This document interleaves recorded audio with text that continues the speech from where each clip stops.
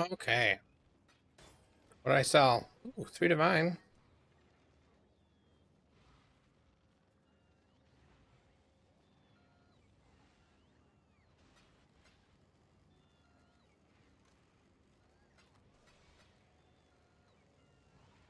So much for divine.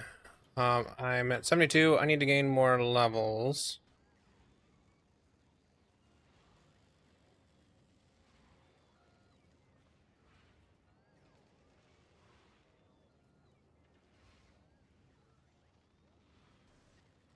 I wonder how I'd do at doing a tier 16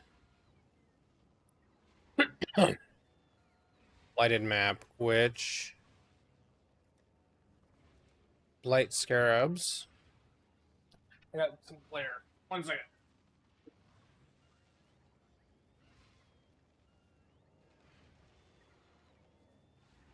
Just need to put something in that corner that stops the glare from coming back over and reflecting off my monitor. Um,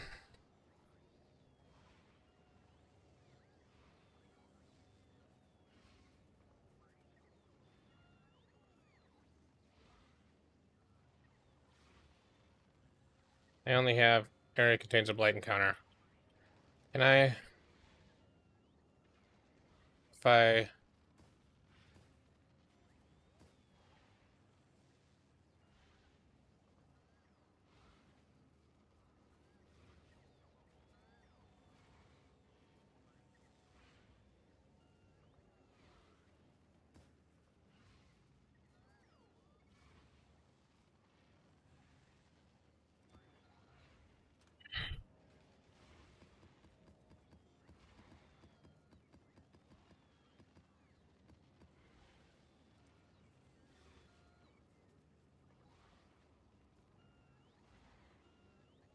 I just look at the cheapest ones and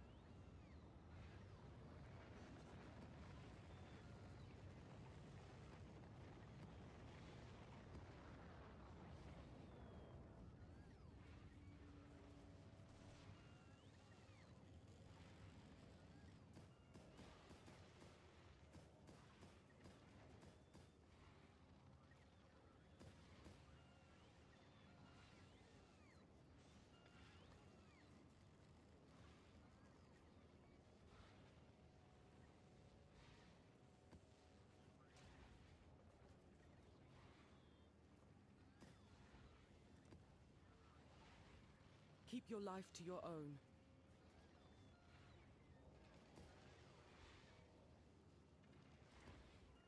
Journey well.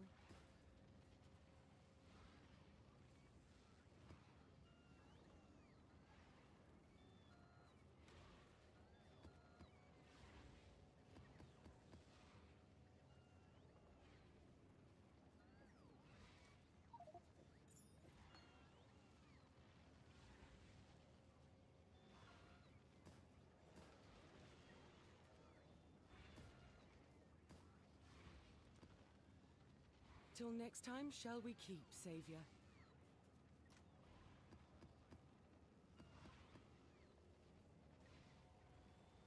yeah, let's put everything over here.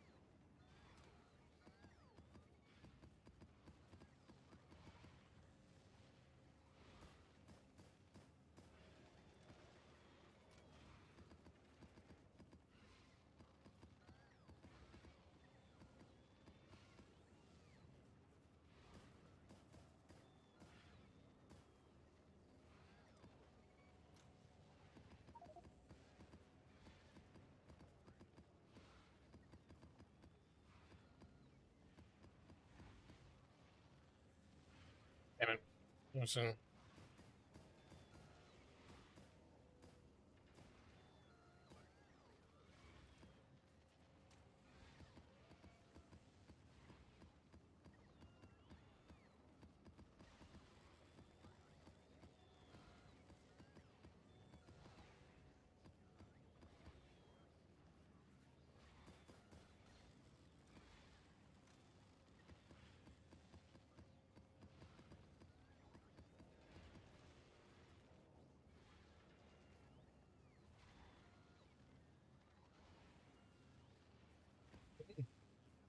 I got a couple of good ones.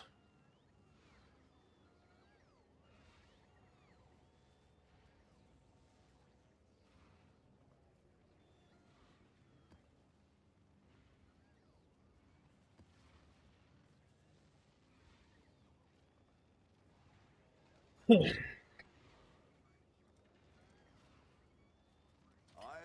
put the word out. We'll make it happen. I should raise my fees. We'll make it happen.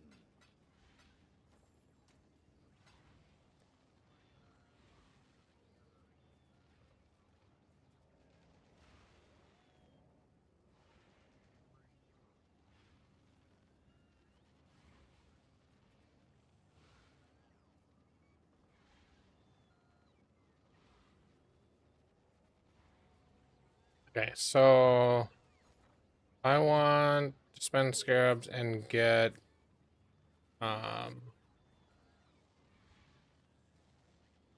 spend chaos and get scarabs for you know what? No, I'm just gonna keep. What if I did a tier 16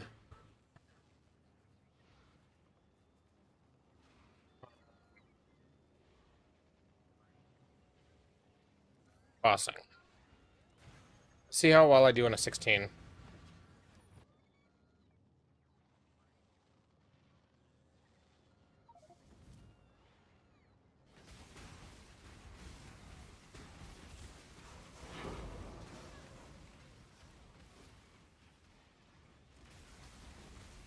Time to up the stakes.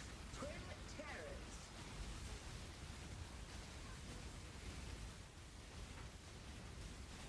This is so fallible. Alright, well.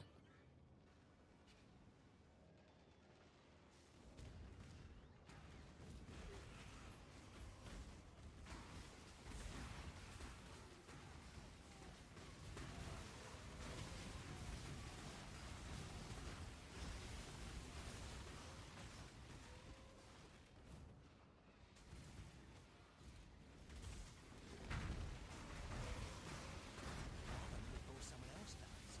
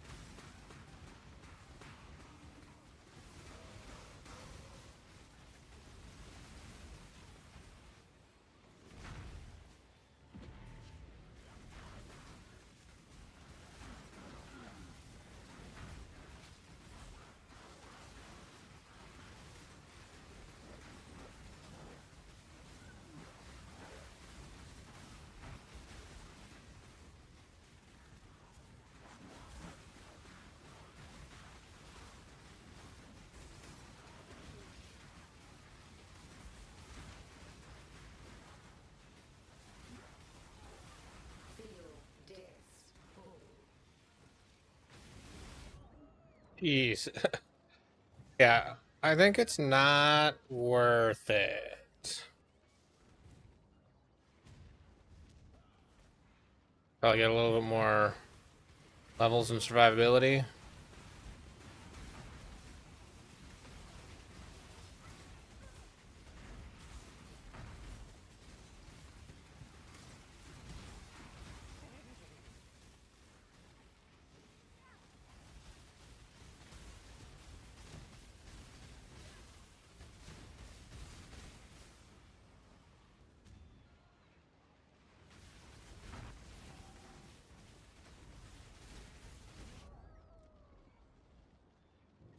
Okay, so let's do a different map. Let's do a tier 12.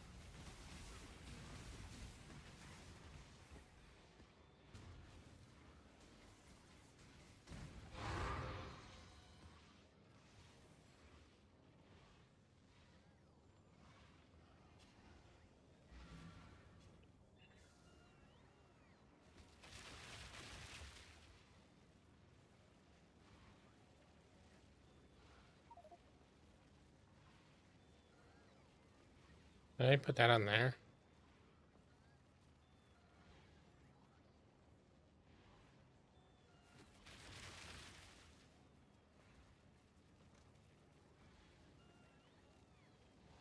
I think I want it to just be move only.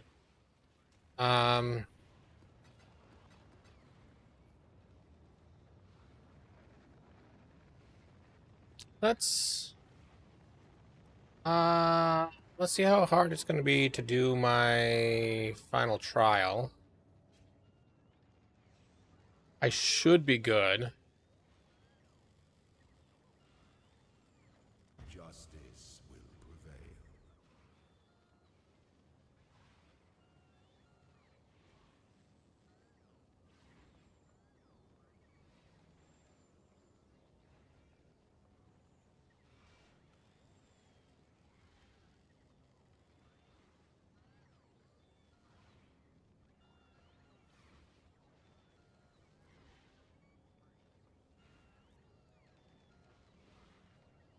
So no dark shine in the first one, dark shine in the second one. Just looking for upper right.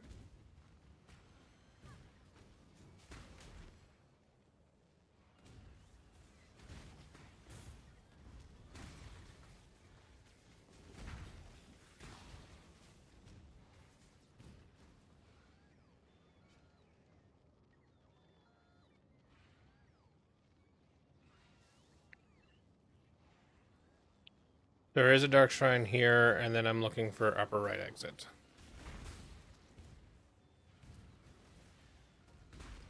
There's no gold. Oh, there's a golden key. Yeah.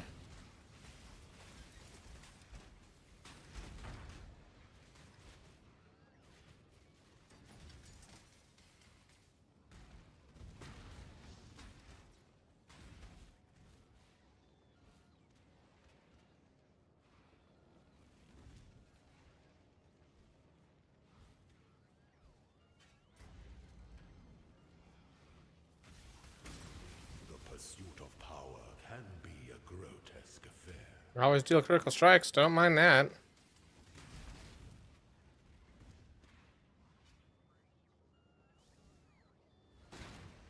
And nothing here, so just upper left exit.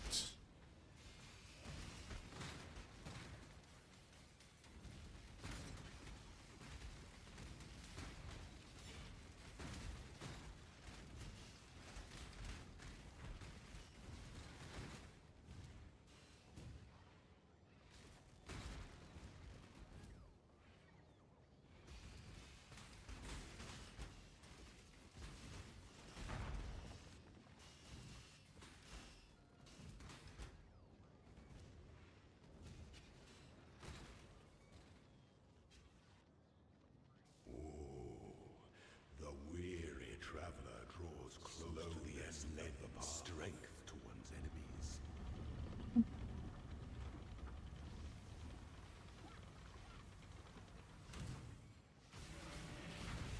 Are you a martyr? By the goddess, what ambition! Wisdom is the offspring of suffering and time.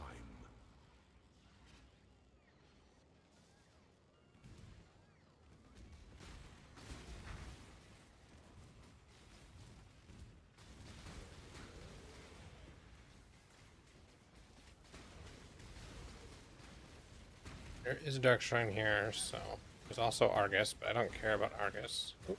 This is probably shrine. Twice blessed. Okay, well that's good. And hidden coffer could be something good. Okay, so upper right,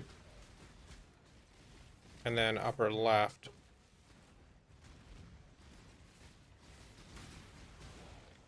I'm really hoping for immune to traps, less damage from traps. I hate traps. Nothing here, upper left.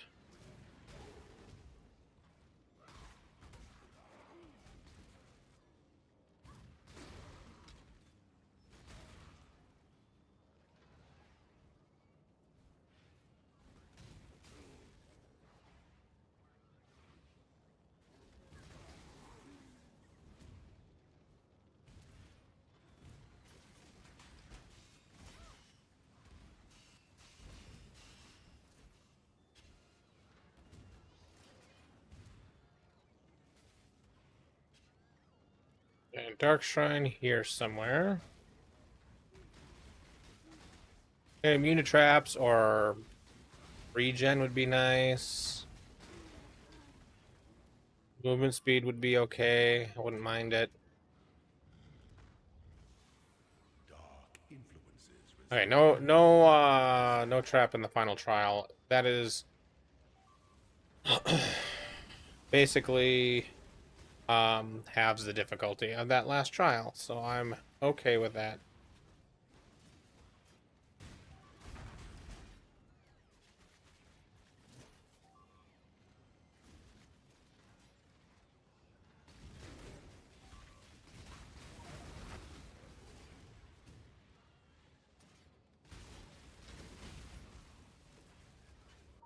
I got Factoria going in the background. What's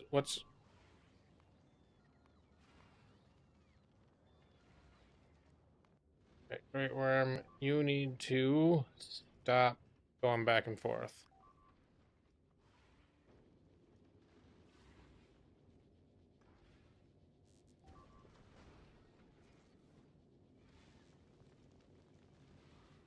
Ship not found. You can do the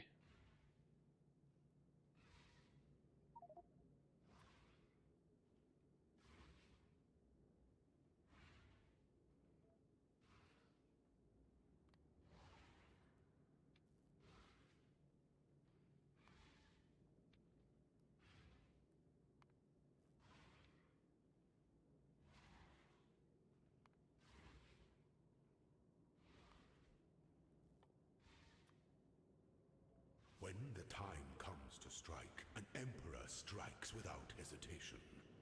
To entertain doubt is to dance with death.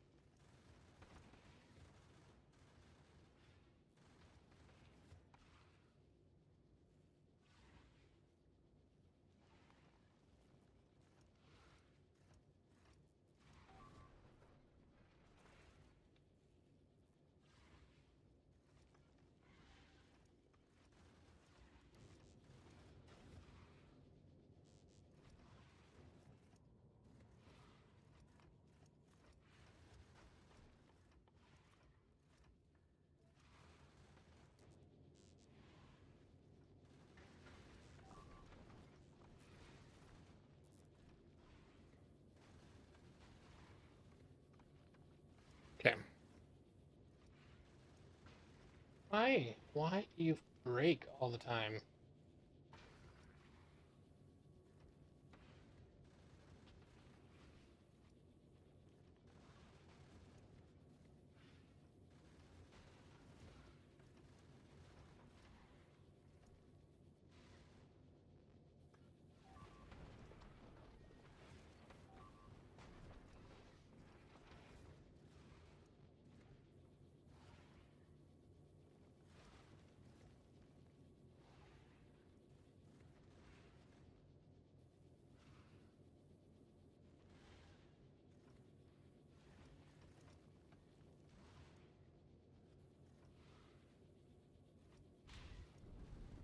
When one defiles the effigy, one defiles the emperor.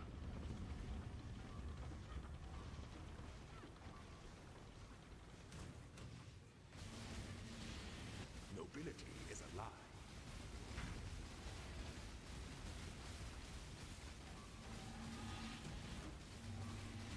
Such resilience.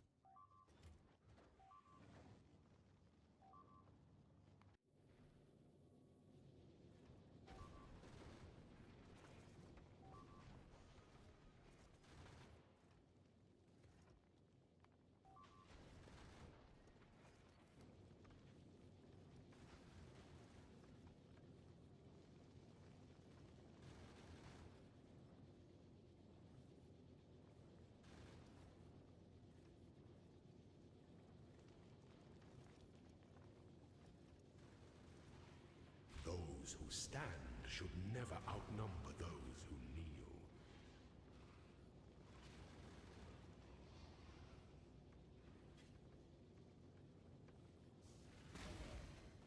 Starting with confetti, this is grandson. Okay. I have to go to another area to do the gold door, but that's it. That's it here.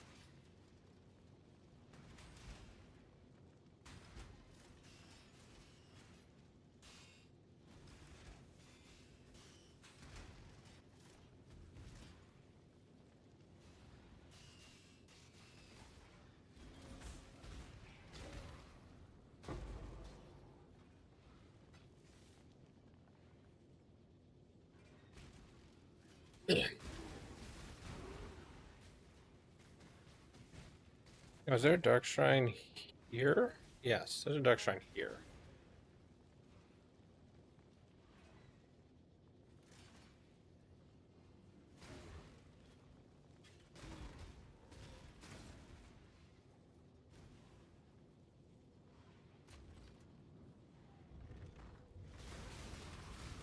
Potent little gift from our primitive past.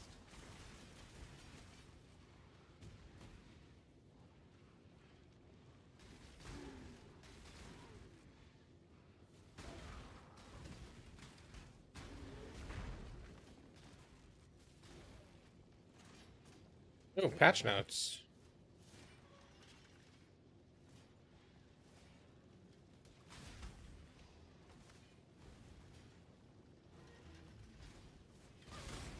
Where there's a golden key, there must be a golden door.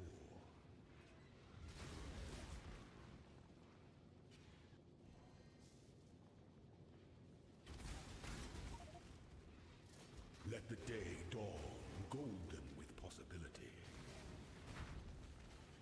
I think it's probably patching in support of the new cosmetic. Beyond that, no idea. I'm guessing not much.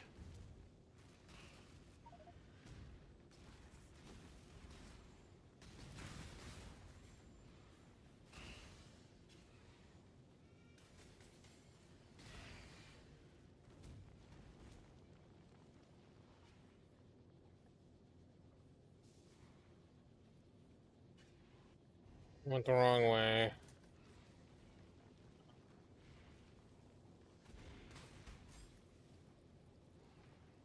Yep, this one right here. Brain was saying that Can afford to be promising. this line was connected, but it's just Those promises. The yeah. Empire Nope. awaits you with open jaws.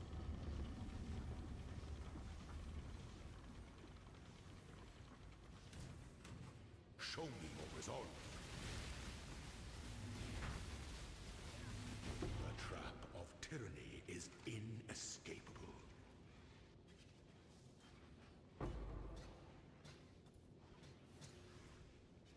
10% quality to a gem.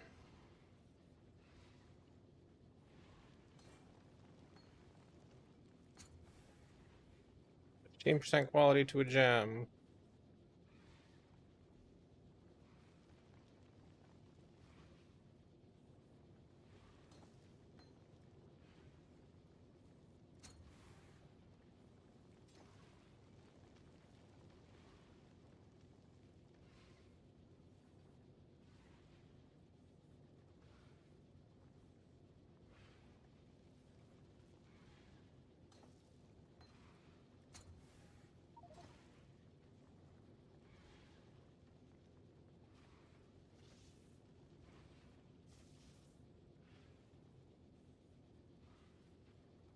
And for now, I'll just grab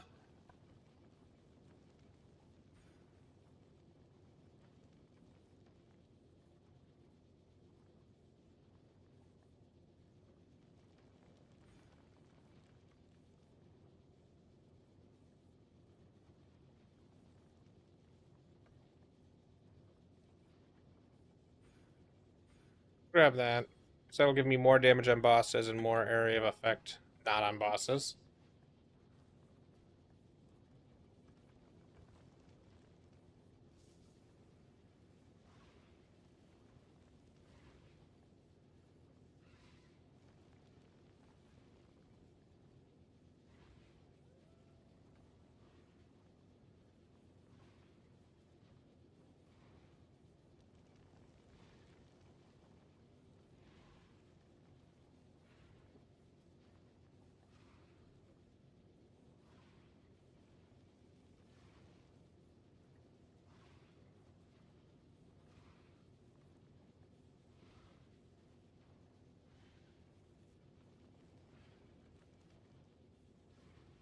Yeah, basically nothing.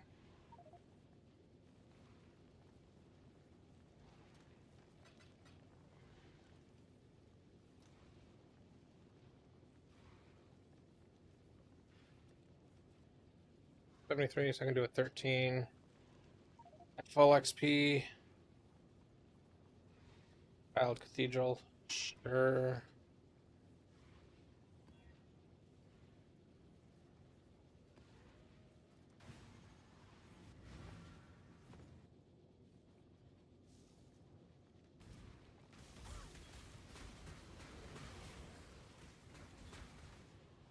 This time, you will finally lose.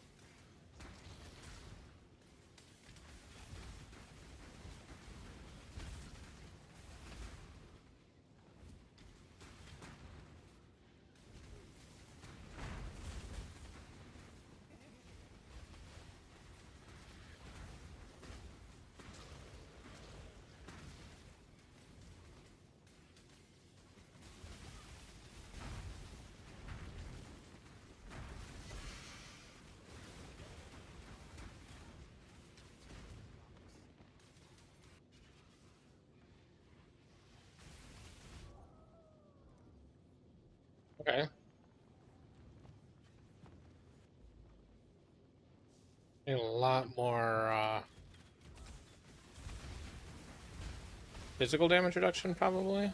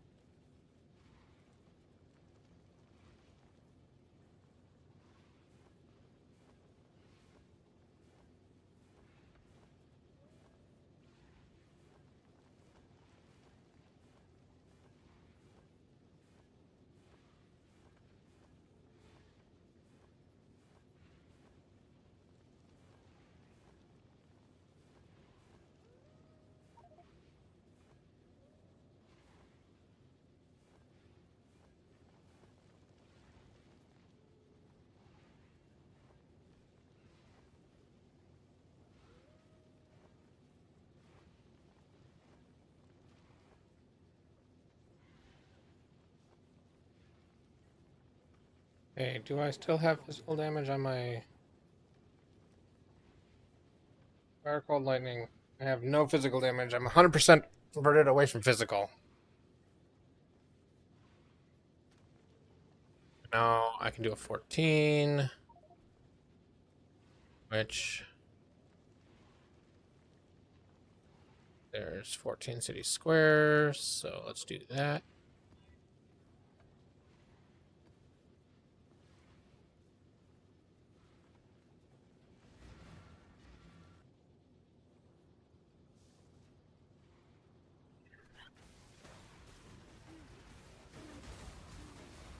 I don't have my... There we go.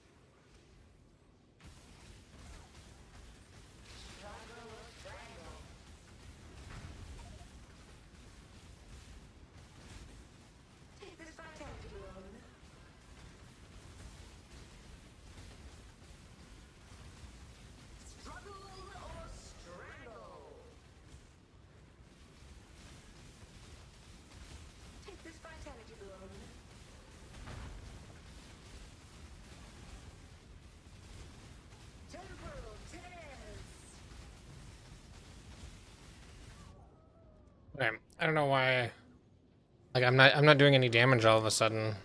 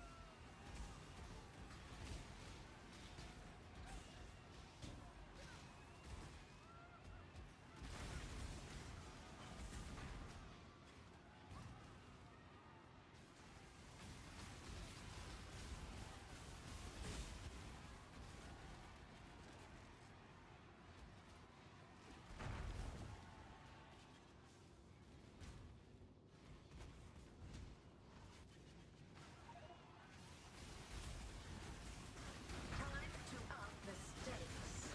Twin terrors.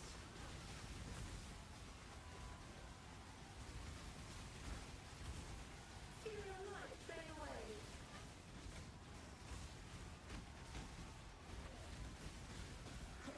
Mortal flesh is so fallible.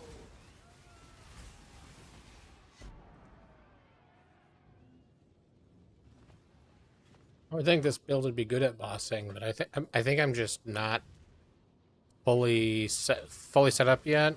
I don't have nearly enough energy shield. If I could survive the hits, I probably would regen back up, leech back up very quickly. I also need a Lycia Ascendancy. That'll do a lot. But I'm not gonna try to do that before the servers go down for the patch, or before the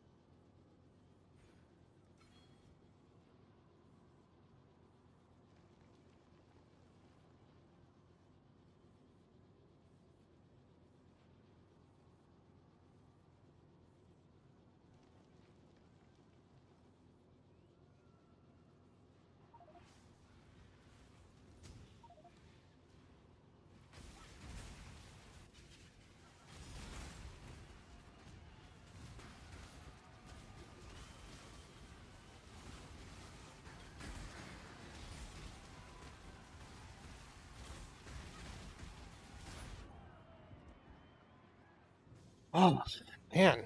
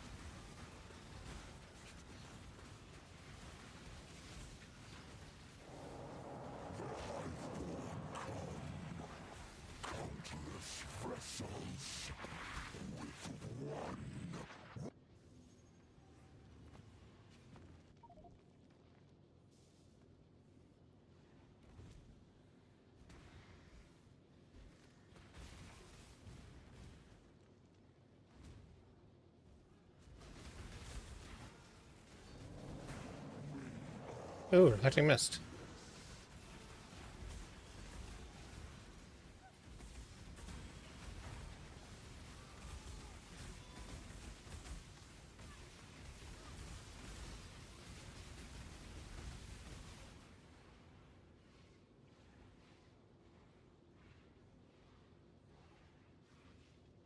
Complete garbage. I don't think I've ever gotten an actual good thing from the reflecting mist.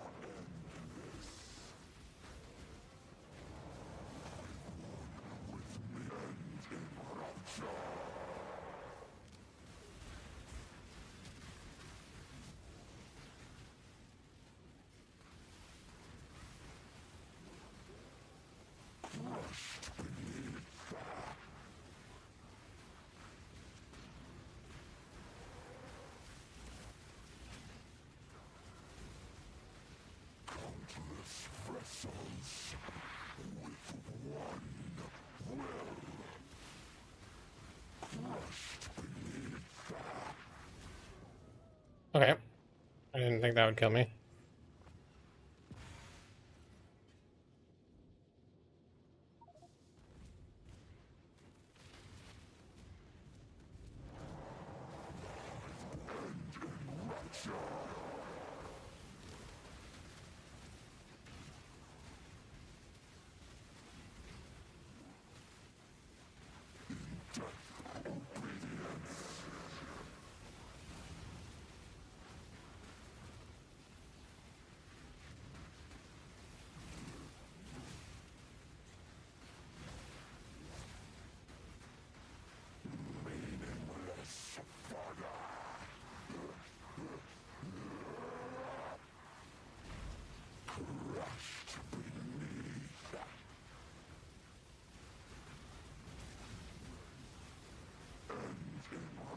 Getting realm restart.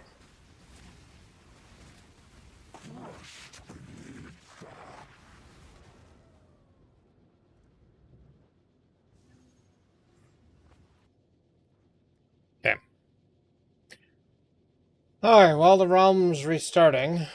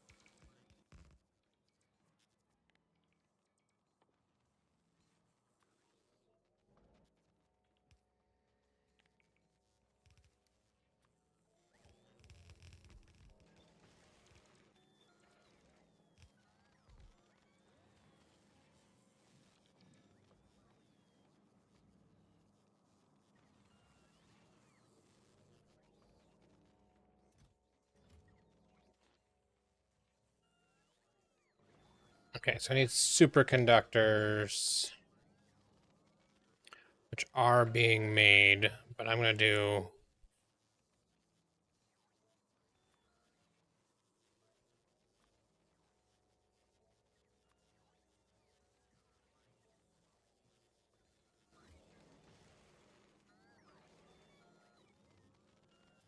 And it still seems a little low. I'm going to do 50 because it has to go so far.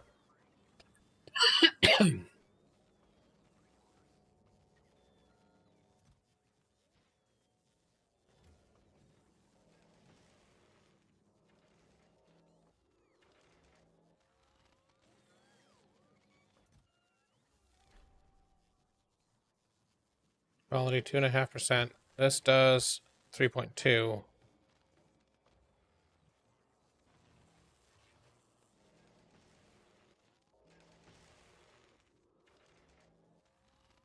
So rare.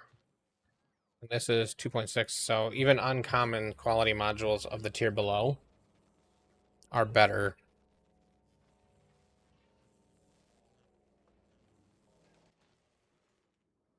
This would be, oh, change recipe, quality 3.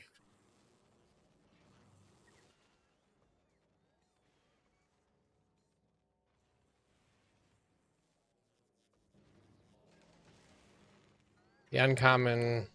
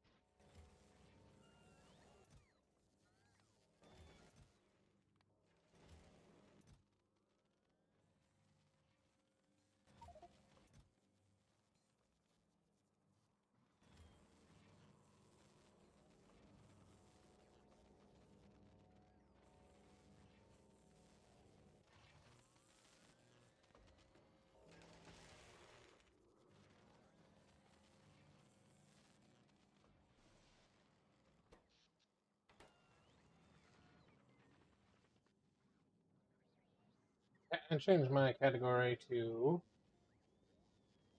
Exile 2.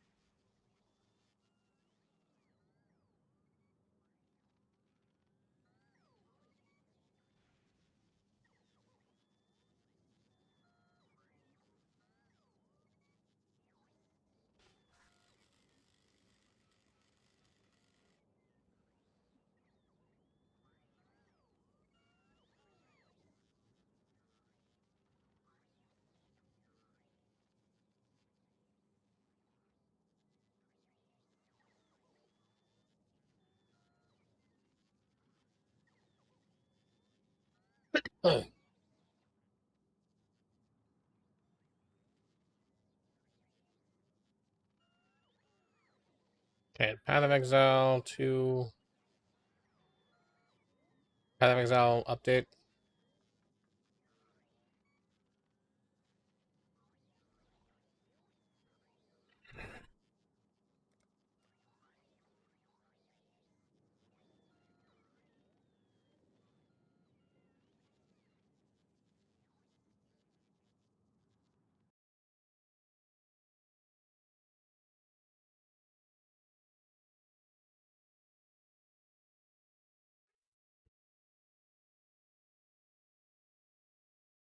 Hey, how's the build feeling? It's feeling all right.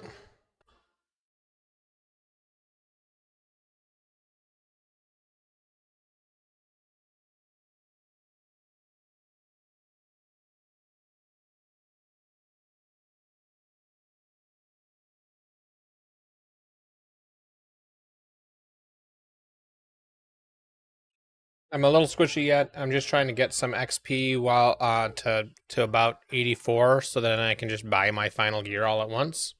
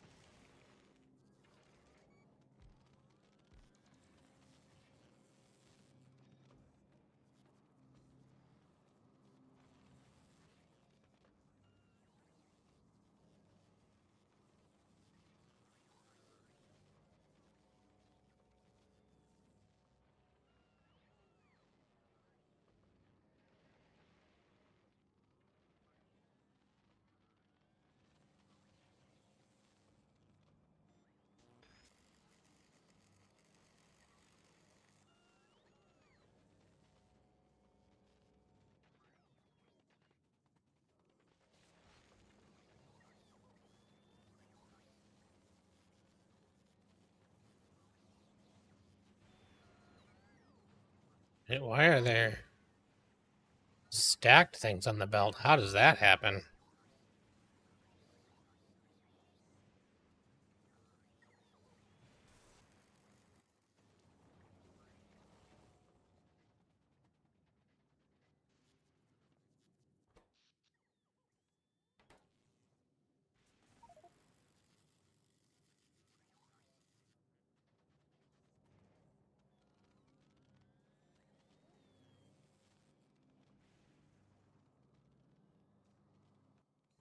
Oh, just waiting for my Path of Exile to finish updating.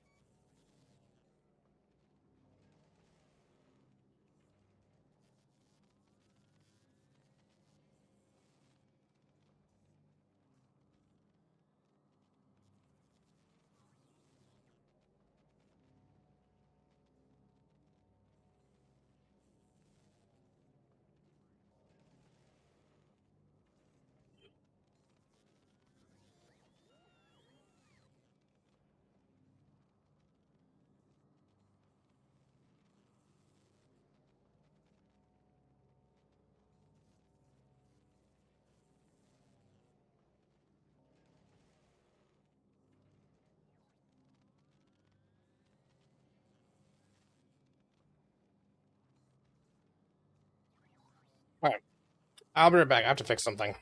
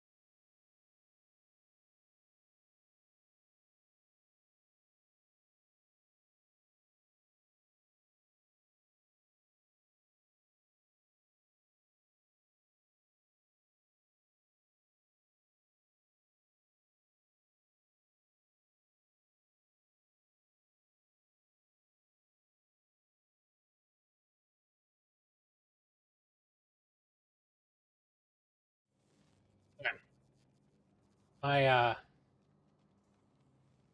Twitch stuff had expired. I had to switch.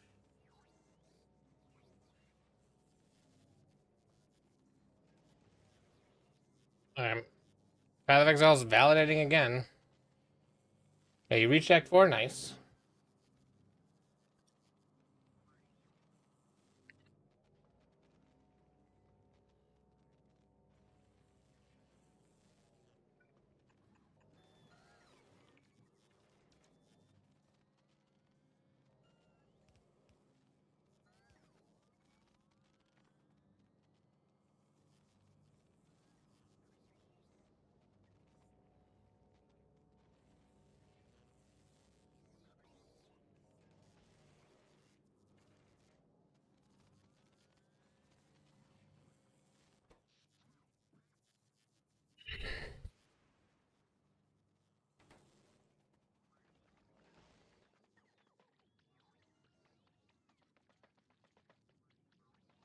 Okay, so what are we waiting on?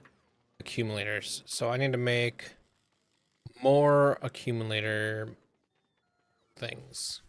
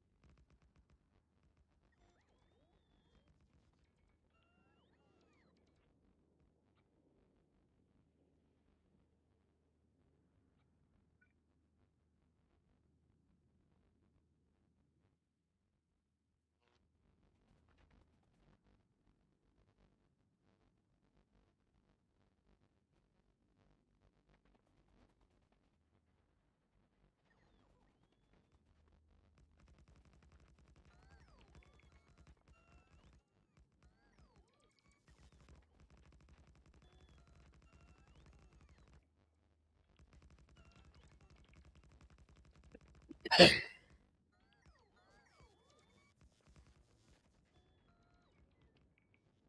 do an upgrade planner that upgrades from accumulators to green accumulators.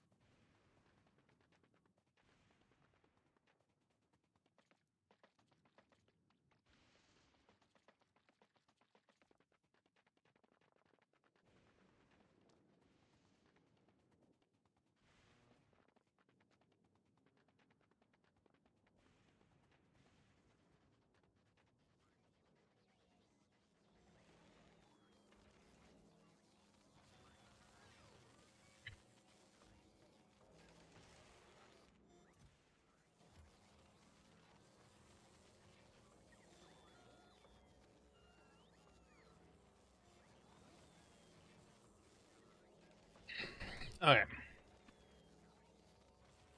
Is it gonna work this time?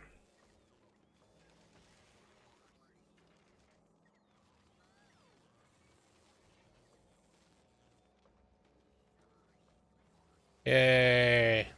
I'm back in.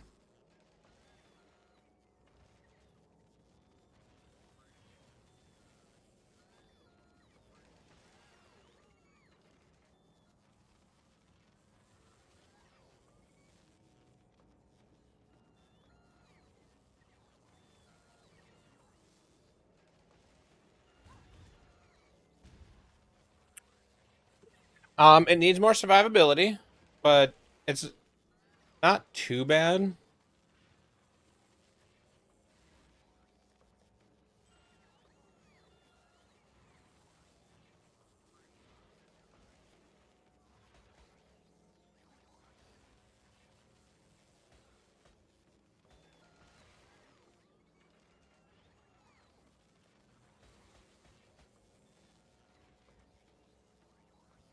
Welcome back. If you want to get drops, watch on Twitch. The drops will start in 24 minutes when the live stream goes live. I don't remember what they are.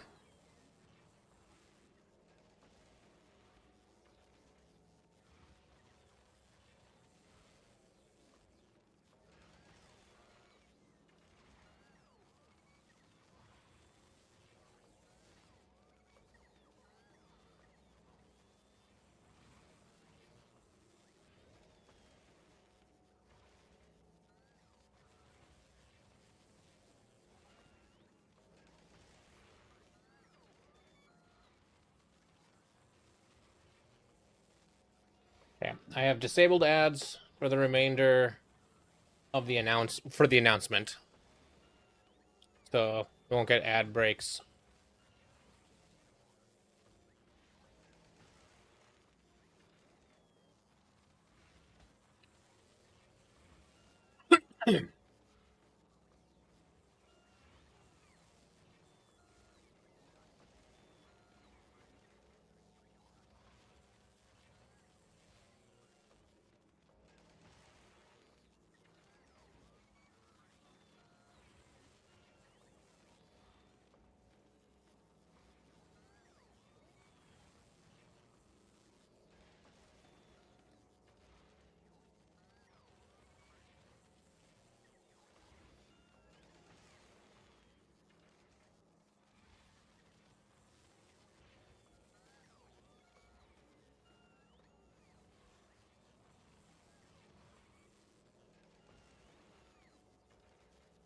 Now, how expensive is a light immuning that does max energy shield?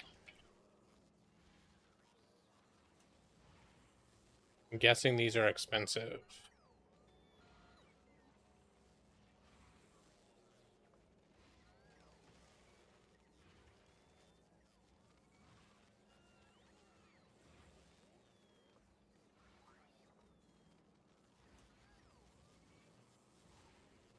It's only 13 divine.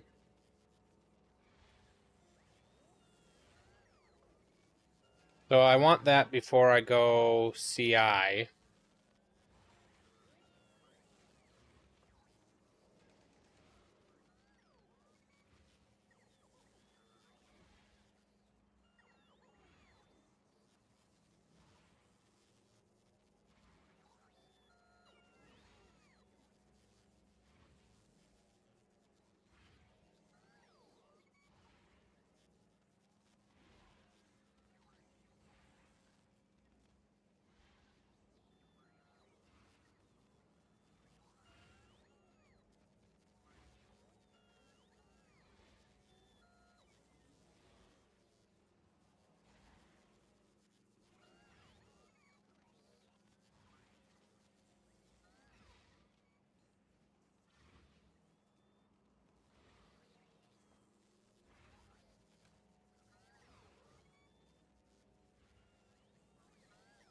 Got my eye on you.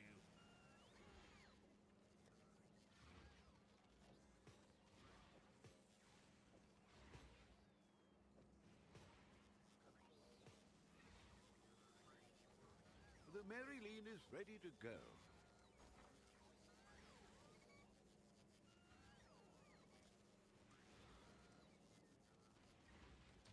I'll put the word out. Okay.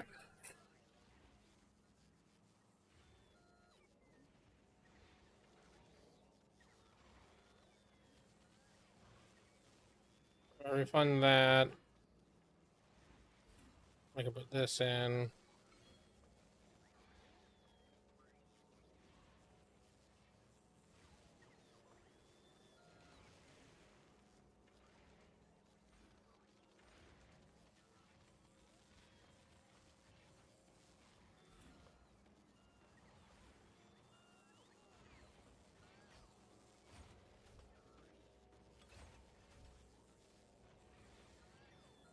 Okay, that didn't break anything. Got me up to 4100 energy shield. That's almost good enough where I can just drop my life nodes.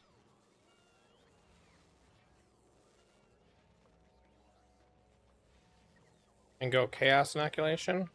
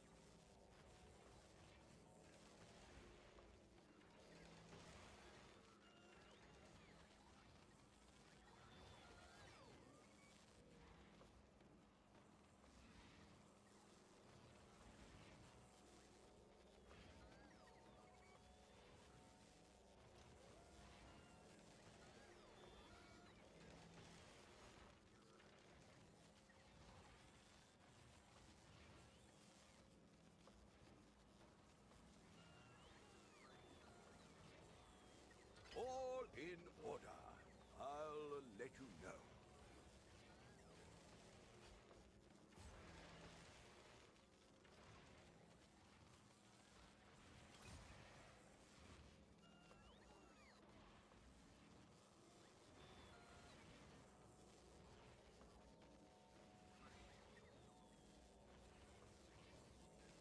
I take 1, 2 life nodes out. I have, and that gets me to chaos inoculation.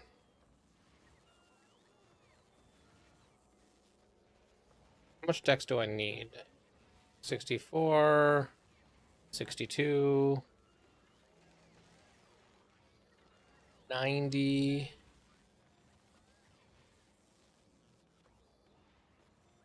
102. So I need 102. So if I get rid of this 30 dex, I would be under.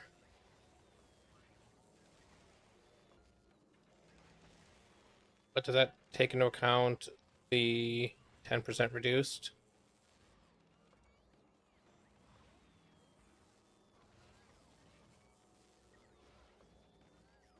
Be 2 decks short. Is there anywhere I can get 2 decks?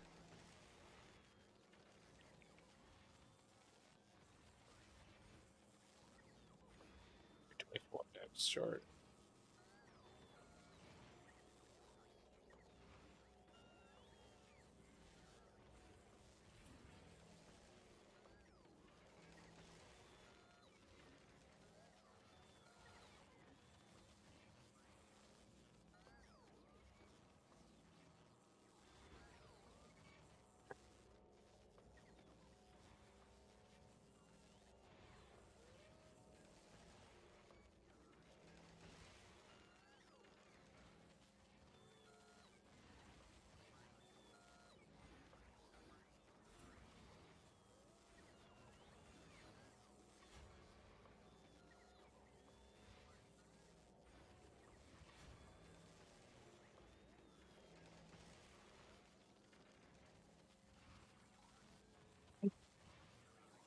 Okay, so now I'm Chaos Inoculation.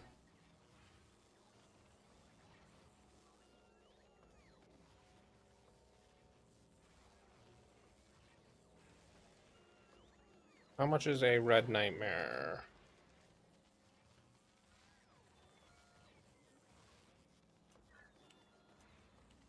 Red Nightmare.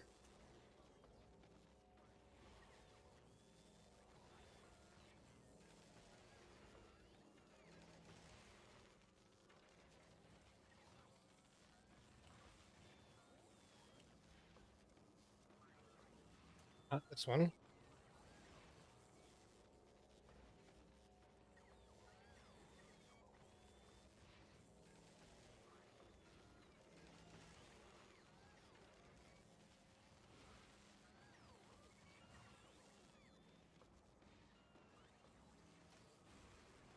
Really? So yes, Falborn, no. 55 divine for a Red Nightmare that's not Falborn?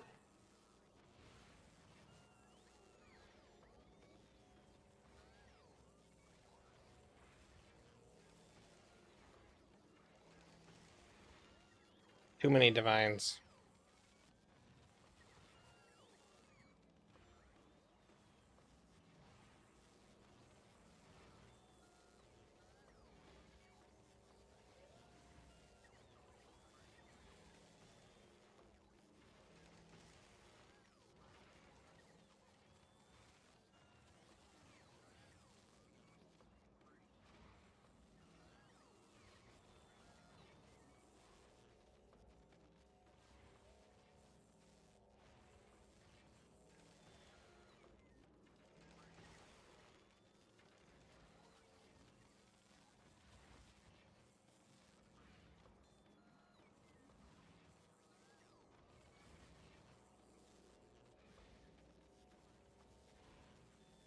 Okay, so I want medium. Let's look at cluster jewels and here 6 passive, 5 passive medium. I think I can do 5 passive medium. I can do.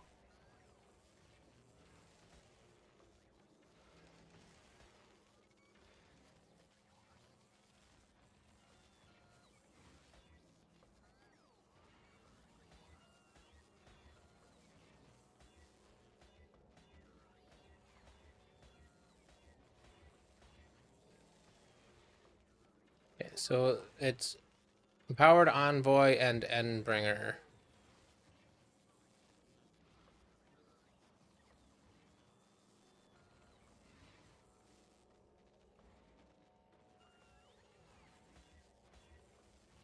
Powered Envoy is a prefix. That's got one of them.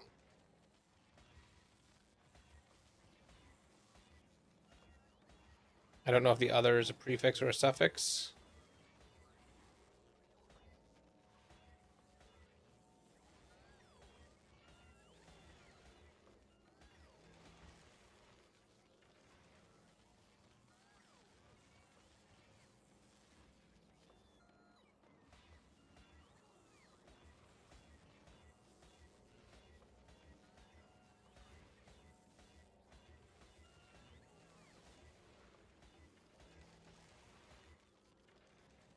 Endbringer is also a prefix, so that also has one.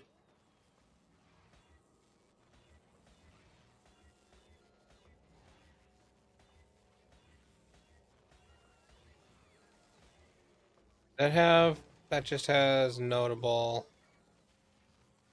and notable. Does oh no, damage and damage.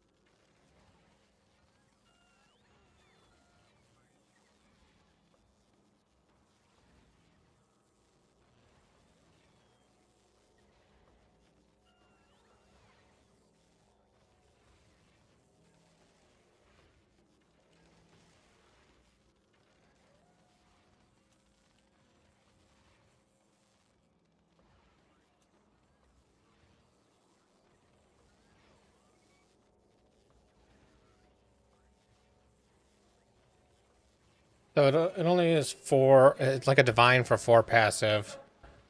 If I put adds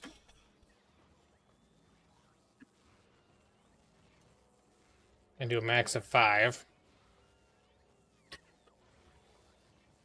they're only a divine apiece. I'm not gonna keep rolling these.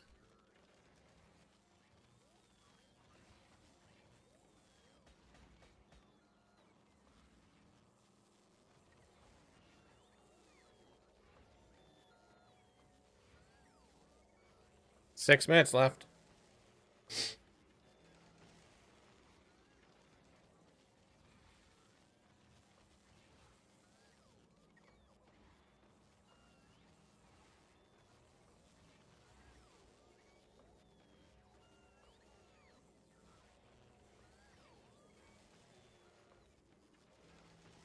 On a Factorio and mute it.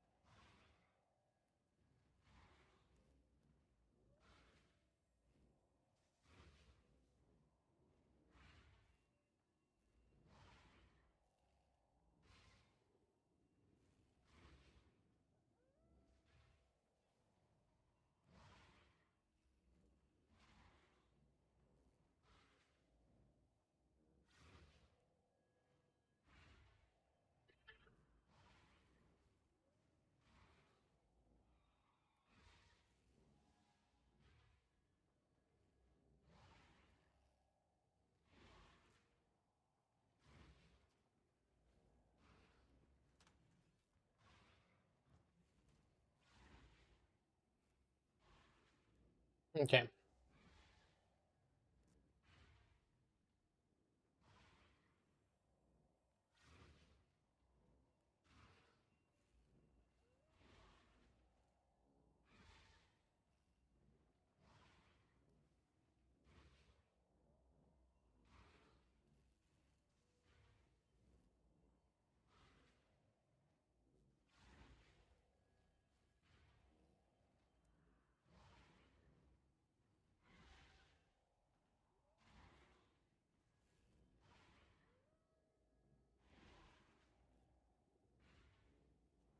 All right. Time for me to stop the music.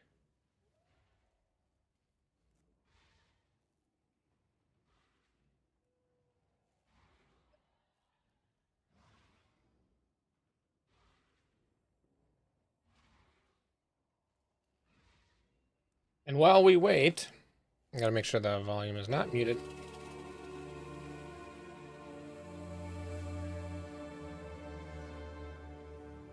Okay. Oh, while we wait and while we watch it, I'm gonna eat lunch. So I'll be right back. I'll be right back.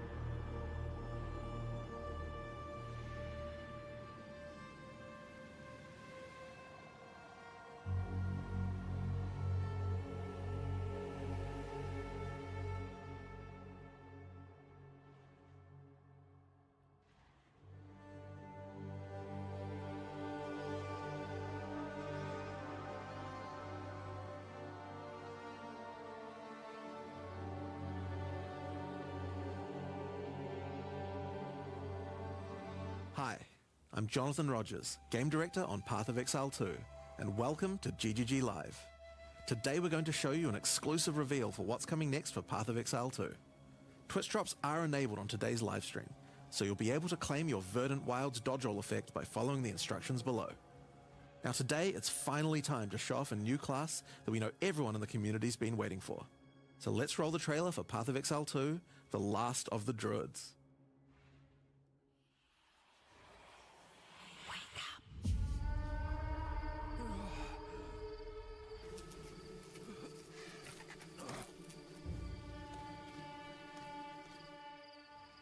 Well, well. What have we got here then? You lost, fella? Hey, we're talking to you. I asked you a question.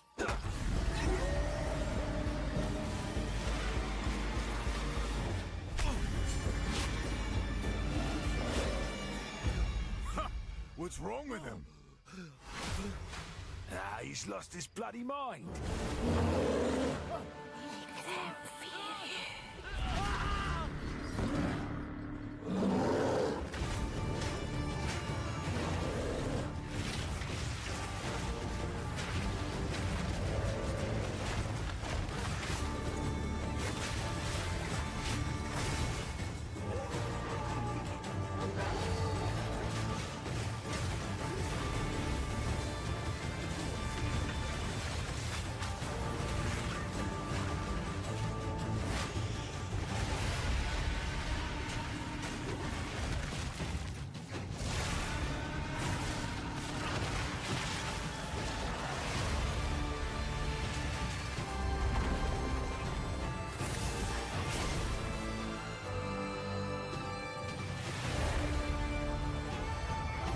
Wyvern form?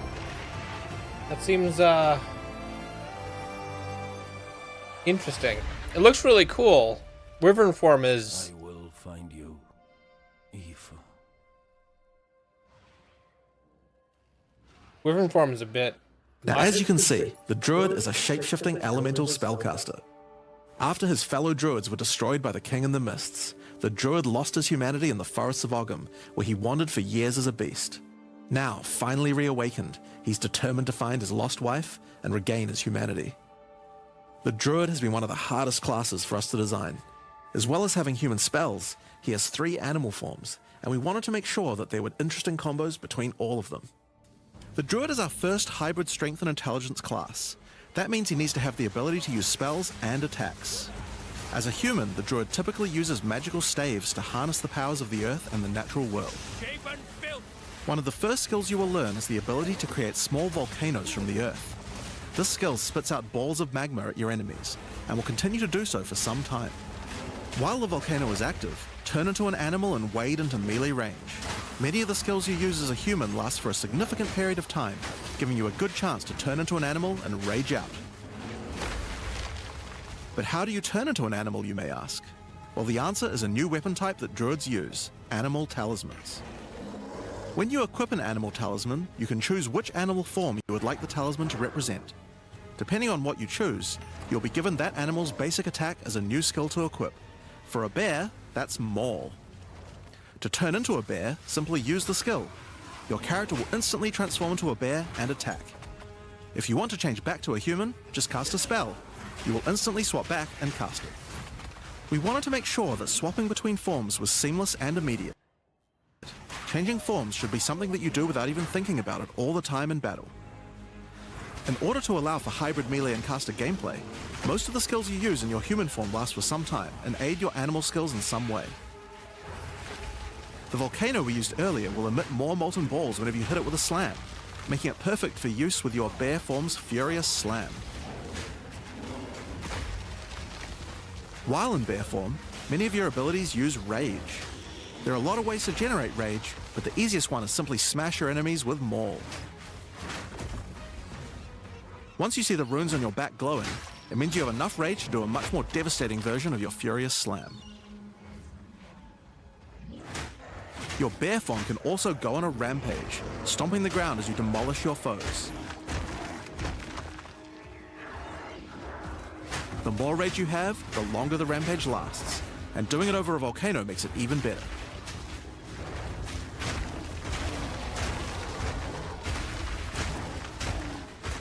As you consume rage, your bear form will generate endurance charges, and these can be used with skills like Ferocious Roar.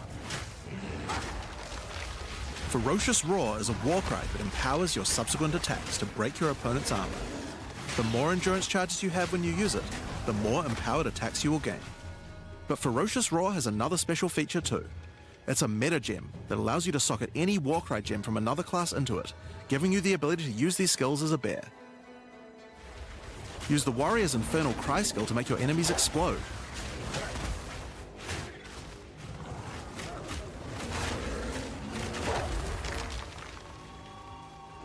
Or use Seismic Cry to stun your enemies and double up the number of slams you do.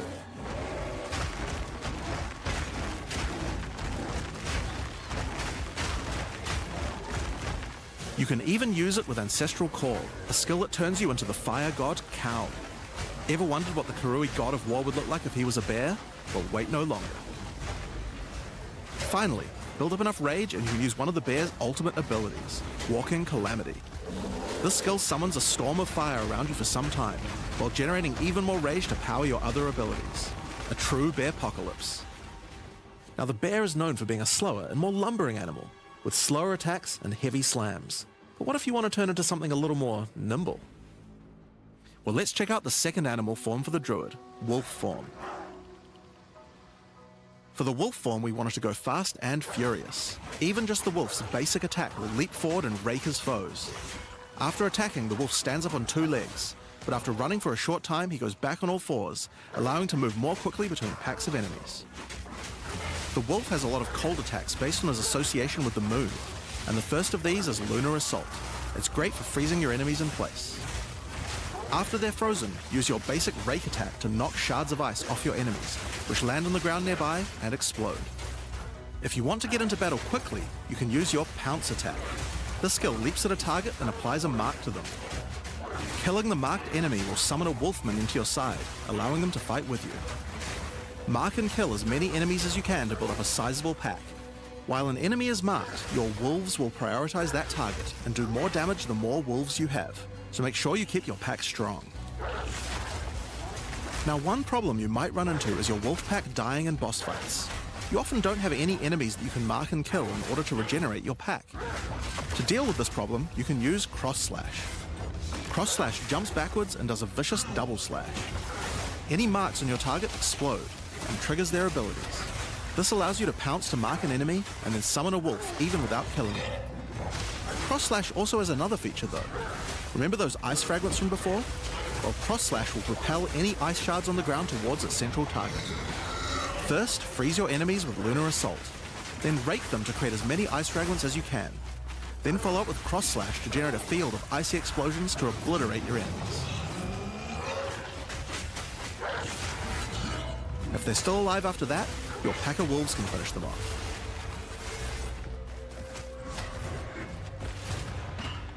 Just like with the bear's raw skill earlier that allows you to use skills from other classes, Pounce is also a meta gem that you can socket mark skills from other classes into. So for example, you might want to try adding Freezing Mark from the Monk to Pounce. After pouncing at an enemy, Cross Slash to explode the mark and gain extra cold damage for a time. The wolf has many other ways to go all in on cold though.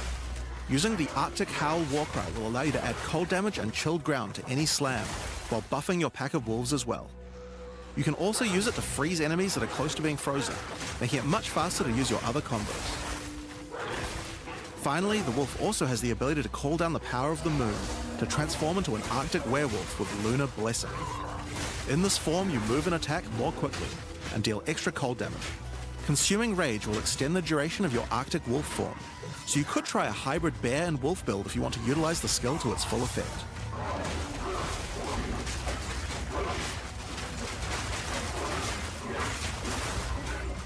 Alright, let's talk about the third form available to the druid, and I think it's a cool one, the Wyvern. The Wyvern has a number of long-range breath abilities, but that doesn't mean you can't get into melee range when you want to. The basic attack of the Wyvern is Rend. Jump forward into combat and slash your enemies with your lethal talons. If they're close to being stunned, you can blow them off balance with a blast from your wings, causing an explosion of damage. After the battle though, it's time to feed. Devour the corpses of monsters to create power charges, And this is when the Wyvern's abilities really come online. When using range, you can consume a power charge to charge up your wings with lightning. Not only does this do a bunch of damage, but it allows you to turn this melee skill into a much larger AoE attack. Once your wings are charged, your Wing Blast will also do lightning explosions for even more damage. If your enemies are close to death, no need to wait for them to actually die. When you see this blue marker, just devour them alive. Fresh meat is much tastier after all. Alright, so those are some melee options, but how about range? Well, you wouldn't be much of a dragon if you couldn't breathe fire after all. Rolling Magma is the first of the Wyvern's breath attacks. Spit balls of fire that bounce along the ground. These balls will trigger volcanoes as well, so it's a good idea to cast one as a human right before you start spitting. But that's not all you can spit. You have something a little nastier in that gullet of yours. Spitting a barrage of oil at your enemies will cover them in a viscous sludge that makes them easier to ignite. If you have power charges though, plant your wings in the ground and vomit a barrage of lightning-infused projectiles. The more power charges you have, the longer you can do this for. But make sure you keep your foes at range. You're vulnerable to melee attacks while channeling this skill. In order to help with that, let's take a quick diversion back to some of your human abilities. As a Druid of Scoth, you have the ability to harness the power of nature to create entangling vines to slow down your enemies. Another of nature's punishments is the thunderstorm. Creating one of these will create periodic strikes of lightning from the sky, and will also make your enemies wet. Why is that useful? Well, of course, things that are wet are easier to shock. Use it with lightning damage from your Wyvern form to enhance your damage. Making things wet also makes them easier to freeze, so it works nicely with your wolf form as well. And you know what else likes water? Plants. Water your plants to give them various extra abilities. Use Lightning Storm with Entangle to make them last longer, and attach more vines to each enemy, slowing them further. Summon Thrashing Vines to slam at your enemies for a time. Any that are created in water will be larger and deal more damage. Now then, with our enemies sufficiently subdued with our plants, time to really lay into them with our lightning-infused barrage. Now, this last Wyvern ability is just ridiculous, but we felt like we had to do it. Use Flame Breath to take to the skies and rain down a stream of fire on your enemies. You have wings, so we have to take full advantage of them after all. So fly around and burn in it.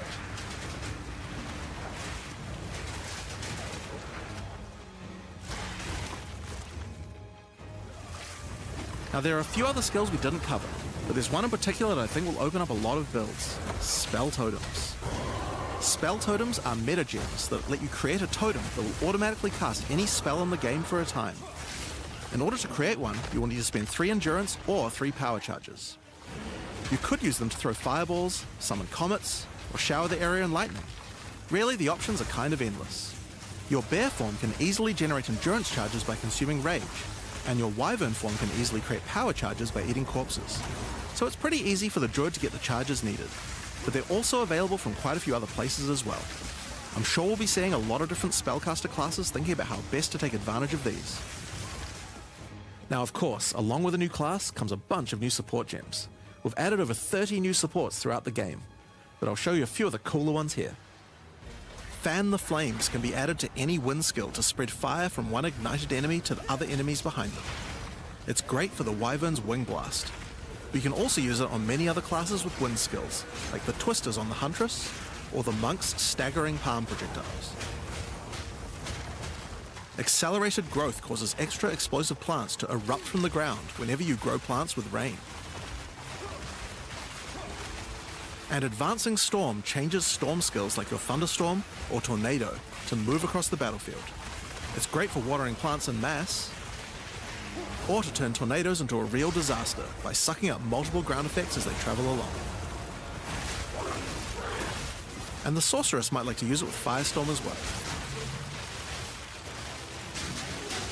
Echoing Cry causes your Warcry skills to echo. They will repeat a couple more times with a delay after you use them, giving you more empowered attacks. Use it for the Druid's animal form Warcries, or on the Warrior for a nice power boost. Grounding Shocks causes monsters you shock to turn into living Tesla coils, arcing lightning to nearby enemies. You could use it with your empowered wings for an extra damage boost, but it's also great with any other shocking skill. Try it out with Lightning Spear. It obviously needed more AoE clear. There's a whole pile more, but we'll leave those for you to discover. Now with a new class comes new Ascendancy classes.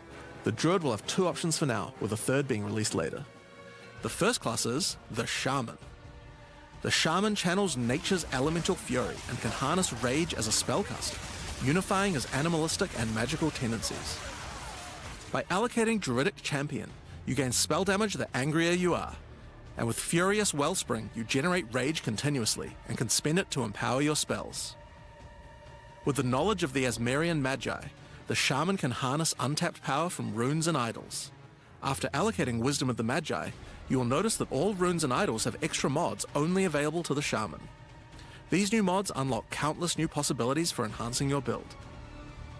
You can also allocate Bringer of the Apocalypse, allowing you to become a walking natural disaster. After dealing enough elemental damage, storms of all elements rain around you, destroying all who would face nature's fury. There are other abilities for the Shaman, but I'll just show a few from each class for now. The other Druid Ascendancy is the Oracle. The Oracle perfected the power of foresight and utilizes this in combat to gain massive advantage. When taking Fateful Vision, you will see visions of your future self using specific skills. If you decide to follow this path by using the skill yourself, it will do significantly more damage.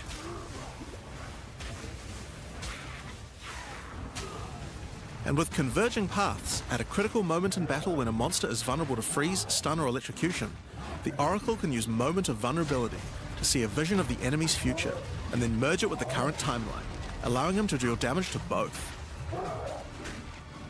And one of my favorites, when you first become an Oracle, you'll notice over 130 new extra passives appear in the Druid section of the tree.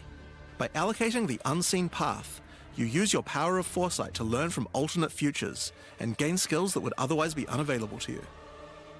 For example, self-sacrificing allows you to be able to summon more minions by reducing the spirit costs, with the trade-off of making your reservation skills cost more spirit. Or Corruption Endures, which allows oracles to have a small chance to avoid death.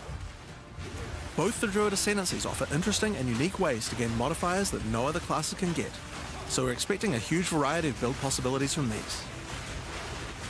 Now there are unique talismans for the Druid to use as well. We won't spoil all of them, but this one was particularly cool. Fury of the King turns your bear form into a fire demon, converting most of your damage to fire. As a demon, you can also use Molten Crash, a jumping slam attack that leaves fissures around you. This unique also continuously grants glory, allowing you to use your ultimate abilities more easily. Now of course the Druid isn't the only thing we're adding to 040. We still have a bunch more to show. With every new release we create a new league, with new mechanics, new pinnacle bosses, and with a new story to tell. And this time is no exception. So let's roll the trailer for the fate of the Vaal. The palace of Queen Atziri. It is a ruin, but in the dark, machines still churn.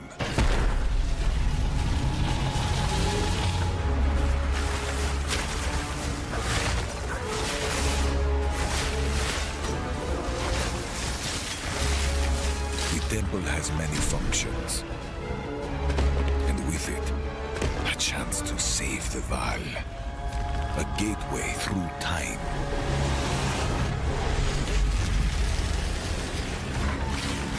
Travel into the past, again and again.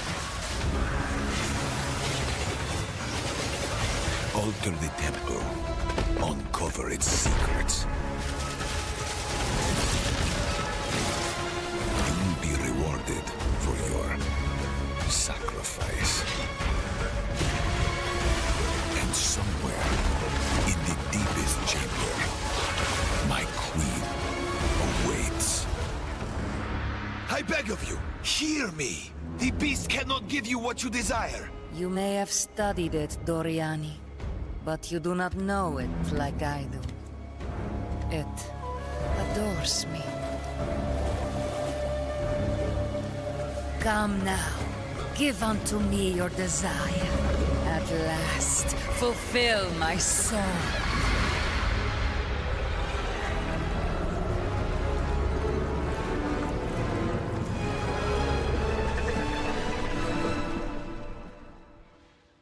Hi, I'm Mark Roberts, Game Director on Path of Exile. In the Fate of the Vaal League, you will find remnants of the ancient Vaal civilization scattered throughout Rayclast.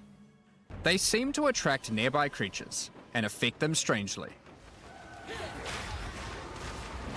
After killing them, the remnant appears to gain some amount of power, but not enough to fully activate it. It seems you will need to find 5 more of these arcane devices, and sacrifice the monsters you find there to fully activate one. But things don't always go to plan. These devices are old, and sometimes infected by corruption. Twisted versions of ancient Vaal may emerge, and sometimes even stronger foes. On fully activating one of the devices, you finally discover its true purpose. A portal opens and takes you deep underground to a lost temple, once the home of Atziri, Queen of the Vaal. What treasures could still be inside? I think you're gonna want to find out. In front of the entrance is a console of some kind, and on activating it, you can see a map of the temple. Atziri's personal chambers are on the far side, but how could anyone get there? There are disconnected rooms, and the layout doesn't seem to make sense. And that's when you realize the purpose of the ancient devices scattered through Rayclast. The temple is powered by sacrifice, and this energy can be used to modify the very structure of the temple itself. Each time you run the temple, you will be given 6 rooms that you can place, allowing you to craft your own dungeon to explore. Place paths to link up the dungeon, and place rooms beside them full of precious loot. After you are happy with your choices, open the temple and discover the results of your efforts. Each room contains different challenges along with its rewards. On entering a room, the doors will slam shut behind you and you will need to face the encounter within. But choose wisely. It's important where you place the rooms to get maximum returns. For example, when placing a commander, you could just place it anywhere along an existing path, but a much better strategy is to place it next to a garrison of troops for him to command.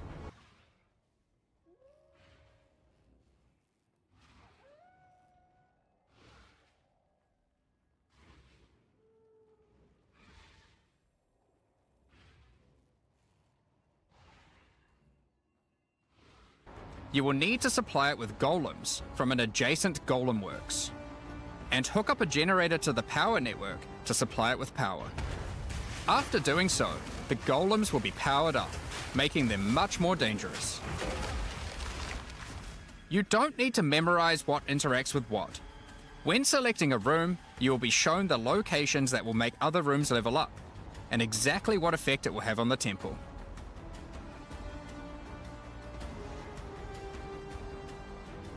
After running the temple, a few of the rooms will destabilize and be removed. It will be up to you to rebuild the temple, adding 6 more rooms each time you come back, making the temple larger and larger and larger. So that's the basic functionality of the temple, but there is a lot more. Once Doriani finds out about your travels to Lera Vaal, he will attempt to persuade you to take on a new mission. The temple entrance contains a prototype of the time portal device. It will be able to take you back in time, but only to one specific point, right before Atziri triggered the cataclysm that destroyed the Vaal. He requests that you go back and attempt to stop Atziri to prevent the Vaal from ever being destroyed.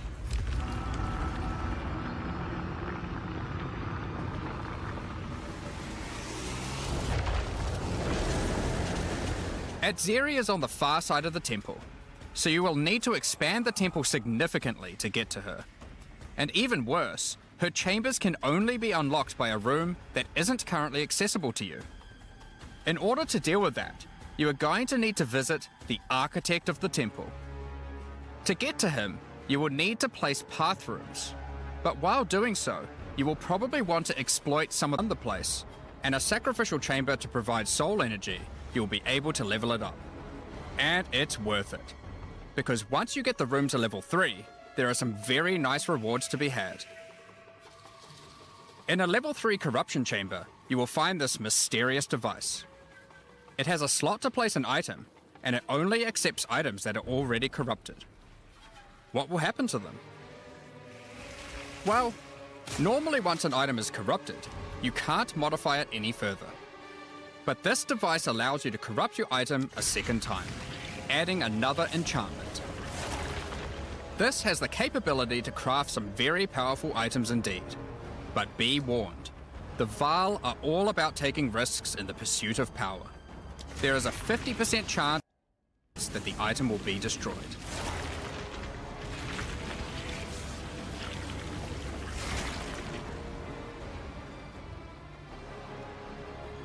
Each room has its own interesting mechanics and rewards when it levels up.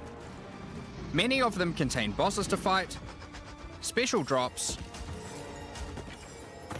and in many cases, new crafting opportunities. For example, a level 3 alchemy lab has a nasty Vaal construct to fight, but if you can defeat it, you can find new corrupted soul cores. Like Guatalitzi's Thesis, which on boots allows you to sacrifice your life to run faster. Or Sitaqualotl's Thesis, which on gloves will revive one of your minions whenever an offering expires. Get a sacrificial chamber to level 3, and you will need to face a highborn priest of sacrifice. Defeat him to be able to further corrupt a Vaal unique, modifying it in unpredictable ways. One of the mods of this unique will be removed and replaced with another random mod.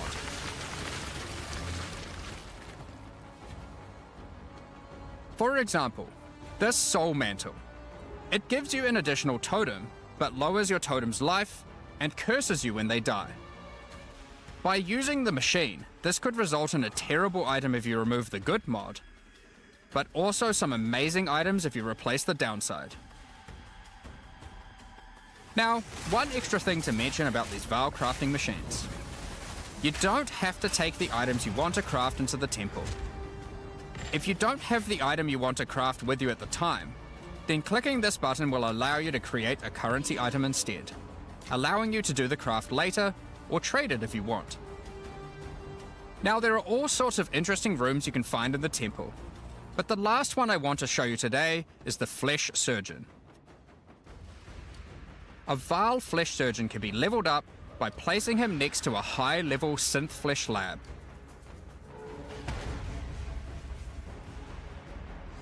But be careful. The Flesh Surgeon has some rather unpleasant experiments in his personal lab. Afterwards, you might notice the surgery table just sitting there. The Vaal are great at crafting items. Why not do some crafting on yourself? After laying down, you'll be asked which limb you'd like to replace. Left arm, perhaps your right leg. Each limb can get a different set of random bonuses, so choose wisely. After getting up from the table, try out your new limb. It seems to work fine, and even perform better than your normal one. Now, there is just one thing with replacing body parts. If you die and are resurrected, your body will return to its natural state. You might need to return to the Vaal Surgeons if you want another robot arm, and maybe get a better one next time. Some rooms, like the Commander, sounds interesting. can give you a new type of reward. Medallions that can be used to manipulate the temple in other ways. Using a Queepalartl's medallion will allow you to artificially boost a room, even if it doesn't meet the normal requirements to level up. And a Huatalotli's medallion will stop rooms from destabilizing when you complete a temple, allowing you to guarantee getting a reward a second time. Great if you want to stock up on double corrupts. Now, with all that aside, time to face the Architect, and you will be in for a fight.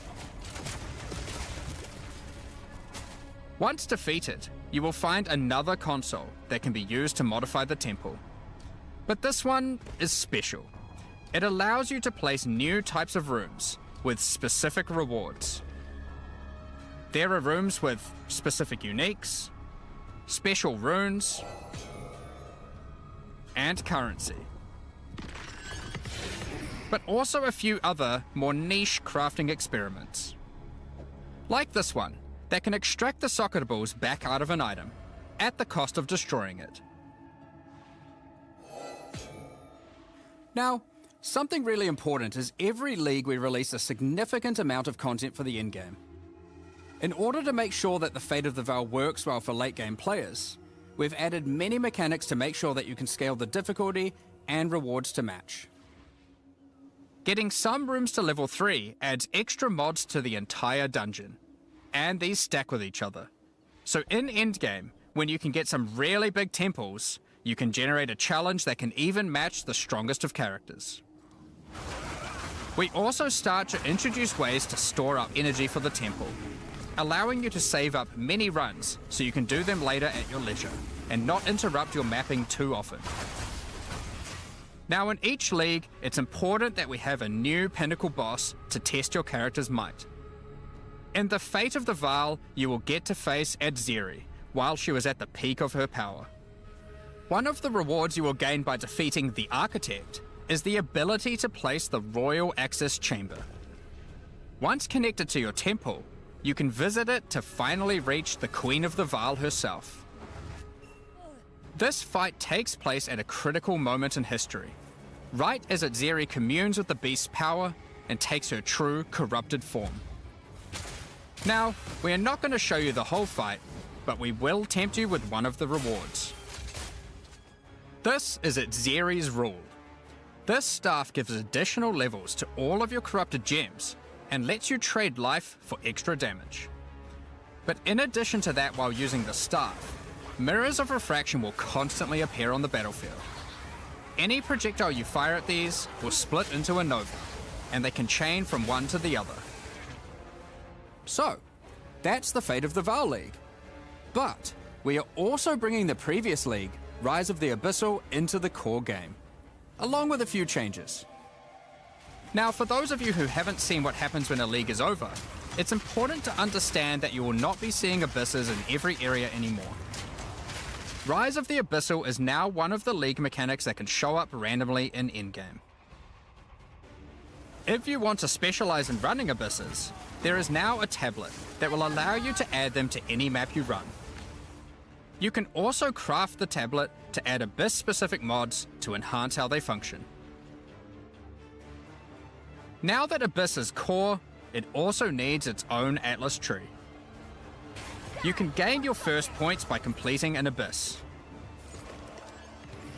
but there are more available for doing depths and killing certain bosses. And there are a bunch of different options. You might just want more monsters and bosses, but you can also make finishing an Abyss have a chance to overrun a nearby map with the Abyssal, or make your Waystone modifiers also apply to Abyssal depths. You could specialize in the interaction with other leagues, or specialize in a specific Abyssal faction. One of the important elements that we have heard loud and clear is that needing to do Abyss crafting on Waystones is quite annoying. So, we have removed that. In fact, we have removed instilling from Waystones as well. This mechanic felt mandatory on maps because it boosted the value of all other content, but it was both annoying to do and resulted in a lot of visual clutter. Instead, we are bringing back some of that power on tablets, which you don't need to craft nearly as often, since they last for 10 maps each. Once you defeat the Arbiter of Ash, you will be able to upgrade tablets to a rare with 4 mods using regular currency. Even this isn't enough to fully bring back the power you could have gotten from instilling, so we have also buffed the bonuses that tablets give. Going forward, we're not going to be adding any more crafting directly to Waystones outside of the basic currency, because it adds too much micromanagement. But on that note, Fate of the Val does bring the ability to corrupt your tablets, hoping to get one of many different random outcomes.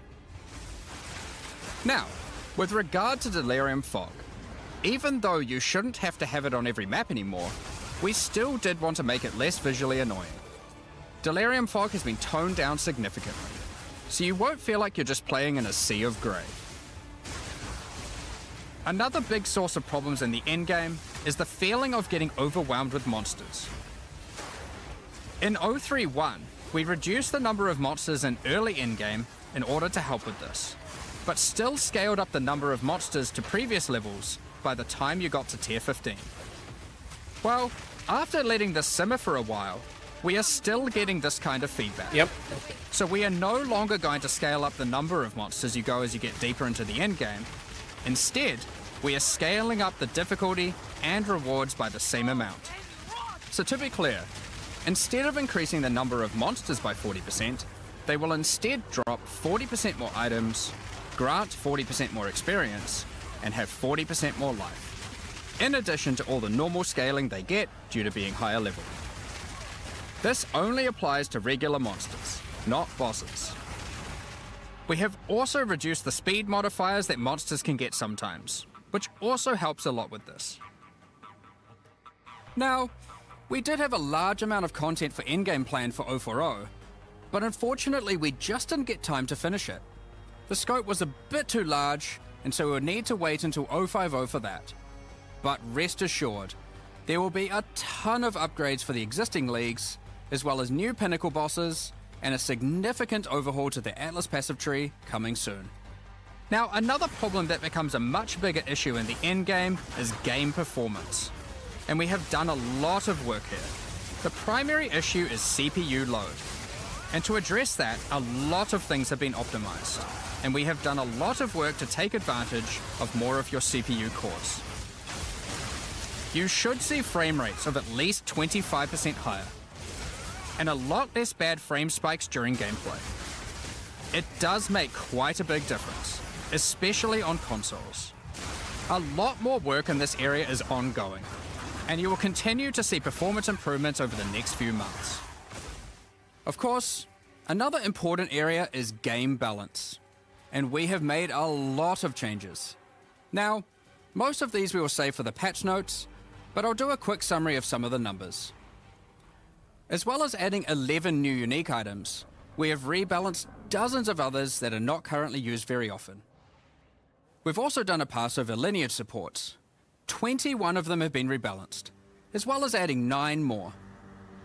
Alongside the 2 new Druid ascendancies, we have made balance changes to almost all the others, with some of them getting a grander rebalance, such as the Smith of Katava. Alongside the 20 plus new Druid skills, we've also rebalanced 90 other active skills across all the different classes. And to top it all off, there are also over 250 new passive skills added to the passive tree. These changes should go a long way to increase the viability of many more skills, uniques, and overall build variety that can tackle our most challenging content. Next up, we're going to be talking about our new supporter packs. Today, we're launching 2 new series of supporter packs, the Precursor and Kalgurin packs. Each tier contains the pack's full face value in points, alongside several exclusive microtransactions. As always, the microtransactions in these packs are purely cosmetic and do not affect your character's power or progression in any way. The Precursor series of supporter packs contains 6 exclusive microtransactions. First up, the Marble Statue character effect.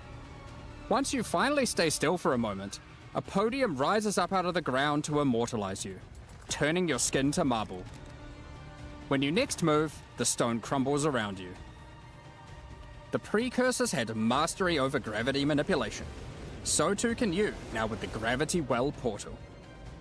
Witness the power of its pull as you approach it. Draw in enemies with your own gravitational pull with the Awakened Precursor armor set. The Precursors designed and built many mysterious ancient beings. This one used to serve as a scout that would patrol and tase intruders. Why salvage gear yourself when the Master of the Forge can do it for you? Molten gold spills out as the Forge Master breaks down your items. The Relic of the Precursor's map device is a mysterious machine that sits atop ancient colossal statues. It keeps track of the number of charges consumed on your Precursor tablets used in the device. The Kalguran pack series also contains 6 exclusive microtransactions. The Kalgurans had astounding skill in astronomy, being able to track cosmic events with absolute precision. Harnessing that skill, with the Astronomer's level up effect equipped, you too can now see exactly how long it took you to level up as it outputs the time in chat. The time taken to reach your last 3 levels is also displayed on the item, so you can link it when you have a time you're proud of. Crush unique enemies by unleashing the wrath of the lost Kalguran fleet, led formerly by Captain Heartland himself. A Kalguran seafarer needs armor fit for the treacherous seas of Rayclast. This set has you covered with the classic tricorn and, of course, a peg leg. The Lost Treasure weapon skins top off your appearance of a true raider of the seas. These gilded weapons can be applied to wands, two-hand maces, and shields. After a long day of plundering loot, retreat to the Kraken's Cove hideout, a home of some of the most deadly, ocean-dwelling creatures in Rayclast. Many ships have met their demise here.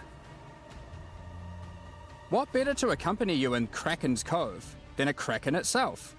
Replace your stash with a dormant kraken, waiting for its prey. As you approach, it will awaken and terrify both you and any guests in your hideout. Alongside this, an extra stash skin item will be granted to you, and when placed, will automatically open to any stash tab set with the currency affinity, to help having to navigate through your tabs. Additionally, any microtransactions from the supporter packs will be made available for use in Path of Exile 1. Thank you very much for all your ongoing support. We're just about to start the Q&A with Ziggy D. Afterwards, at 11 AM NZ time, we'll post the patch notes.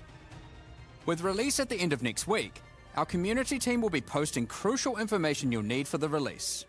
Keep an eye on the news. Thanks for joining us today and checking out our latest developments. We're looking forward to playing alongside our fellow shapeshifting exiles, all while uncovering Lost Val secrets by doing some dungeon Very crafting. interesting. We'll begin the Q&A shortly, so please get your questions ready.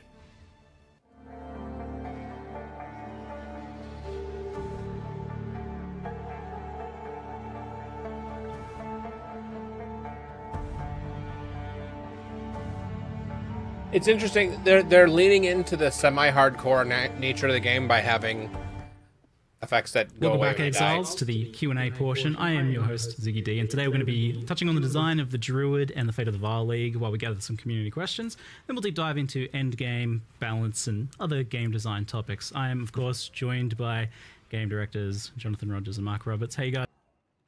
It's been a great one to work on, this one. Like, I've really enjoyed it. So, yeah, it's definitely great to see you again. And it feels like it's only been, like, no time at all since the last time you were here with the PoE1 release.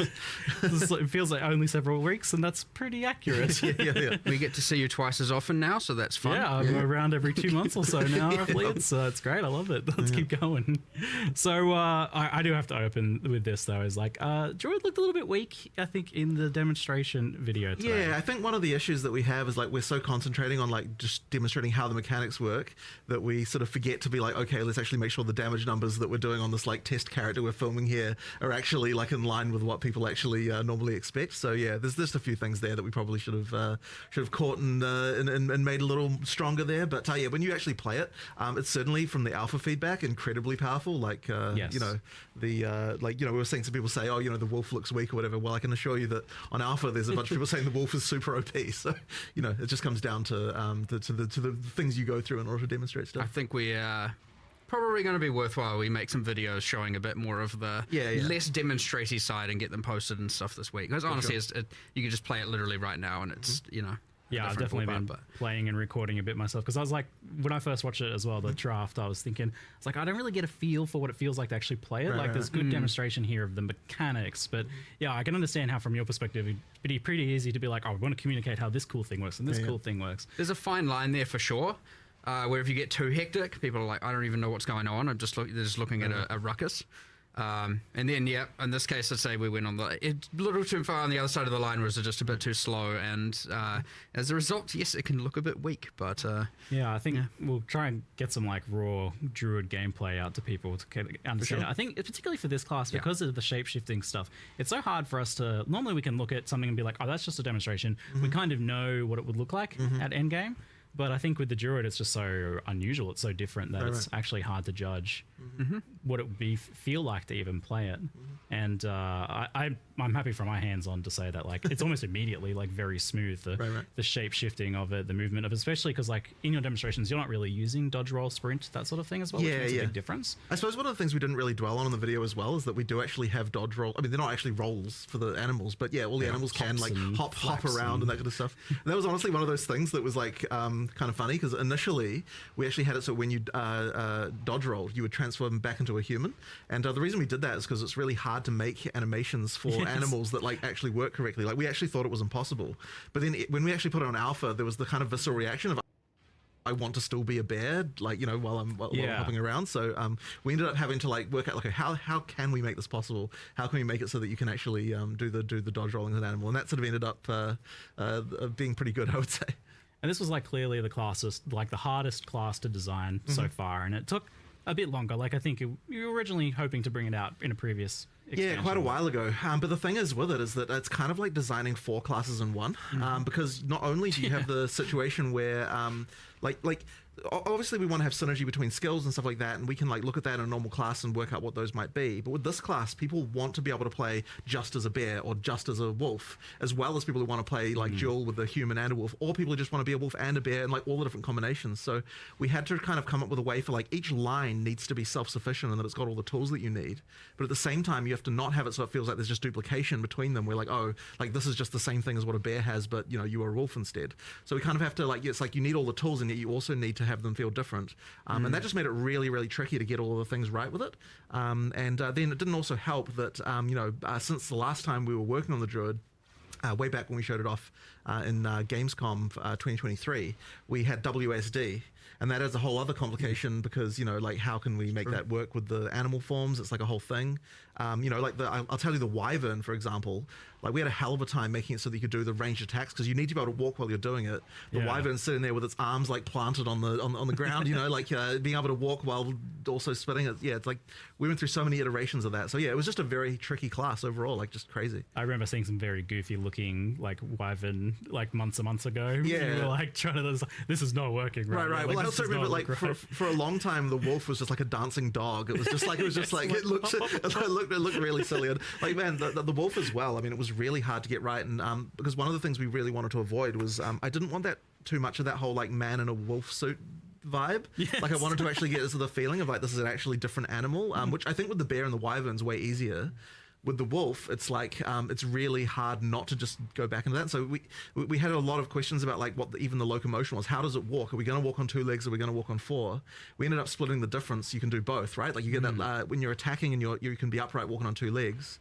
When you're walking, you run on 4, and you actually do get a speed boost while you're on 4 legs. Like as a wolf, just so after like 1 second of walking, you go down on 4 legs. You start moving a bit faster. So yeah, it's actually pretty cool. An interesting thing there, I don't think is each form technically has a kind of passive benefit. Right. So obviously you got the running fast as a wolf. Can't remember exactly what the wyvern ones were, but like for the bear, for example, because you're just a bit bigger, you know, a bit of a tank. You actually do get armor, and armor applies to elemental damage as a thing, and like, you know, there's a kind of, which is like honestly, unless you actually click the bear keyword, is like undescribed everywhere. Well, it was even more than that because I was just looking at it in game before. The bear has like passive endurance charge generation. Yes, it does. From rage expenditure, it does. I was like, that's so cool. yeah. So we really wanted to make sure that each of the different forms had things that can benefit the other forms. So like it was really tricky to think like, what are resources that a bear can generate? What are the resources the wolf can generate? What are the ones the wyvern can generate that the other ones can then use in order to kind of get that cross synergy? So that's kind of like one of the reasons why we had to kind of come up with all that stuff. And that part of the trickiness. And that caught me by surprise as well, because like technically it's mentioned, but I never really fully understood the idea that you can swap between the forms, like human to animal and back. Yeah, I figured that's what's going on here. But you can like leap in as a wolf and then immediately transform to a bear mid slam. You absolutely can. So the thing with this is that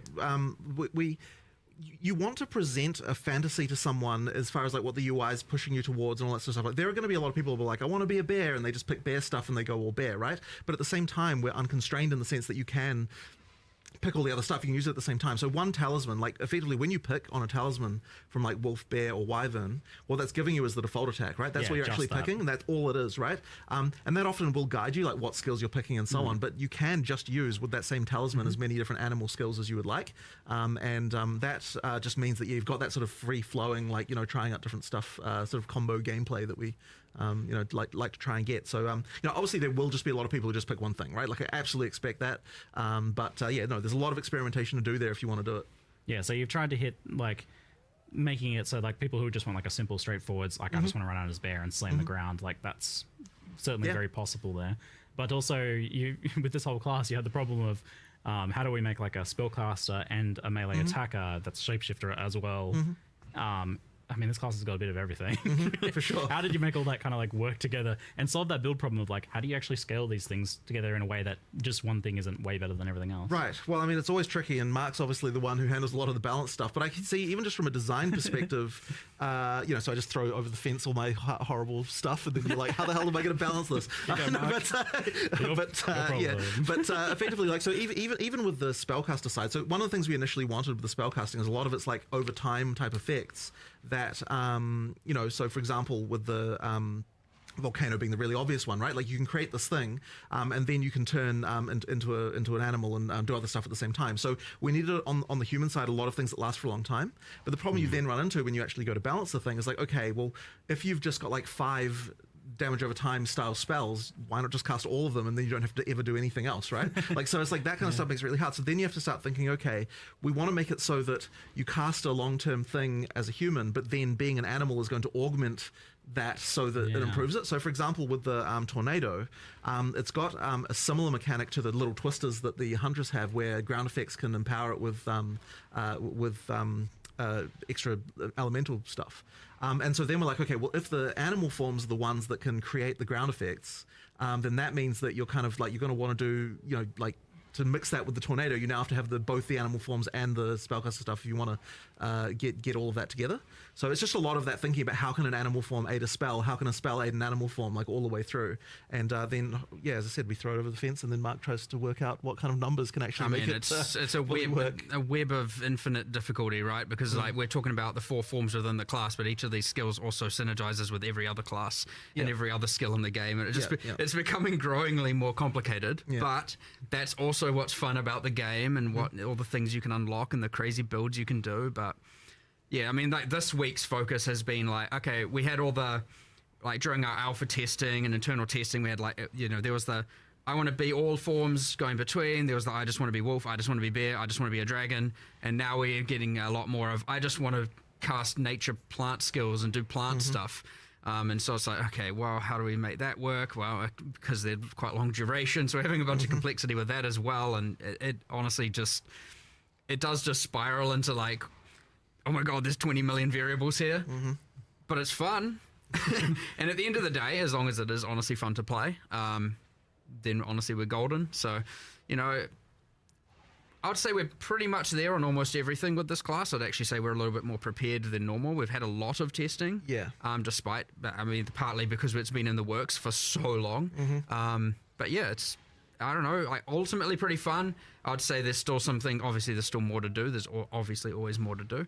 But there's a lot going on, a lot of enjoyment. I saw yesterday, I was just like walking past someone's computer and, someone was mentioning like, it's just fun placing 6 volcanoes and then just slamming on them. I was like, all right, sweet, you do you. Like, that's fine. I was definitely enjoying obliterating bosses in bear form, like with dropping tornadoes, and there's the totem which you can summon in animal form. And then you're putting fishes down and they're exploding, and you're putting extra things on the ground and they're exploding. And there was definitely some boss deletion going on there. Even just walking past the just many entangles going out, and then there's that plant support gem. I'm like, all right, it's putting the new I see chat being like, no, Zig, you don't get it nerfed. I do have to admit that I did already get one thing, let's say fixed. Okay. There was a thing that was like double generating rage. So I'm like, I don't know if this is intended. Right. And like, no, the designer said that's probably not intended. Thanks, Ziggy. And I'm like, I don't know. Sorry, we'll guys, see where not that goes because I was like, no, that's fine. this is a Fisher. It made it to me, and I was like, no, I'm fine with that. Yeah, because it generates rage when you first slam, and then the So- fishes, every time they pulse, it generates rage. I'm like, Oh, really? yeah. Oh, shit, I didn't even know that. Because like the totem's making a pulse, and that's generating rage. Each time. Right. I'm like, that Okay, doesn't that's interesting. seem That's very intentional. It's fine. Yeah. It's fine. I love that because that's like Okay. ridiculously powerful. That Yeah, feels like way permissive. I was Right. like, this feels illegal, but that's like, you gotta let a few things in there Nah, that it's feel fine. illegal. It's doing what the skill says. I may not have. Maybe I didn't get enough. Okay, cool. I don't know. They might have changed it. I'll find out afterwards. I just throw my opinion in there. I don't want to necessarily be like, I try and make sure with a lot of these balanced discussions, it's not like, I'm just an authority on the matter. I want to actually discuss these things through because maybe it isn't actually fine. But my first instinct is like, let it run wild. Like, what's the problem? So Yeah, you gotta. we'll see what happens. But whatever. They don't know what the problem is, so don't worry. Oh, now they do. Thanks, you've ruined it. Now people will know if it changed, and now Yeah, they'll see the thing not generating rage, and they'll see that line of text. Now that's the Ziggy line of text. I'm developing a reputation now. It's just helping finding bugs. It's okay. So, like the shapeshifting stuff comes from this trinket, the talisman? Yeah, the animal talisman. And is there any limitation to just kind of like putting that on another class and just say like, I am playing my mace marauder or my quarterstaff monk and I want to do a wolf leap slam that marks targets? You can do it. In Okay, fact, it was one cool. of the things initially that it's funny with the audio team because initially like, oh, we want to record like bear lines for Yes. for the druid the whole time, and I'm like, hey guys, remember anyone can turn into this animal. You're actually going to commit to every single class is going to have like a three different extra versions of every single line the character can deliver. Maximum effort. It's like that's a bit tricky. So we ended up going with a voice mod in the end. But that was one of those. It's like their thoughts. I think it shifts to. It almost sounds like, to me, that's what it sounds like. They're like, they're thinking it or something like that. I don't know. But it would have been completely impossible to record every single line an additional 3 times like, for every all right, character class. voice actors, everybody come back and we need to roar like a bear. Exactly. Effectively, every class can be an animal. It's exactly the same as the weapon restriction. Ultimately, being a bear is the same as having a mace, which may sound a little bit odd, but that is actually how it works and what allows having. Whoa. I didn't even think about that. Wait, so you can use mace skills while in bear? No. What I meant is that it's the same. I mean, it's the same in the sense that it's just a weapon type, right? Like, Yeah, right, like, okay. yeah. Damn it, now we have to make that possible. Well, I mean, you can turn into calm as a bear. That's unique but, item territory for the future. It often gets talked about like the idea of like, why are things like so weapon locked? And I've always maintained the position that you guys want to kind of do that as much as possible initially, and then in the future you can blur the lines a little bit. Like there's maybe in the future you're like, oh well, maybe this skill has a way of crossing over. We can do, but the thing is, a lot of the identity of a weapon type really comes a lot from what it can do, and so that's the main reason why we do it that way. But but the thing is as well, with the weapon swapping, I mean, you can still use skills from different elements. Different weapons and things like that. The thing is, like, it's funny that you mentioned that with the bear because, like, definitely some of the bears, I noticed parallels between some of its skills and some of the mace stuff, and I could see absolutely combining, like, this bear skill that places fishes with the other stuff on the mace that triggers the fishes. Like, there's, like, very obvious, like, cross synergy build. Well, I mean, they're adjacent classes, right? I mean, you've got, like, strength versus strength int. Like, we want to be able to make sure that some of those key elements do, like, cross over just so that to open up the way to have synergy between the different classes more easily. Well, as you get more classes and more skills, you obviously get an overlap of the kind of mechanics and keywords and stuff, iterating, and thus they will always cross-synergize. And where there still will be new things a class offers, yes, there's always going to be a bunch of stuff that they use that will then interact with all the other skills. So. Yeah, and now you added plants and plants that grow from rain, and there's a plant keyword that has overgrown as a keyword. Like, it's interesting actually, those ones, because they're on completely opposite sides of the tree. You've got dex versus strength int, and that's been a little bit hard to kind of like get the where the mechanic should go on one side versus the other. So where we ended up going is that the nature side of things for plants on the strength int is like you've got the poison on the dex side versus the kind of like just pure nature like physical damage spells was on the on the strength inside. But that's been fun though, because now it's actually been really fun designing the supports, because the more classes we have, the more we can start to think, okay, like here's a support that's for something obscure. How can we make it so this can apply to some other kind of thing on the opposite side of the tree, where like now you've got some interesting interaction. So there could be some kind of like thing where growing plants as a ranger could be sort of something. I mean, like I can't say I've tested the potential there myself, but like we made all of that work. All the plants can, like plant stuff all has mechanics around like watering the ranger's plants is like a thing. They all have ways that works. I mean, that definitely opens up interesting party options in the future as well. Like, I do like the idea of being like a rainy druid watering. It's a thing. It's easily a thing. It's not even hard to do as well. Right. It's kind of just like, thanks, druid, you buffed poison rangers. Yeah. Like, that's kind of just what happened. Yeah. Good. Yes, and the rain buffing lightning skills as well, like increasing shock chance. It's pretty wild how much stuff you've just jammed into one class here. How did you like kind of settle on a identity for the wyvern in particular? I feel like people know what a bear is, people know what the wolf is, and even a lot of the like druid stuff is pre-established as like, you've got plants and you got like nature and you got like lifting up the earth, that sort of stuff. Well, we really wanted to have a third form that was a little bit out there in terms of different from what you'd seen in another game. I mean, obviously, like every game that's got transformations has the bear and the wolf, right? That's just like the staple. But and actually, funnily enough, for that reason, we couldn't not do it. There was actually a period there where we weren't going to have a wolf because we were a little bit unhappy, with us. And it's just like, well, exactly, right? That was the reaction. That was the reaction of like all the furries come out of the woodwork and like, you gotta have a wolf. How dare you? Yeah, how dare, exactly, right? So we're like, okay, we'll have a yeah, exactly. Don't anger them. So that was a real concern. So we decided to go. We needed the two familiar, and then we needed one that was a little bit more out there. And really, when we're looking at the bear and the wolf, it was kind of like we want the slower, harder hitting. We want the faster and like speedy kind of version, obviously being the wolf. We also wanted something that had some range elements, and then a sort of more spellcastery vibe a little bit more. And so we sort of thought about it a little bit like, what animal is ranged? Like, it's not really, there's like kind of not a lot out there that can really sort of do that. And so, eventually we settled on the wyvern. I mean, someone of course at one point was like, how about a dragon? And we're like, what the heck? What are you talking about? But then eventually I thought about it, and it's like, actually, you know what? There's some potential here. If you suggested to me, I told you not to do it because like, there's no way you could make it look good and not look stupid. But it eventually, it was hard though. We did get there. It actually looks pretty cool. Yeah. But it's kind of a spell blade almost. Like, it's got a bit of range stuff, but it's got a bit of like spell kind of melee things going on. I mean, as it should be for strength int. Yeah, and you were asking what the passive buffs were. I was looking at it before. It's like it's got buffs to freeze, shock, and energy regeneration actually, as well, like energy recharge, I think. It's a shame you knew. The reason I was actually being vague is I knew what they were. I just wanted to change them. Okay, I mean, that's fine. Do something Sorry for my slight disingenuousness. Do something cool. I kind of feel like they shouldn't. I didn't want them to be offensive benefits. Yeah, they're supposed to be defensive. It forces you into certain build types. Whereas, like, if they're utility or defensive, that way they will work across all board. That's my general philosophy. So I was like, I feel like I want to have a go at trying to design the energy shield thing. I don't mind.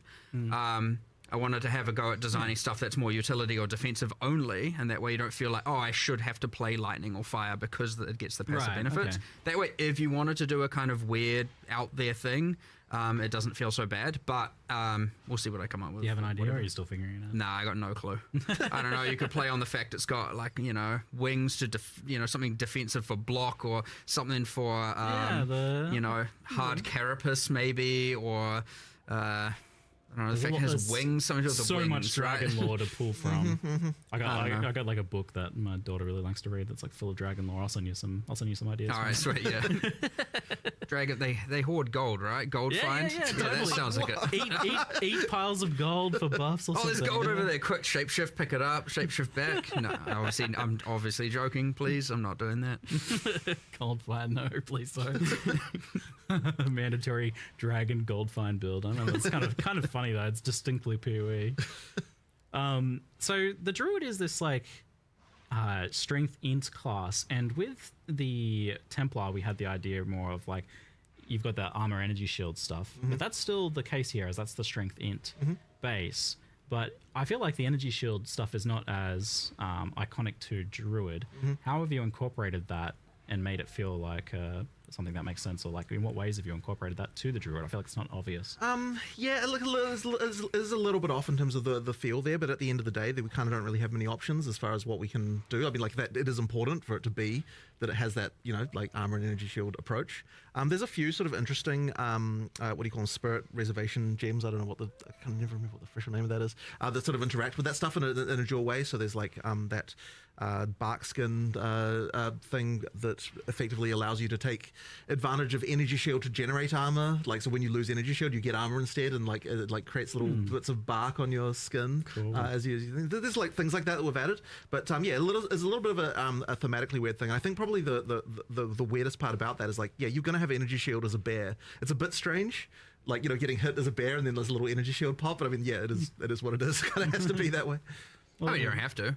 Well, I suppose, sure, you can go full armor if you want, but well, like, yeah. I feel like because there's like such a range of identities within that one class as well, that you've got the bear maybe that doesn't really align as much with that. There's definitely more armor stuff. Yeah, going so on you could build more strength when you, depending on what animal form you're playing, of course. Yeah, whereas like the wyvern potentially has more of that kind of magical aspect to it, where it's like that's I mean, and that's why the wyvern itself does get the benefits to energy shield, and the bear does get the benefits to armor in order to kind of make it so you are, like, depending on what animal form you're going, there's a bit of alignment in the defenses there. I mean, really, it's the tree that inspires and motivates this, right? Like, a sorceress could be on the bottom side of the tree and still have the same skill set, and, you know, obviously the damage nodes are a bit weird, but it could work. There's nothing saying, I mean, that's part of the beauty of the game as well.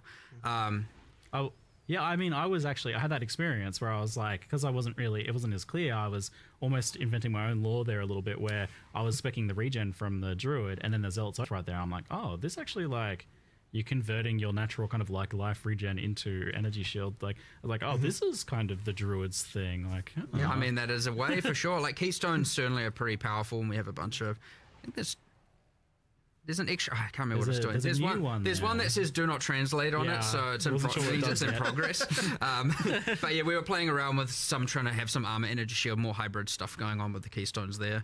It was based on, what's it called?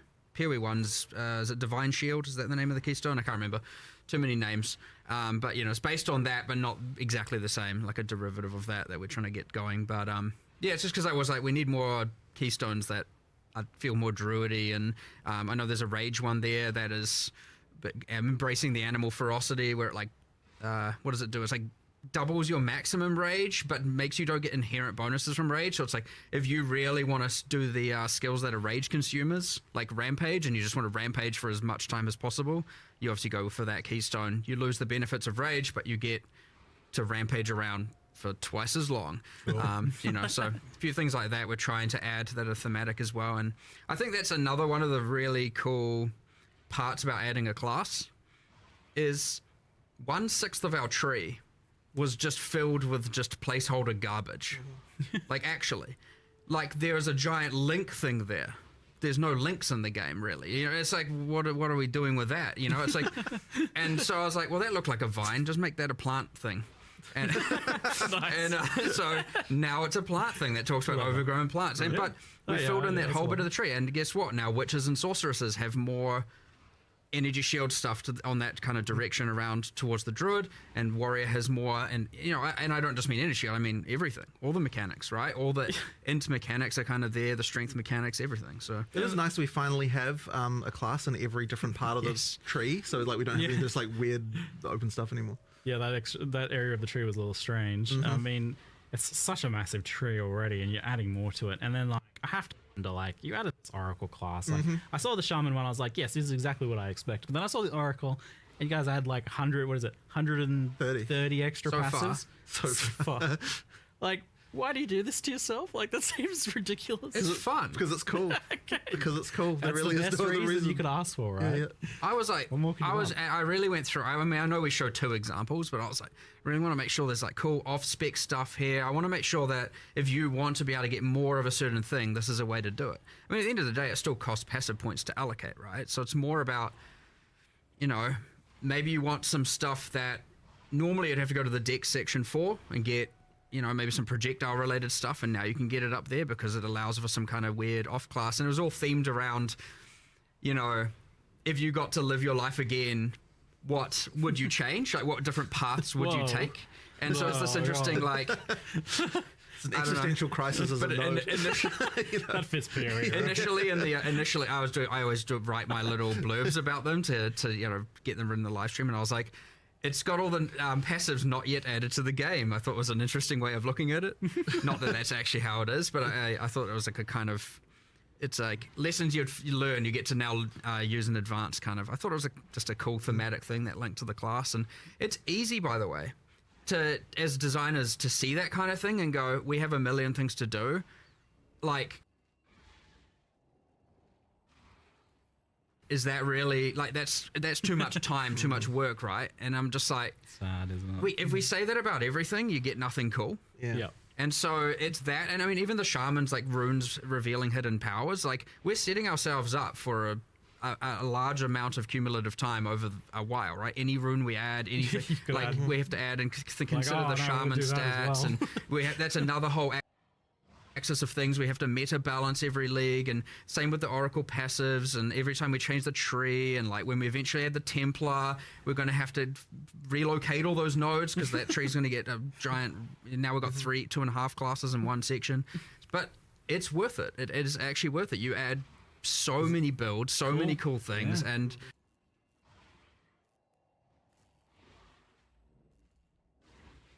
if you don't want to deal with it, just pick another class. It's fine. You don't have to, or pick other nodes on the same class. You don't have to take that node. So I think this like very clearly communicates that you're also okay with this idea of there being just like hidden cool stuff to discover that you're not going to know ahead of time, because you can't like look at the class options on the character selection screen and know what the passives are going to be that are hidden behind the Oracle ascendancy, right? So it's like, yeah, that's cool, that's fine. Yeah, I mean, look, there's always going to be community tools, and they're going to come up with a way to make that, to the build guides and all that kind of stuff. So like, I love the secret stuff. I actually got my secret Abyssal Lich. Yeah, wild. It was an actual final secret, and maybe there's more. Well, you want to do more of that, don't you? I can tell. Look at him. He wants to do more. Of course, I love it. I love people having cool secret things they can find, and it isn't just like 1000% pre-planned out of the gate. Like, I understand the need to plan. I understand the need to have confidence in a build, and you don't want to go in and only have that while you also get your cool secrets that you get to add to the game that are fun. Yeah. I think there's like a couple more chat questions on Druid, but we'll try and move on to the other stuff soon, because I know people want to talk about the other thing. I could talk about Druid all day. I think the design's super interesting here. But some of the questions were that I think people are a bit confused about like the talismans and the forms and how that stuff works. So the talismans are effectively just like another weapon. Yeah, exactly. And things like attack speed, movement speed on gear, and everything will affect you in your movement. Absolutely. Animal forms. It's not like, I think because a lot of other games do it where when you change form, like all of a sudden, your weapon's not affecting you, or this thing's not affecting you. Well, I mean, effectively, so we're doing the changing form by utilizing weapon swaps. So you've got two weapon sets inherently, and the talisman effectively serves as your weapon. Yeah, like if you're playing a druid, you are going to have to learn how to use weapon specialization passives and stuff like that if you want to have the spellcaster and melee thing. Now, a lot of the passive tree nodes, like in the druid section of the tree, all have like attack and spell damage and that kind of stuff. So like certainly for most of the start of the class, you won't have to worry about it. But as you get deeper in, and if you want to do hybrid spell attack, you are going to have to think about like, okay, what are my attack passives, what are my spell passives, and do that. I was actually surprised at how simple and straightforward it was to do. So like the weapon specialization tree thing, you still do need to think about and understand how that works. But the basics, like using the actual skills, just happens automatically. Like I didn't ever have to actually go in and no. You don't have to worry about that part. Just because of the fact that because this has always been the rule, but it's really apparent here. Like if it'll swap to the weapon set that can use the ability, so therefore you don't have to actually tweak it. You just put it in and it kind of works. If I tried to use my spell, it would shift to human automatically and use the staff. So like that was all automated, and I didn't have to like program anything like that. Right.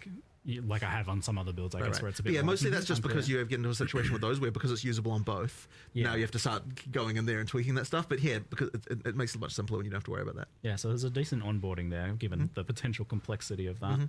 All right, so we'll move on now to the Fate of the Vaal expansion, and there's definitely more of a like clear divide between the two things, and you even actually made 2 separate trailers this time around. Well, it would have been super weird to have these like 2 completely clashing themes in the trailer. So yeah, in the end we were like, that's like normally of course we'd make one trailer with everything, but we're kind of like, man, it's really hard to unify these 2 things in a kind of reasonable way. So yeah, in the end we decided to go with 2 trailers and just like show the content completely separately.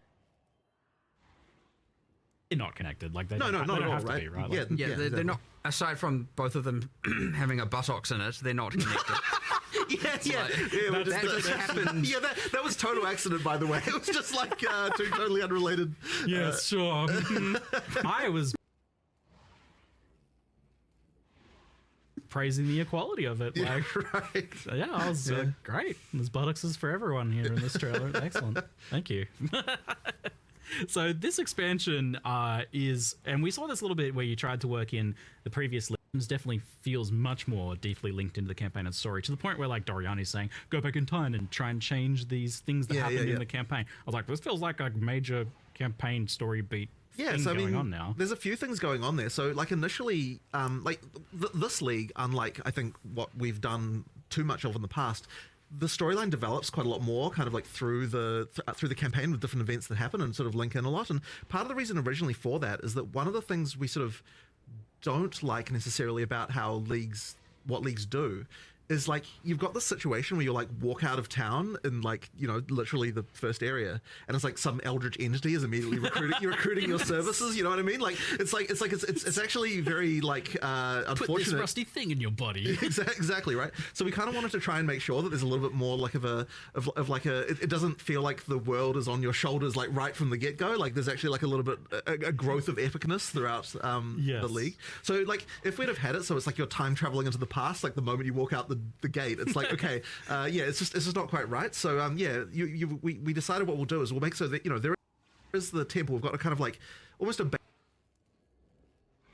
baby version of the mechanic where you've got a lesser number of rooms, like it's kind of a bit simpler like to start out with, and then once you pass the sort of key point in the storyline, then it like really opens up. You go into the past, you've got a little more story stuff going on.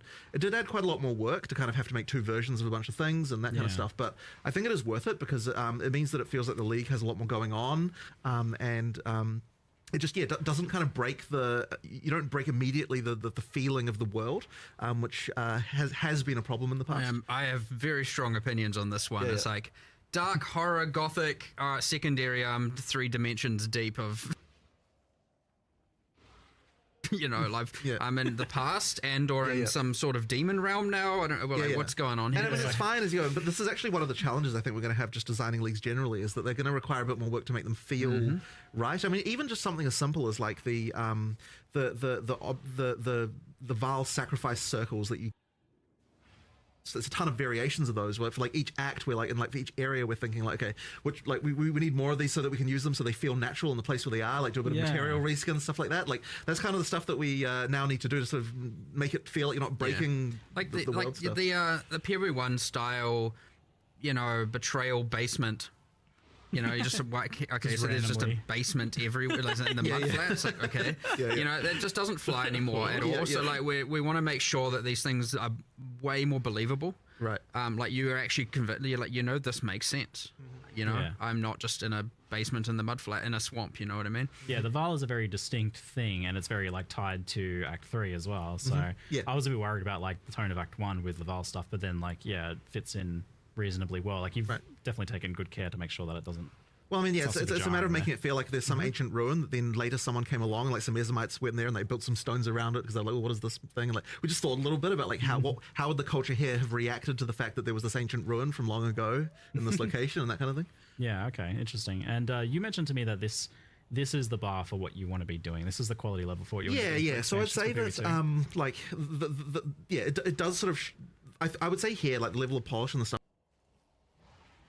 that we're doing, like the amount of content that a league needs to actually be good. Like you know, obviously when we did 020, the league was a little bit like, you know, it was just the Asmerian spirits, and like I mean it was a league but it wasn't really, didn't have like the depth of content and stuff that you needed. And then with 030 I think we did a lot better. Like it came a lot better, but I still don't think we quite got there in terms That of was like the, PoE 1 level kind of. yeah, and then this one here, I think like you get up to the level of quality that we really want to be delivering in PoE 2, like post release and everything, and like the kind of the amount of content you need for a league. Like it needs to be quite sizable and good, and it did take a lot of effort, but I think it's worth it because it sort of shows you what we can do when we. Yeah, I was gonna say that's like a high bar that you've effectively kind of like locked in committing to Right. for expansions. Well, hopefully I don't come to regret it, but it's and honestly the scope did explode a little bit because when we I think that one of the things so when I initially designed the league, I was kind of like, okay, we're going to have like some limited number of rooms. We kind of spec'd it out, and like and each one will have a few levels, and it kind of didn't seem like it was that large. But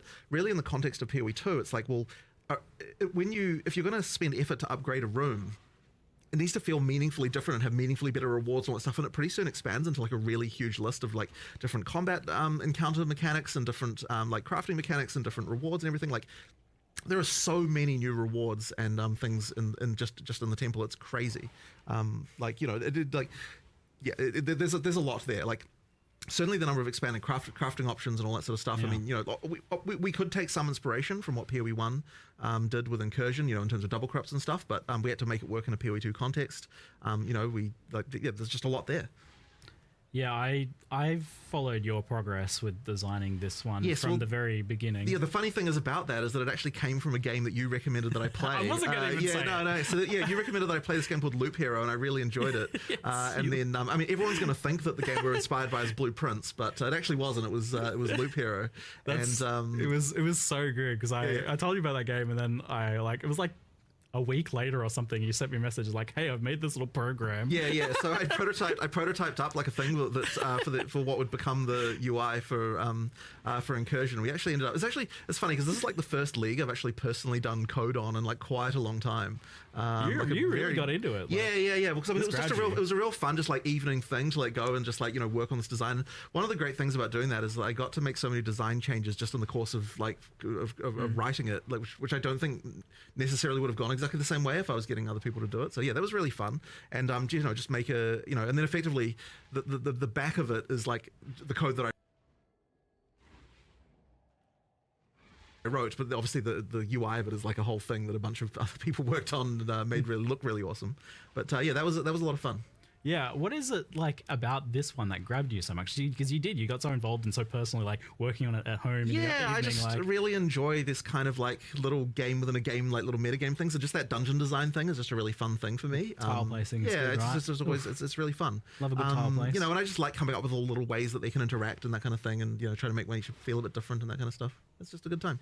Yeah, and it's got this like iterative design where you're building a temple, you run it like it's a really small one at first, and then it crumbles a bit, but you're still kind of building on what you're doing each time. Yeah. It's like a weird kind of like roguelike-y thing without being a roguelike itself. Yeah, exactly.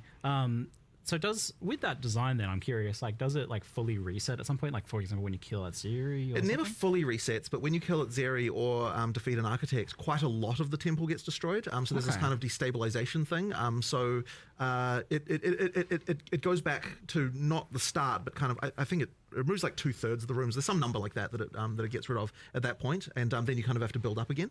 That's just that effectively means that like when you do those options, you're getting like new reward rooms and things to play. So it's giving you new goals, and then you have to work towards those goals again. And then ideally, those reward rooms can be rewarding enough that the benefit of going back to smaller is or I'd say the negative of going back to smaller is completely outweighed by the benefits you're getting from the extra rooms that you're able to place. So you can juice it a fair bit too. There's a lot of like modifiers that are getting added on by each room, and you can place quite a lot of them. Yeah, you can. Yeah. Do you foresee people building out like a huge temple and then kind of not having it decay as much as possible? Yeah. I mean, Atziri? It's absolutely intended that you'll do that. I mean, once you've defeated Atziri enough times, you've got the uniques from there, and you've done like other things like that. Then you absolutely will. Like probably want like for ultra end game play when you really want like the most challenging stuff and you're just like looking to get like as many double corrupts as you can and stuff like that. You're probably going to want to keep the temple large and specifically not do the stuff that would cause it to destabilize, because if you don't kill the architect and you don't kill Atziri, then it will it'll only pull you back. I can't remember the exact number of rooms, but there's some number of rooms that go away when it's quite full, and then you can just juice it really high and have really challenging in-game scaling tier of stuff. Because one of the things we were sort of concerned about is that there is some in-game content that just doesn't really scale as hard as it needs to scale in order to make it properly in-game viable. Yeah, we wanted to make sure that this was not the case here, that it actually does scale enough into the in-game. Okay, so like designed to be pretty farmable and to be pretty late game relevant. Of course, yeah. It gets pretty hectic with all those mods. Yeah. With how many rooms are on there and like. Yeah. But also just other things that you want to do, like so for example at the start of the game, you can only you can't like store up temple runs, as it were. As you get into the game, then now we start to have it so that you can store up more runs, so that you can like map for a while, then like do a bunch of incursions. I think we have it that eventually you can do 60 maps and then temples, and then 60 maps, then temples. If you want. So you can, or you can do 6, then a temple, then 6, then a temple. So you can effectively store anywhere 10 runs, in between. 10 runs if you want. I feel like with these things, like now I keep seeing like, you guys have thought of it. The problem. Well, the thing is that we've got so much experience and stuff. I mean, yeah, like so for example, the whole like taking the currency away from the temple instead of having to craft inside the temple thing. Yes. Like that's just a hard learned lesson from PoE1 where you just need to. You say we thought of it, and I have, because I'm just going to bring it up. But like, and a thing about, and this is something that I'm on the fence about a little bit. Personally, but yeah, the thing with the killing architect and Atzeri destroying a bunch of the temple, creating that clash of either farm temple or farm boss, can be quite a divisive thing for people. Right. You're looking at Betrayal Katarina, right? And the exact same thing. Yeah. Where it's like, we've now on PoE1, we separated those two things so they're not, because it always felt bad doing one or the other. Or I could feel bad doing one or the other, depending on how the balance went. And so you might get a similar thing here. Now, of course, the amount of the temple that can get destroyed is variable, and there's a bunch of stuff we can obviously tweak. But yeah, like getting that right and feeling right will be important. It's honestly hard to say if it is right now. But it's a thing, we say we've thought about it, but it can be very easy to see that and be like, hey, they're doing the same mistake they've made last time. Which, you're not wrong. Except depending on honestly having the lever this time in place of how much gets destroyed instead of entire board reset kind of thing. We get to control that a lot better and iterate on that if we need to. So yeah, that's true. You've already we've thought about it, but it can. I could see, because I was just thinking about it, going, I reckon people are going to get mad at this. And I was just looking at it, going like,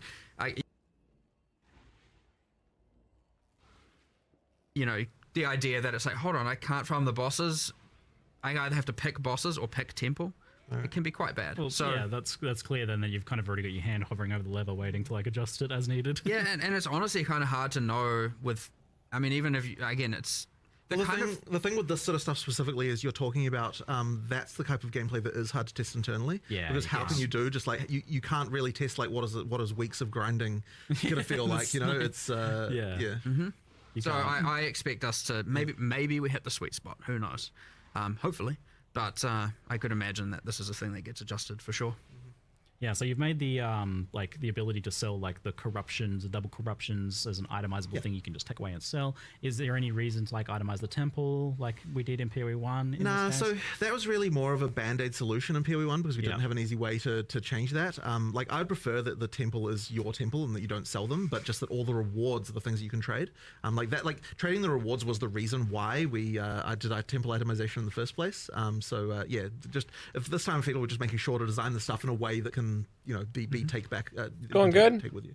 No need for the watching exactly. There's some really basic crafts that, like, your classic exalted orbs and stuff like that. PoE2's new league looks like it's going to be really good. Campaign. Yeah. And this is so when you're doing the tempo, you're getting not just the opportunity, like, because obviously some of that double corrupt stuff, you're not going to do that at like level 8, I mean, Val orbs aren't even in the game at that point. Yeah. So you have this thing where it's like, well, you don't get a lot of the crafting. Now, there are still rewards. There is, of course, all of that, but there's also just basic crafts like exalts and regals and stuff you can just throw on your gear. Now, you can't take those, and that is an intentional decision so that you feel like you're actually wanting to use it on your gear in the campaign and as you're progressing. Yeah. And you're not, because if you can take it, most of the time you're just going to hoard it for in-game. Right.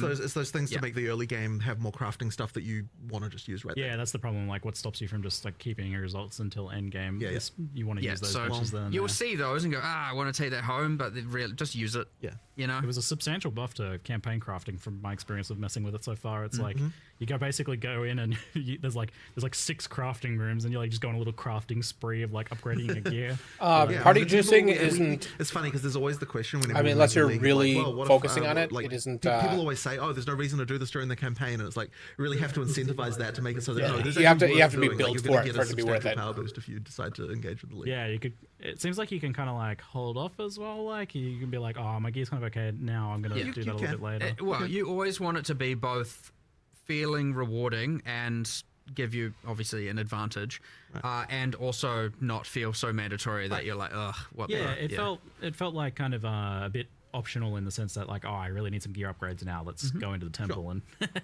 spice up all my gear. Perfect. Nice. That's what we want. Yeah, cool. And it is interesting that you've got this like raiding the broken down version of the temple in the beginning, and then it basically changes into this whole other thing halfway through the campaign. That story beat. Well, I think The other the thing about idea the is that campaign the thing is the increased same drops thing we isn't learned from as Abyss, where we did exponential the, as it needs to be to make up for the area fact that specific you're only getting rewards half of them throughout the if campaign. you're We doing have also multiplayer without having specifically a magified from the color. in-world encounters. So even if you're not doing the temples, doing the in-world So you're not really encounters can give gaining you that anything. extra drop, The problem is area. you get 50% more loot, You've kind of taken but you what have Abyss was doing and twice as almost many people shifted doing it it. over. So you need to There's be some really focused on modifications, but yeah, it's the same kind of thing. one We've person has to be effectively adding got a our, whole bunch you know, of allocated amount of rewards and cull- crafting and stuff for magic what a find league is allowed to do and to make should it worth do, it. and we're just trying to make sure that you know, it. And in fulfills general, that- you would need it fills probably that 3 budget, people so to because you speak, want of- an aura bot, you a person who gets things close to dead, and a magic find color. Similar to before, which is good. But yeah, I was definitely, that was a huge thing with Abyss. I thought that was like a really good improvement to campaign. So it's good to see continuing with that. Then it felt pretty successful as a design decision. Nice. I'm really glad double corruption is back. I feel like that's a great thing from PoE1 to be returning. One thing we've changed here is that because double corrupt existed in PoE1, you never Valorb gear. Well, I don't want to say never. Obviously, there are still cases, but generally speaking, why single corrupt it when you could double corrupt it? So we've made sure here that the double corrupt has to occur on top of a corrupted item. That's cool. Right. So yeah, you have to Valorb land it, and then you have to land the double corrupt on top of that. So oh man, it almost feels like you're in some cases risking something even more because like you've got that really high-end unique with like a really good corruption already, and now you're risking that. You're not just risking a blank item on a double corruption. So like it's a heftier risk now in some cases. I like it. That's the Val spirit right there. Like, oh man, this thing's already worth many, many divines at this point. I was like, oh no. Some good streamer moments. So. so you actually have to though, like it has to be crafted. Yep, so you craft first and then you can apply the double craft. Ah, okay, cool. It keeps the usefulness of the Valorbs there as well. To kind of I didn't want the Valorbs to just.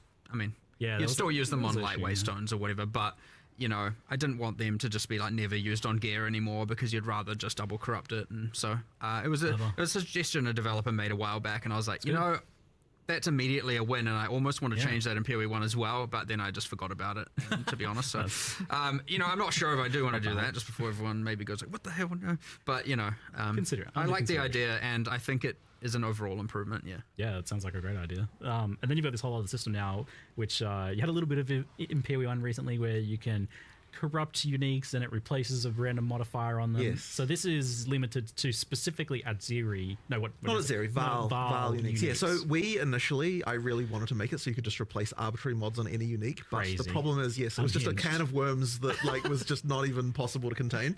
Yeah, basically what we were like, okay, is there still a way to do this that's like not going to be quite so crazy? And then we were like, okay, if we can pick a subset of uniques, and we ended up going with Val uniques, you know, for obviously thematic reasons, then we can sort of make sure that like while it's still crazy, like there's some sort of insane interactions, we can kind of at least have somewhat of an understanding of what happens. But it does truly work where like it picks a random mod that's on the item and then replaces it with another random mod. So you can create some. You can use it on non-Val. It works differently. Huh? I don't know. This is news to me. I didn't actually know that. What is that? Excuse me? I think it's similar to Ancient Orb in PoE1. So it like re-rolls it. The idea here is like it's meant to work on these Val items because they've been like incompatible item infused with royal bloodline blood, and so it's like the way it works on Val uniques is different to just random uniques. Where it's like, hold on, it works a bit more chaotically here, and you know, just changes the item entirely to something else on non-Val. So, and I only say that because obviously it's pretty bad to be like, I have to have a Val unique in order to use this. Now, no, you can take the currency home, so that's never the end of the world. But I want it to be like, you know, just go grab some random unique and re-roll it. Yeah, using it on the Val uniques is like quite cool. Right now, I'm trying to make sure, you know, a process that we've been doing is that we're not just replacing it with kind of just some random basic stuff. Like, that will happen. That is a part of the pull, but we're trying to go through, because we have a more limited set of uniques we have to actually do the mod replacement on. I want to make sure we're actually thinking about, for example, the Zerfie's body armor that has like Soul Leader, and it's like a level 39 base type. Yeah. And I'm thinking like, this is a tool we could use to make that more in-game viable. And so you can do things like heavily increase the defenses, because obviously level 39 versus a level 75 base type or whatever is going to have very different defenses. But then you could also be like, what about if I was like, what other weaknesses does this item have? Well, you can't generate Soul Leader stacks on a boss. Maybe this can turn that on, you know? So all of a sudden you can replace, I don't know, the life regeneration rate with a Soul Leader now generates once per second while a boss is in your presence or something like that, you know? Now, these are kind of examples, but that was a specific one that I really wanted to do. So, but then I was like, I don't know, what if you did plus 25 Soul Leader stacks and stuff? But it's like very specific outcomes, very specific to that unique. Yeah. And I wanted to do a bit of that to use it as an opportunity to be able to save low-level uniques, if you know what I mean, to make them more in-game viable. And I thought that was a cool way. And obviously that's restricted to the Val pool for now, but like, if it works and works successfully, there's no reason that like some other mechanic can't do it for Ezomite uniques and other, you know. Now, yeah. So, you know, we'll see how it goes, but I'm hoping now, obviously, because I don't know how far through we'll get with all of these specific, because it's like a lot of stuff. Once you start doing specific things for specific uniques, There's so many it's things. a lot of stuff to implement. So I don't know how far, but I was like, let's start with the mythic uniques, the rarest, most powerful ones, and we'll work backwards, getting to the more common, you know, ones at the end. I mean, and you've then also got just the general like buffing of a bunch of other uniques as well, right? I mean, there's a lot of that. Yes, going true. on. And I mean, that was part of that when I was like, okay, how can we buff this? How can we buff this? How can we buff this? And then I was like, well, a lot of them are like, this is too low level. And I was like, well, we have this system in the league. So yeah, I mean, we'll see how it goes, hopefully. And it's the kind of thing where even if we don't, obviously these leagues end up often going core in some various means. So if we don't hit the mark entirely with all the uniques, I'd like to eventually get there where we'd have a good, cool, really thought out set for literally every Val unique. So hopefully that's fun. And then you do the cool things where you just get these really, really... I assume you're going to get some that have these... You replace the exact two bad sides with the exact two... Because you can replace more than one sometimes. Oh. And you get the you get the exact, like, holy, this unique just went from being worth, you know, something 1 divine to 300 divine, you know, kind of territory. So hopefully that happens. If it doesn't happen, I'll be a bit sad, but we'll try. You can never know with these things for sure. And this includes the new, like, Adzira uniques that she's dropping then, obviously, since she's kind of the queen of the Val. Yep, Adzira uniques, Trial Master uniques, you know, like it, you know, a bunch of stuff, so... A fair few there then. Is that something that you anticipate expanding upon in the future then? Like, I mean, we'll be always adding more Val uniques. Right. So yes. But in terms of for other cultures, that would probably come in a different form, in a different league mechanic or some other place like that. Yeah, that makes sense for sure. In terms of the overall idea of, you know, upgrading low level uniques. Yeah. Did you ever like discuss the idea of Val skill gems? It feels like weird to like add that when you're still adding regular gems. It doesn't quite. So I mean, fundamentally, what a Val skill gem is in PoE 1 is like a kind of ultimate type style ability in some sense, you know. So it's like we're kind of doing that in our normal gems at this point. So it didn't really quite make sense to.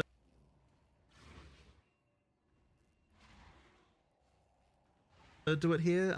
It's like the glory on the skills. Glory is kind of like, yeah. That's what I figured. That it's kind of like you'd only be really doing it for nostalgia value at this point, I think. Now that isn't to say there won't be something in the future, but I agree that doing something like that when you haven't even got, you know, all the classes and skills in place and all that, I would say that's like a post-release feature, you know, not a pre-release feature kind of thing. Yeah, and. Are you still kind of with challenge leagues planning on having things like challenges, challenge rewards, etc. So post-launch? So the plan for that was post-launch. Like it basically was kind of like during early access. It doesn't quite make sense to do that. But post-launch we'll return to that again. All right. Shifting onto the topic of endgame, but first, just a brief detour. Trial of the Ancestors, or the mystery content in the new act, and our third means of ascending.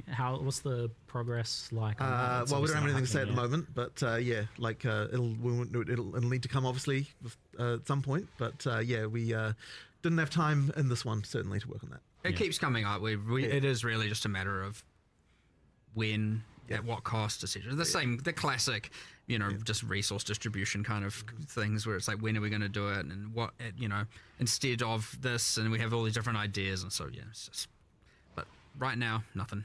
All right. So on Endgame, firstly, thanks for nerfing the Delirium Fog. Yep. You saw the memes, I guess. For sure. So I've been enjoying all the foggy memes everywhere. That's good. Visibility improvement for the Endgame, but not only that, like, you guys didn't just tone down the fog. You've done some pretty major things with the tablet waystone system. I mean, the very first question, and before we even toned down the fog, the first question was, okay, well, why do you feel like you have to run every map this way in the first place, right? Yeah. Like, the fact that something feels mandatory is already a problem, regardless of the fact that the effect is also annoying, so that was the first thing to solve. And it really then started coming into, okay, well, like how, like, people are finding waystone crafting more annoying, and we only made it more annoying in Abyss with the having to go somewhere else and get it, like, it just made it not not particularly great. So yeah, the first question is, well, how can we fix this problem, right? Like, and effectively we were kind of like, we can go two ways with this. We can either make it so that every league has something that feels mandatory that multiplies with the rewards, or we can say no leagues do, in which case it's more about like, which league do you want to run for different, for various different content that they can provide. So we decided to go with no leagues do, because I think that it's probably just like less busy work, less annoying. Like, if every league gave you something that you needed to like craft and do something with, it just would have been a pain. Which is why even in the live stream we're like, from this point on, just like waystones, they will get regular, they'll have the regular crafting, just regular base currency, but we're never going to add to them again, and like a thing that requires you to do more crafting than that. Another layer of that, because I think that having to do that every map is too frequent. Doing it on the tablets means that it's just way less frequent that you have to do these things, which helps a lot. And then, of course, the question was, well, how can we make sure that we're not like doing a nerf to overall juicing potential here? So then we had to look into, how can we get back the, the power you had? So that's when we got into the extra mods on tablets and things like that, in order to sort that out. Now, obviously, you were hoping to do more endgame for this expansion. So what's kind of happened with the? Well, I guess the sort of two things that we see as like the major problems in endgame. One of them is when you get there, it can feel like you don't really have a proper goal. Like, you don't have immediate, like, okay, here's a quest to do this and a quest to do that and that kind of stuff.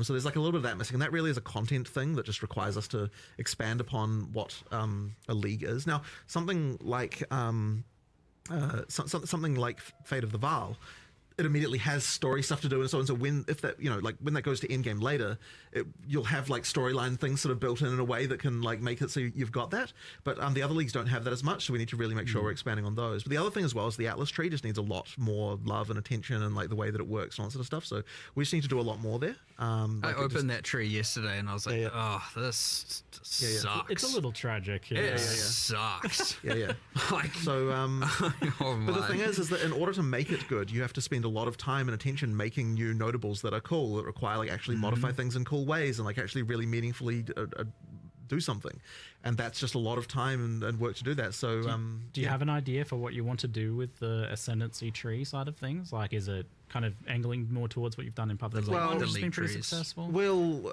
I don't think we should be talking about that yet, just because that'll be it's more for later. But yeah, I mean, there's things we want to do. Yeah, there's stuff we want to do. We're trying not to spoil anything here. We obviously are spoiling the fact we are doing something. And I'll tell you, it's not even. It's not the same. It's not similar. It's like, it's in a whole different universe. So it's kind of like, which makes it a little bit hard, because obviously we're in this state where we want feedback about the end game. Yeah, it's and tricky. So I do want to put, like, people should keep giving feedback, because I don't want people to think, they're reworking it in game anyway, so I'm not going to say anything, just in case. You never know. There's also different parts of the end game that kind of are like independent of the, just things like how the Atlas tree works. Yep. So But yes, that tree is effectively going to be completely reinvented. So that will get a full drastic change, and then the something that like PoE1 with the whole complete your atlas being a very clear, very obvious goal. Right. You just complete all the maps and you get your atlas is complete. And then there's heaps more beyond that, of course. There's all the boss farming and all the different progressions and and even that has like multiple quests throughout the main quest line with the different pinnacles and all that. We just don't have any of that really. It's just immediately into this infinite unguided adventure, and there's a little bit of things with the corrupted zones and bit of that, and like, you know, the burning monolith, but it's still mostly unguided. You don't really feel like you have like, I've completed the main thing, now I'm going to farm, you know, at the moment. It's pretty unsatisfying, I'd say. So really trying to drive that home. And then the other thing that, honestly, we spoke about upgrading the leagues and adding more bosses, is like, you know, that whole like having King in the Mists and Olroth as the pinnacle bosses of the leagues, just being like copy pastes from PoE 1, was not our end goal. You know what I mean? Like, they're a bit sad as pinnacles right now, and like honestly we need to up the epic a lot. So we got a lot of that coming, and then just general upgrades to all the leagues. Like, some of them are too, you know, Ritual has the whole omens are too good, and others are just like, well, why would I do this? And, you know, there's a bit of that going on. So just a general balance, and via adding more content and different axes and all kinds of stuff. So there's heaps coming. But based on all that, to answer the original, is that's how you can see how it didn't make the cut, because it is a ton of work. It turned out to be way more than we had anticipated, and it was just like, oh, damn, we kind of talked about wanting to do an in-game upgrade, a big revamp in 040, and now we've got too much work, and we still believe it's the right thing to do, so we're going to commit. And normally we often get faced with the option, do we cut it down to make it fit, or do we commit to it all and do it? And I don't think in this case we could have cut anything without kind of just honestly making it look half-assed, to be honest. So we were like, no, we need to do it all, which means, unfortunately, yes, it's not going to make 040. But then we were like, well, we can't just now do nothing. So what can we do? Well, obviously, we're not just going to be like, because we're doing it in 050, we'll just leave the fog alone. Yeah. Obviously bad, which was a bug, by the way. Really? All fogs, like the volumetric fogs in the game, have a cutout around the player. Yeah. That like cuts out and then tapers off. And all fogs in the games, there's multiple different fogs, had it except for Delirium Fog. It was the only fog that didn't have this. So that was, well, like, we can start there by re-adding it, and then we'll iterate until we feel like it's about right. But yeah, kind of sad when you look into these things and you're like, oh damn, it was just broken the whole time. But either way, like, you know, a player doesn't know if it's broken or just intended, so obviously fixing it is the important thing. But yeah, I know there's that guy on Reddit doing a post every day, and they can finally rest. Thank you for your service. Your watch is complete. Yes, we can actually see the ground. It was just hilarious in some maps, whereas like they have holes in the ground, and like there's so much fog you actually can't tell where the holes are. It's like I can't move anywhere. It looked a lot better from the footage, so it's a big improvement for sure. So you mentioned that, but there was also another kind of key change that you wanted to make sure to get in this one, and that was the kind of like monster density getting swarmed issue. Yeah, that's a very interesting one, because so when we were doing 031, this was actually already a thing that we were tabling and talking about. We kind of thought that players probably wouldn't like it, because the you know, like monster density can be a very touchy thing, right? But the funny thing is that what we found was that even after we like, what we actually sort of heard more was like, oh, we actually liked what the improvements were early in game, and we actually would wish that the rest of the in-game was more like that. And we're like, okay, well, if that's the case, then like the main thing we have to do is not like nerf rewards, make sure that experience gain doesn't get lowered or anything like that. But you know, overall, we don't necessarily need as many monsters as what we were having in the top. And I think this is actually going to also just generally improve things, because it makes when monsters have more life like that, it makes more builds viable. And because like there's obviously a point where like once you can one hit everything, then there's no point in like, you might as well just go for whatever the fastest thing that could do that is, right? Yeah, the lightning speed. Right. So effectively, by making it so that monster life's a little bit higher as you get up there, it sort of actually means that like higher damage builds become more useful. So the need for having to target so many enemies goes down. Exactly, and thus right. You aren't just now funneled into Yeah, so the highest AoE thing possible. So it means that like things that are less AoE focused and more like, I mean, obviously you're still going to want AoE. You're still going to want to be clearing like that sort of stuff, of course. But like effectively, just by tweaking it down a bit, you just don't have the like so much need for everything to target quite so many things. And so you know, the sort of higher damage skills that are a bit less like, you know, not like more than a screen in size can actually be viable. And that should hopefully improve the situation there. I want to make sure that even if people are like, but I prefer the swarminess, and it was fun for my build. And the thing is, like, that, speaking of, like, Atlas Tree, that's a thing where the Atlas Tree should be the thing thing that you can, it's like your build can do that. Yeah. So, like, I want to make sure, like, for now, not doing it, but I wanted to do a thing, because we're doing this whole, like, monster effectiveness goes up more, right? I mean, it's a pretty hard thing to understand, because monsters just get stronger with higher levels, so like it kind of just happens. You don't really, it's not like a thing you need to worry about or anything of the sort. But I want to do a thing where you can spec into making, like on the Atlas Tree, you know, I guess this is a little bit of a forward spoiler, but we're adding a little bit of it in a few places. But I want to make sure that you can invest into making monsters tougher without increasing the number of monsters, where like often it's just been pack size, and stuff like that. So, but then I would love to do a thing later where like you can convert that effectiveness increases you can get into like pack size. So it's like, you know what? Nah, I want the swarmy, you know, weaker monsters thing. And I don't want one to, at that point you can make sure the conversion results in the exact same amount of drops and XP and all of that stuff. That way you can incentivize. Well, you don't incentivize one or the other, right? Like it's more about what your build is, what you'd prefer, rather than being like everyone has to have most pack sizes possible. Whereas right now, pack size is just a straight up multiplicative drops XP scale. I mean, obviously not for rares and bosses, but you know it is, and for a lot of people, it's a multiplicative fun scaler, and I don't want to take that away. Like I want people to be able to do that, but that's what the Atlas Tree should be able to achieve. However, it is too chaotic at a base level. Right. You get this weird thing where it's like the campaign has a entirely different vibe to the end of the end game now, where it's like you step into the end game, it's kind of and then you get towards the end. I mean, at the start, for people who didn't play 031 onwards, it was just like, okay, I'm going through the campaign. It feels a bit more tactical. Feels a bit more, you know, intention. My actions are more intentional. And then I get into endgame, I'm like, what the heck is going on? There's monsters everywhere. It's out of control. And so obviously 031 alleviated this a bit, but it is. I don't want it to be that there's this feeling of there's two games there. I want it to be that you build that extra layer, that you change it through your Atlas Tree and through just decisions you make for the end game, as opposed to it just being inherent. So if you want to, we're going to make sure that we try and keep it that if you want to make it more swarmy and that kind of stuff, you can, but it doesn't give you a drop advantage necessarily over the tougher monsters. There are reasons to do both. That's fine. There'll be heaps of mechanics and stuff, but like, ideally, you can kind of play the game you want to play the game. And so in our tree and our builds, much like you can play the character how you want to play your character, we can do that with the end game as well.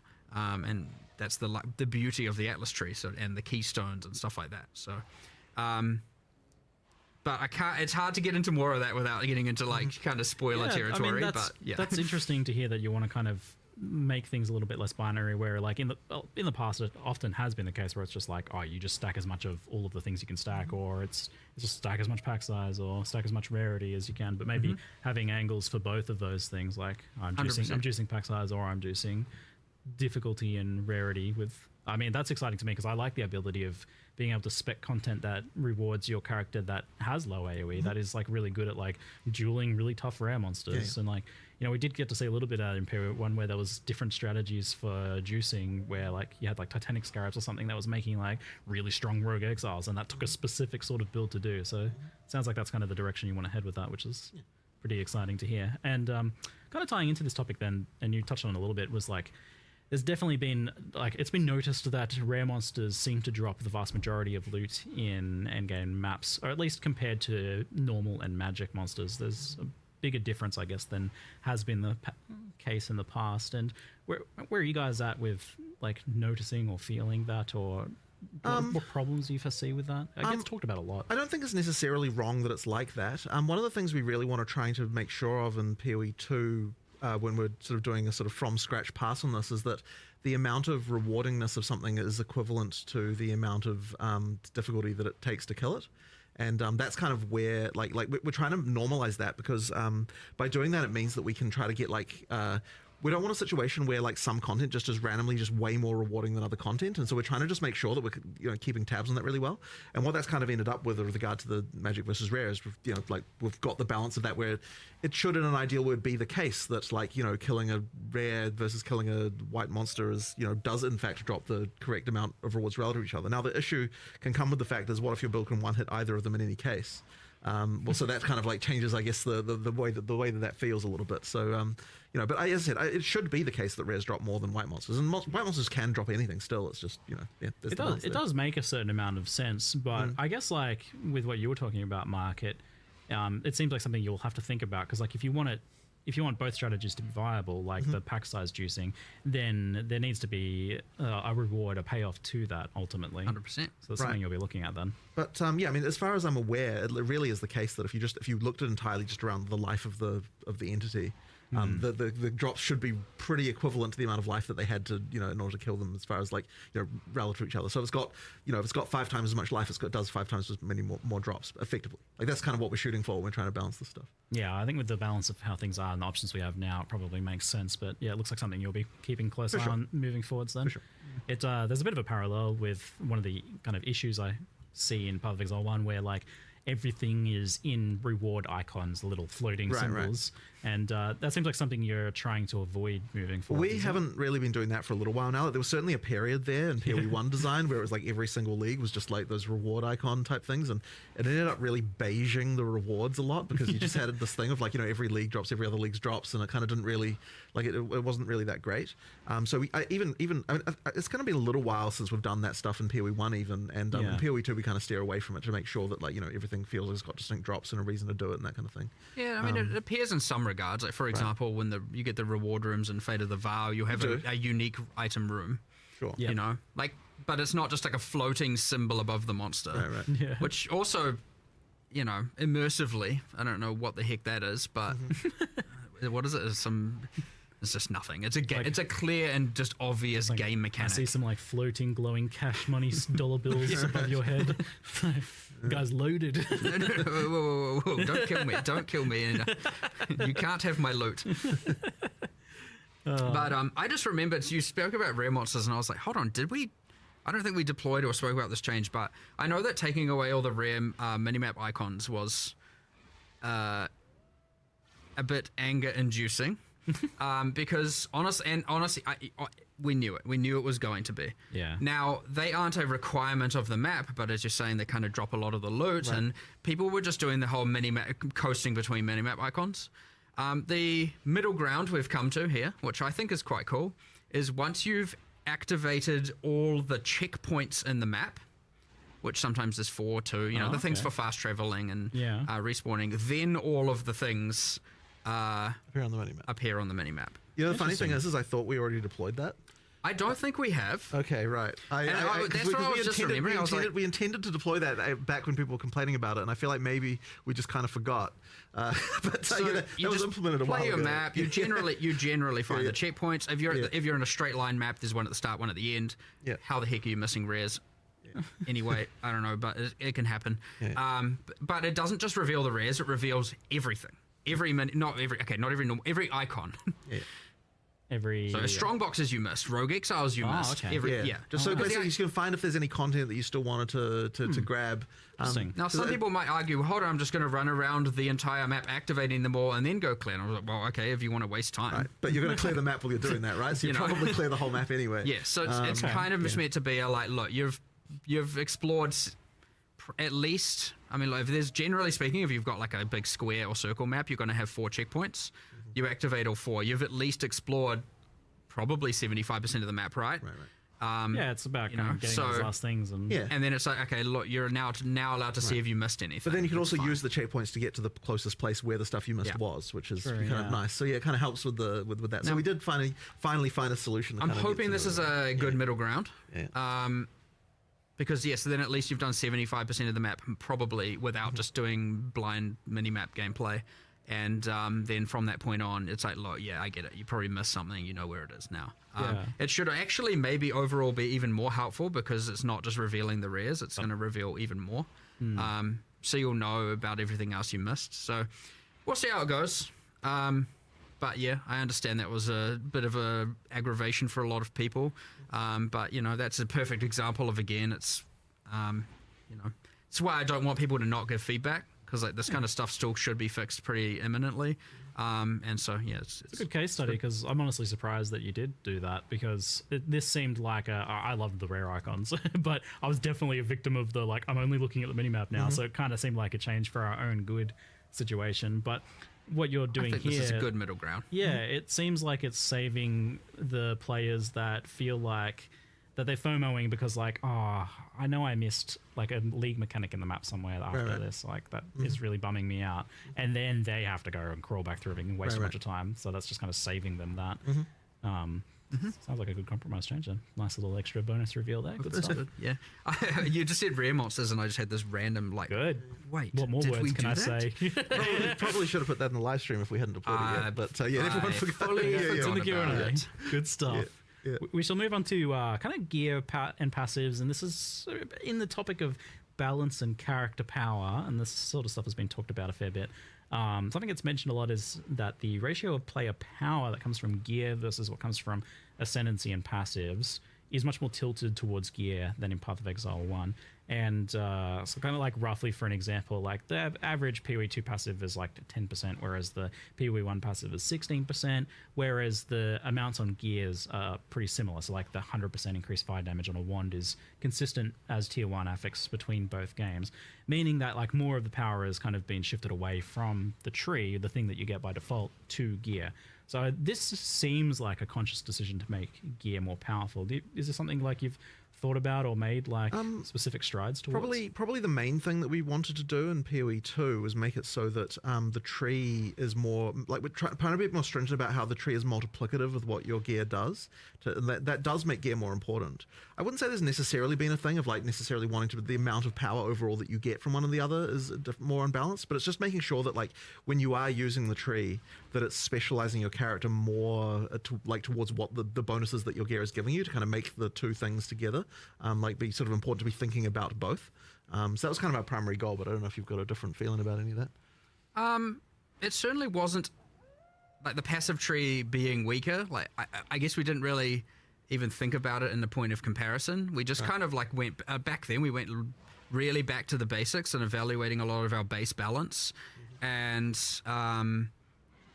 so it wasn't like let's nerf it compared to PoE 1. It was more just like what do we want gear to do? What do we want the passive tree to do? What do we want? And all of that at the end of the day is just relative to then how do we want the monsters to scale and which they're all different, right? The way that the monsters scale per level isn't the same. The way that the tree and thus the tree benefits are different. The gear is different, and you know everything. So again, not really. It was conscious decisions, but not conscious decisions to like nerf from PoE 1 or anything of that sort. That being said, yes, I mean couple other things. I mean, we made, for example, the decision that like we wanted the class starts on the tree to be weaker than the exterior. So generally the nodes are meant to go up a little bit in power as you get further away, so you don't just get the like class hopping kind of thing that historically occurred in PoE 1 quite a bit. The class starts were stronger than you get the M on the top and stuff like that. And so that was a decision we made. But yeah, I mean, I guess we did kind of have like we want gear to be more important, especially base gear. I think we maybe overcooked it a little bit right now, but and just a little bit with more the ease of it, the ease of getting it. But that's a whole crafting discussion, I guess. Talk about that too. More of an in-game problem. But yeah, I would say, I mean, I'm personally pretty happy, honestly, with how it is.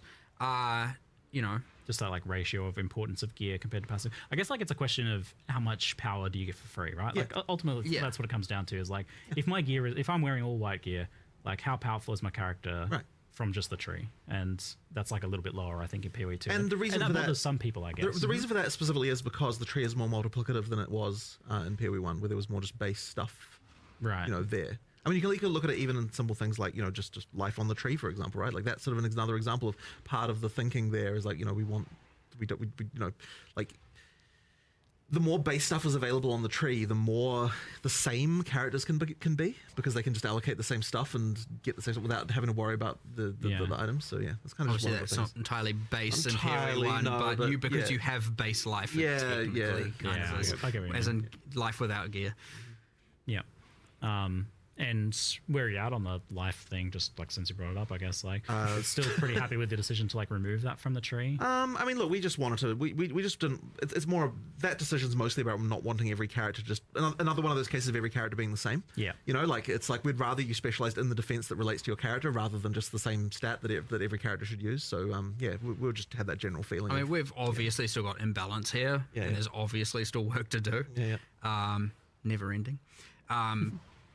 So, like, you know, the tree will just continue to evolve. And, like, we added a lot of passives at some point that are a lot more powerful, and we intend to keep doing it. And now we've obviously just added all the druid ones. But not just that. Like, we added more, like, ignite support on around the mercenary, you know, for example, this time, like, as in 040. We're doing that. And then there's some changes to, like, more some prod speedy stuff. Because, like, we were, like, you know, looking at shotguns and trying to see how can we have them scale. And it's like, well, it turns out if you get a bunch of piercing with prod speed and some other stuff, like you can shoot them across the screen. And so we're like, well, how do you get that? Oh, there's not many, you know. So we're doing a bunch of like little increments like that, just based on what builds need. I know bleed needs a bit more love in the bottom right, and you know, so to make it not just entirely all blood mage spear users and that kind of thing going on. So again, it's going to just, honestly, we'll just do more and more and more and more and more on the tree. I suspect you'll get more. I'm not saying I'm going to increase the value of every node, but just by the nature of how many more things you can invest in and multiplicative elements, you're probably going to end up with a lot more power coming from the tree than what you do right now. But I actually prefer it doing it that way than just increasing all the numbers anyway. Because at the end of the day, if we then increase all the numbers and then it turns out the game is like too easy, well, then you have to nerf something somewhere or just buff monsters, and then you kind of end up in kind of the same place. So it's like, what did you actually achieve? So with the like approach to life then, which I feel like makes sense, like not wanting the trees to like look the same and whatnot, how do you feel about like why does ES kind of get a separate treatment when it ultimately, although it's a defense like evasion and armor, it functions much more like life?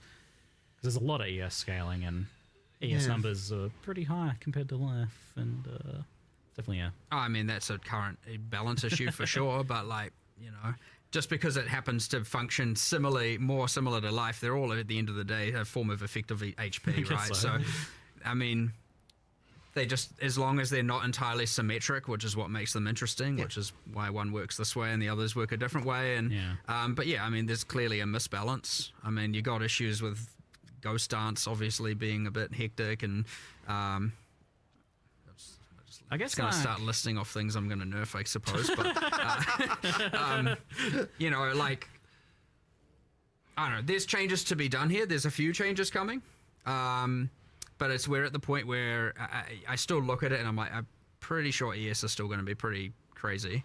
That being said, it's like, you know, I don't want to make any last minute kind of knee-jerk reaction nerf kind of things around this. So like, because we've changed and rebalanced so much, it's really hard to know, and even changes to how the monsters scale and whatnot, it's kind of hard to know exactly how things are going to play out. So it's this kind of thing where I'm like at the point again where I'm like, all right, let's get all these changes out, see how the metas evolve, see what's good, see what's bad, and then like reevaluate it again.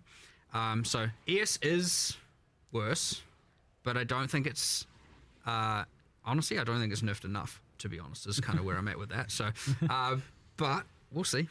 We'll see. A little nudge in the right direction, perhaps. But I know in the past when we talked about this, we discussed around the idea of like letting energy shield values be high, but really focusing on the recovery side of things and making that like you just said, like making things not homogenous, making things different. Like life's really easy to recover, but energy shield's much harder to recover. Like you still kind of... That is still the intention, yes. That is still the intention. I like that. It's just really easy for all of a sudden some cool design to come out, and then all of a sudden it's just a completely trampled recharge. And then it's just like, well, now why do I care, you know? And I mean, like, it's okay sometimes if it's like via an insanely, like, I mean, Essentia Sanguis is a perfect example of doing this, right? Like, it just straight up ES leech. And the thing is, like, I don't want to take that away. I just, you know, there's a level of, there's some balance to do and or commonality to do. Like, if that's a thing you strive for and can eventually achieve, and now your character's like freaking god tier, that's exactly what like high-end unique items should do. So in this case, you know, I know we're making that item rarer. Hopefully that doesn't affect the economy too much with some me giving that away. But on standard, sorry. But at the end of the day, I would rather do that than just gutting it. You know what I mean? In this case. But yes, those things are allowed to break the rule. But I very much want to push ES to be recharge based. And as I said, yeah, historically, it's again, you just come up with a bunch of uniques and want to do all this cool stuff. And all of a sudden, we've added in another way to completely not care about recharge, and you're getting ES back some other way. So, and that happened, and more and more and more of that came about, and all of a sudden now, yep, you pretty much just got this insane life pool that's permanently full, and it's like, wow, why would you not do this? Obviously, you'd do this. So. I imagine there's a lot of incomplete picture going on here as well, where still missing classes and archetypes and skills and parts of the passive tree and thing as well. It probably makes it hard to like commit too hard to certain areas of balance when it's such an incomplete picture. Yes, and it's also just honestly a time issue. We're adding all this new stuff while having to also correct all the existing stuff, and then the new stuff is like, how fast can the new stuff break the existing stuff, and how fast can we then fix that? And it's you know, when I say break, I mean balance break. You know, it's to the point where it's like all these new variables are being added as we're trying to fix all the existing variables and balance them, and these new variables are like, you know, it can be hard, like real difficult. When you're at the point where you're not adding so much new stuff, you can just catch up, get to a point of stability, and for sure it's there. But like, we have expanded. Like, I've got 3 new people. I don't know if new. I've kind of taken a few people that were more balance oriented out of our QA. I mean, some of our QA people are kind of elite. You know, I don't know if I should say who they are, but some of them are off, you know, top hardcore ladders and stuff. And I'm like, well, cool. Look, they do know what's going on. I'm like trying to teach them the philosophies and how to do all this stuff. And so I've got 3 new people doing that.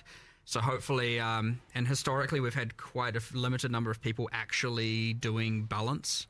It's quite hard. It's actually one of the harder things to have a good feel for. And if you put the wrong person in that position, who knows where you'll end up. So it's really important to make sure that obviously these people understand the philosophies and are trained well, and you know, you're being cautious with it. But yeah, I got 3 new people with that, so much larger team in the future. So I'm hoping we can tackle a lot more, and we're not just going to be up to like 1 or 2 of us. I mean, historically it's been pretty much me and Andrew, and that's it. So you've got your elite squad. You're building your elite squad of balanced ninjas now. To pretty much, yeah. And shield. I mean, if we end up with like 5 of us, it's a very, very considering I also have to do the leagues and the end game and the monsters and the bosses and oversee all of that. It's pretty hard to also be able to find a lot of time to sit there with the spreadsheets and with the game and going, what does this build do? What can it do? So getting more people there is going to be a game changer for the future in terms of, you know, what we're able to actually balance, and we probably will be able to do a new class and keep the game up to date in a much better way and keep iterating on this, because we've got a lot more work to do. Like, I don't want people to ever think that we're just like going to stop with this stuff. I mean, PoE 1 hasn't stopped after forever, and often you want to keep metas fresh, you want to update, you want to make new, there's always you make bad things good things bad. Well, you know, bring them in. Not, you know, whatever. You want to make good things bad quite a little time. Yeah, I was like, maybe not that.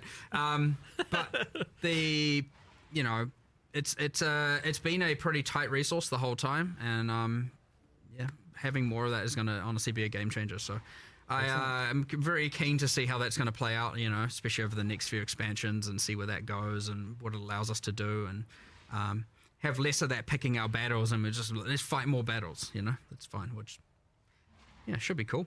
Cool. On the gear power level side of things, plus to all skills has been talked about a lot. And even you guys have mentioned in the past, like it exacerbated things like mana issues that people were having. It's obviously very powerful and available in very high quantities. And I think it exacerbates other issues like uniques being less viable because they don't have them, for example. And it does seem to be of a power level that's like overriding other aspects of gearing. Like it becomes kind of a make or break stat in many cases. Where are you guys at with feeling on the plus skills issue? Well, the original theory behind it was that we wanted to make sure, like for fizz weapons, you always had this like IPD, increased physical damage that was always kind of effectively mandatory stat on those weapons, and it was something where like you would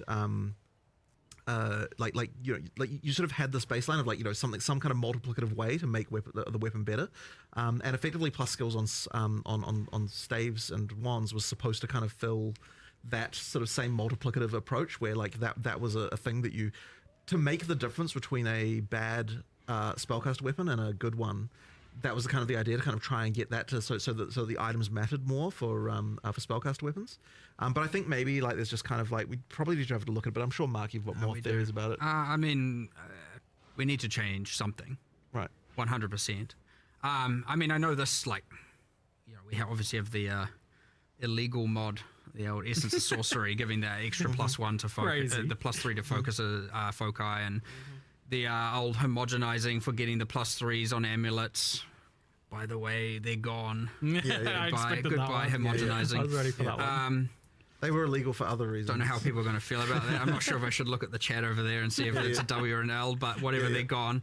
It was adding an insane amount of complexity to crafting. But anyway, I particularly was... I particularly was like... I actually don't like crafting mechanics that cause you to have to think about mods in the exact way that they needed you to think about them. So how do you mean? Well, it's a bit tricky. I mean, it's like a whole other conversation probably. But like they I don't think that that they were quite right for PoE 2. So yeah. But anyway, that's kind of off the point. I just randomly just started talking about stuff We'll talk more on the It's real easy to just pivot to start listing nerfs and things you're removing for some reason. Calm down. Sorry, but there is an issue. I understand it. I understand the whole. I have this perfect wand.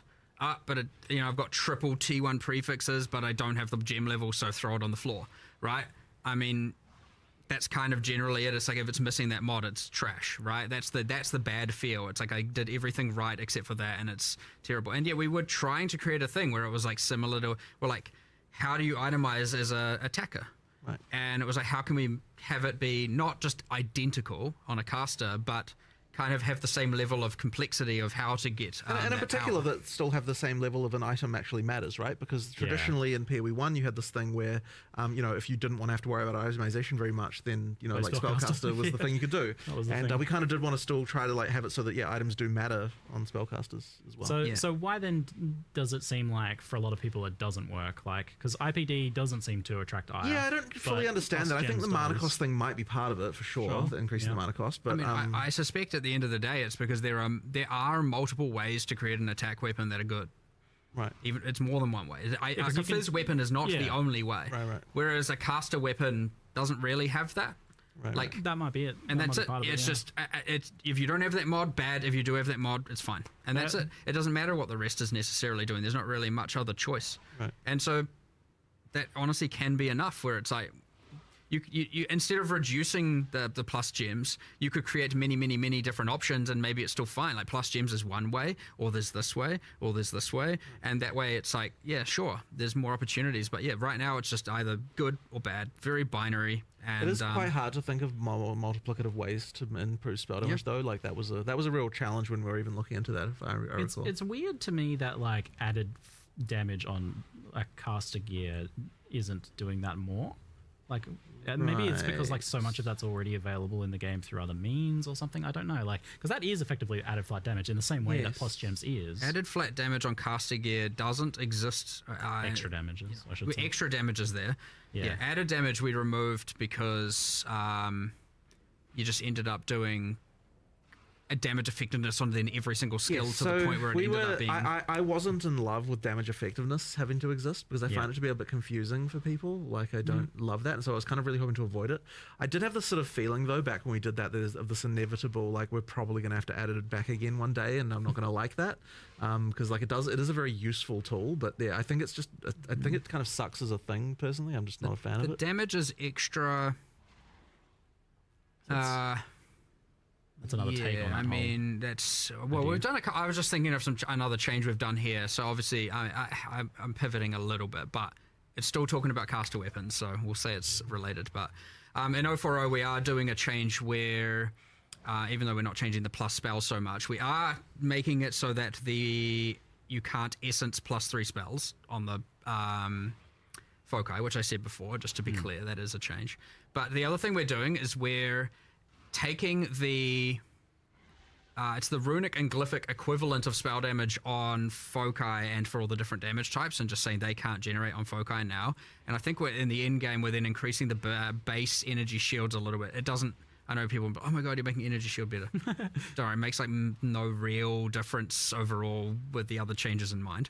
But the idea is being that a wand and a foci should be slightly more defensively enhanced, not offensive compared to a staff. And so one thing we've done is we said all staff prefixes. So that's the damage is fire, the element damage is the types. It's the just increased specific damage, increased spell damage. What is it? Mana. I don't remember what else. The prefixes. Those are all now double wands as opposed to, I think it was 50 to 55% higher than wands, give or take. So, and then, so if you want, like, it just adds more reason to want to use a staff. So the staff prefixes are double wands, whereas a wand plus foci is not giving you, well, it was pretty much giving you more damage, I actually think it was, than a staff would have been able to. Definitely not. So at least now staffs are going to be better. But that isn't anything to do with the gem level problem. It's still obviously its own problem. But it's again just talking about a little bit of the like overall improvements to just like finding different types of gear where it's like, well, why do I want the staff when I can have a wand and a you focus actually every made time? a ton of changes to just weapons, like generally, right? Like in terms of the progressions and stuff, especially through your campaign. Yes. When we were adding the talismans for the druid, we were like, what do we want all the in-game base types to be? What do we want the damage in the campaign? And what we then started looking into was a lot of the other weapons going, well, what were they doing? And then I was looking at things going, well, this doesn't seem right here, and this doesn't seem right there. And you get these weird things which people probably don't honestly appreciate, maybe, where it's like you're upgrading your weapon, so you're going from like random examples. I don't know. I don't actually know if this is true. I'm just going to hypothetically. It's like you go from two-handed mace to 3 to two-handed mace 4. You know, you're going along the, I don't know what the actual names are. And then all of a sudden, like two-handed mace 5, it's got some implicit on it, and it's like, oh, that's interesting. But the damage is actually, the base DPS of that weapon is actually lower than the one before it. That was like 6 levels lower. And you're like, I don't know if that damage is worth the trade-off of the implicit. And so definitely it isn't worth it. It isn't, yes. Yeah. The valuation of the implicit's damage penalty was mismatched in a lot of spots. And so you get these things where every third weapon in the campaign is just like a random DPS drop. And so we're changing all of that as much as we can, at least. The thing is, you might not even necessarily recognize this as a player, because generally speaking, you just like, you see a weapon that dropped and you're like, okay, what's the DPS of this compared to another one? You're not necessarily thinking about the fact that there's a new upgraded weapon type, or that's like, or that should have been higher. So what it ends up being is there's just a whole of like 20 levels go by where it's like, I can't get a weapon upgrade, and it's frustrating. And that's what it actually feels like when you actually play it. But in reality, what it was is that the weapon type that was supposed to be an upgrade is actually a downgrade. That's something that Mark immediately saw, and he was like, okay, we're doing a little bit more. I don't know if we're going to get through all the weapons, but we're trying. Whereas like you get to end game and it's like, okay, what's your fast weapon? What's your crit weapon? What's your just standard good weapon? And then here's implicit A, implicit B, implicit C, you know.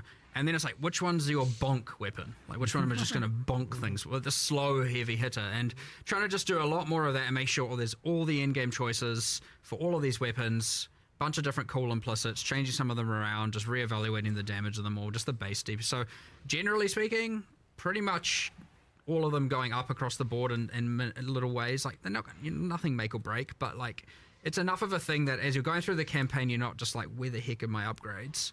And also at the end game, just increasing a bit of the choices of different base weapons you could use for different builds and whatnot. So yeah, it's kind of one of those things that, it's easy to go a little bit underappreciated, but it matters, like in changing the staffs and all of that stuff. It does, contribute to the overall picture of just things feeling good. And, it's another one of these things where it's like, yeah, we just in the process of adding the druid weapons, we were like, well, let's go do the rest of this right as well while we're at it. So yeah, we've still got a bit more to do there, but I don't know if that will come in this, week to come or as opposed to afterwards or something like that. But we're just going to try and do as much as we can. So even if not all the weapon types are in the patch notes, it isn't to say we aren't going to do the rest of them before the end of next week, because it doesn't take too long to do them. But, at the same time, you don't want to rush it and mess it up. So, yeah, I don't know. Just a random thing. I think people are increasingly souring on rarity and gear, especially now that it affects currency drops, and which makes it feel very mandatory, right? Because like, what do we play for? Currency, obviously. Well, don't you worry. We've had our every 3 months discussion of talking about rarity and what we're going to do with it. I think we nerfed it again, didn't we? We did a little bit. We cut off some of the top tier mods, so just the overall amount of it is lower. It's a stopgap. I don't quite know. We haven't come to an exact decision, but like, it is true that it feels like every change we're making at this point is getting slightly closer to just it despawning. Keep having those meetings then. I will get rid of it eventually. It's just we need to find we need to find the mods that can replace it in the mod pools that like in order to make it work. And it's like, this is the annoying thing. It's like if we just removed it right now, there just wouldn't be enough of a mod, like the mod pools wouldn't work. There is an interesting thing we see where and I don't like, for sure it is understandable, but we see a lot of videos being made with just absolute 1000% misunderstandings of how it all works. And which probably isn't helping its cause in any way, right. Because it has all these hidden DR things and just a bunch of hidden mechanics in it.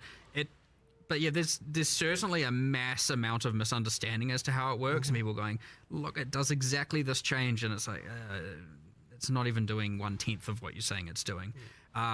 That being said, I'm not saying it's not a problem. It is 100% a problem, but there is certainly a mass misunderstanding with, again, because we don't even explain it anywhere. It's just this hidden, there's some formula somewhere, that no one has access to, except for us. And you've always been a bit secretive on drop-related stuff in particular, and like, you guys kind of happy to keep it that way for that one, or is it something you're like, misinformation? We wanted to make it clear. We wanted. Okay. We were like, why don't we just get rid of the DR and find a way to make it work and actually display the actual value? But that is at conflict of removing it. So, there's a little bit of like, we just got to pick our direction here. And it's inherently unclear even to us in some sense. Like, we can't say like the number of the like. Well, okay, but that sounds a bit weird. But what I mean by that is like, it's not like that when you get that it just increases currency. Like, it's through like 10 layers of like different ways things work that kind of result in an overall amount, like overall in currency increasing. You mean like the content people are playing and stuff? Well, not just that, but even in terms of just the way the system works, right? Like, it's a very indirect method by which currency is increased. It isn't just that we just drop. It's not just like there's some code somewhere where it's like increase currency by this amount. Like, it is actually like it is a result of multiple systems on top of each other working to result in that. And that's why, like, the only way for us to even know like what it even does is by simulating actual drops from actual monsters in order to work out what it actually did. So yeah, it's like sort of, yeah, I understand that might seem strange, but it's because like the drops are complicated.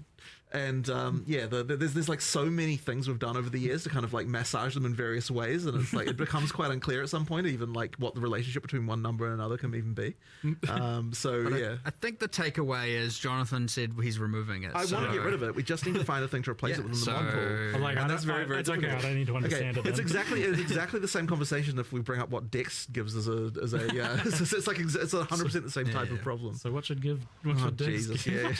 What do we make Dex give rarity? Yeah, exactly. Exactly. Dex scales currency drops. Yeah, exactly. But through several layers of abstraction. And gold find if you're a wyvern. Only if you're a wyvern. Yeah, just for dragons. Makes sense. Cool. Oh, no.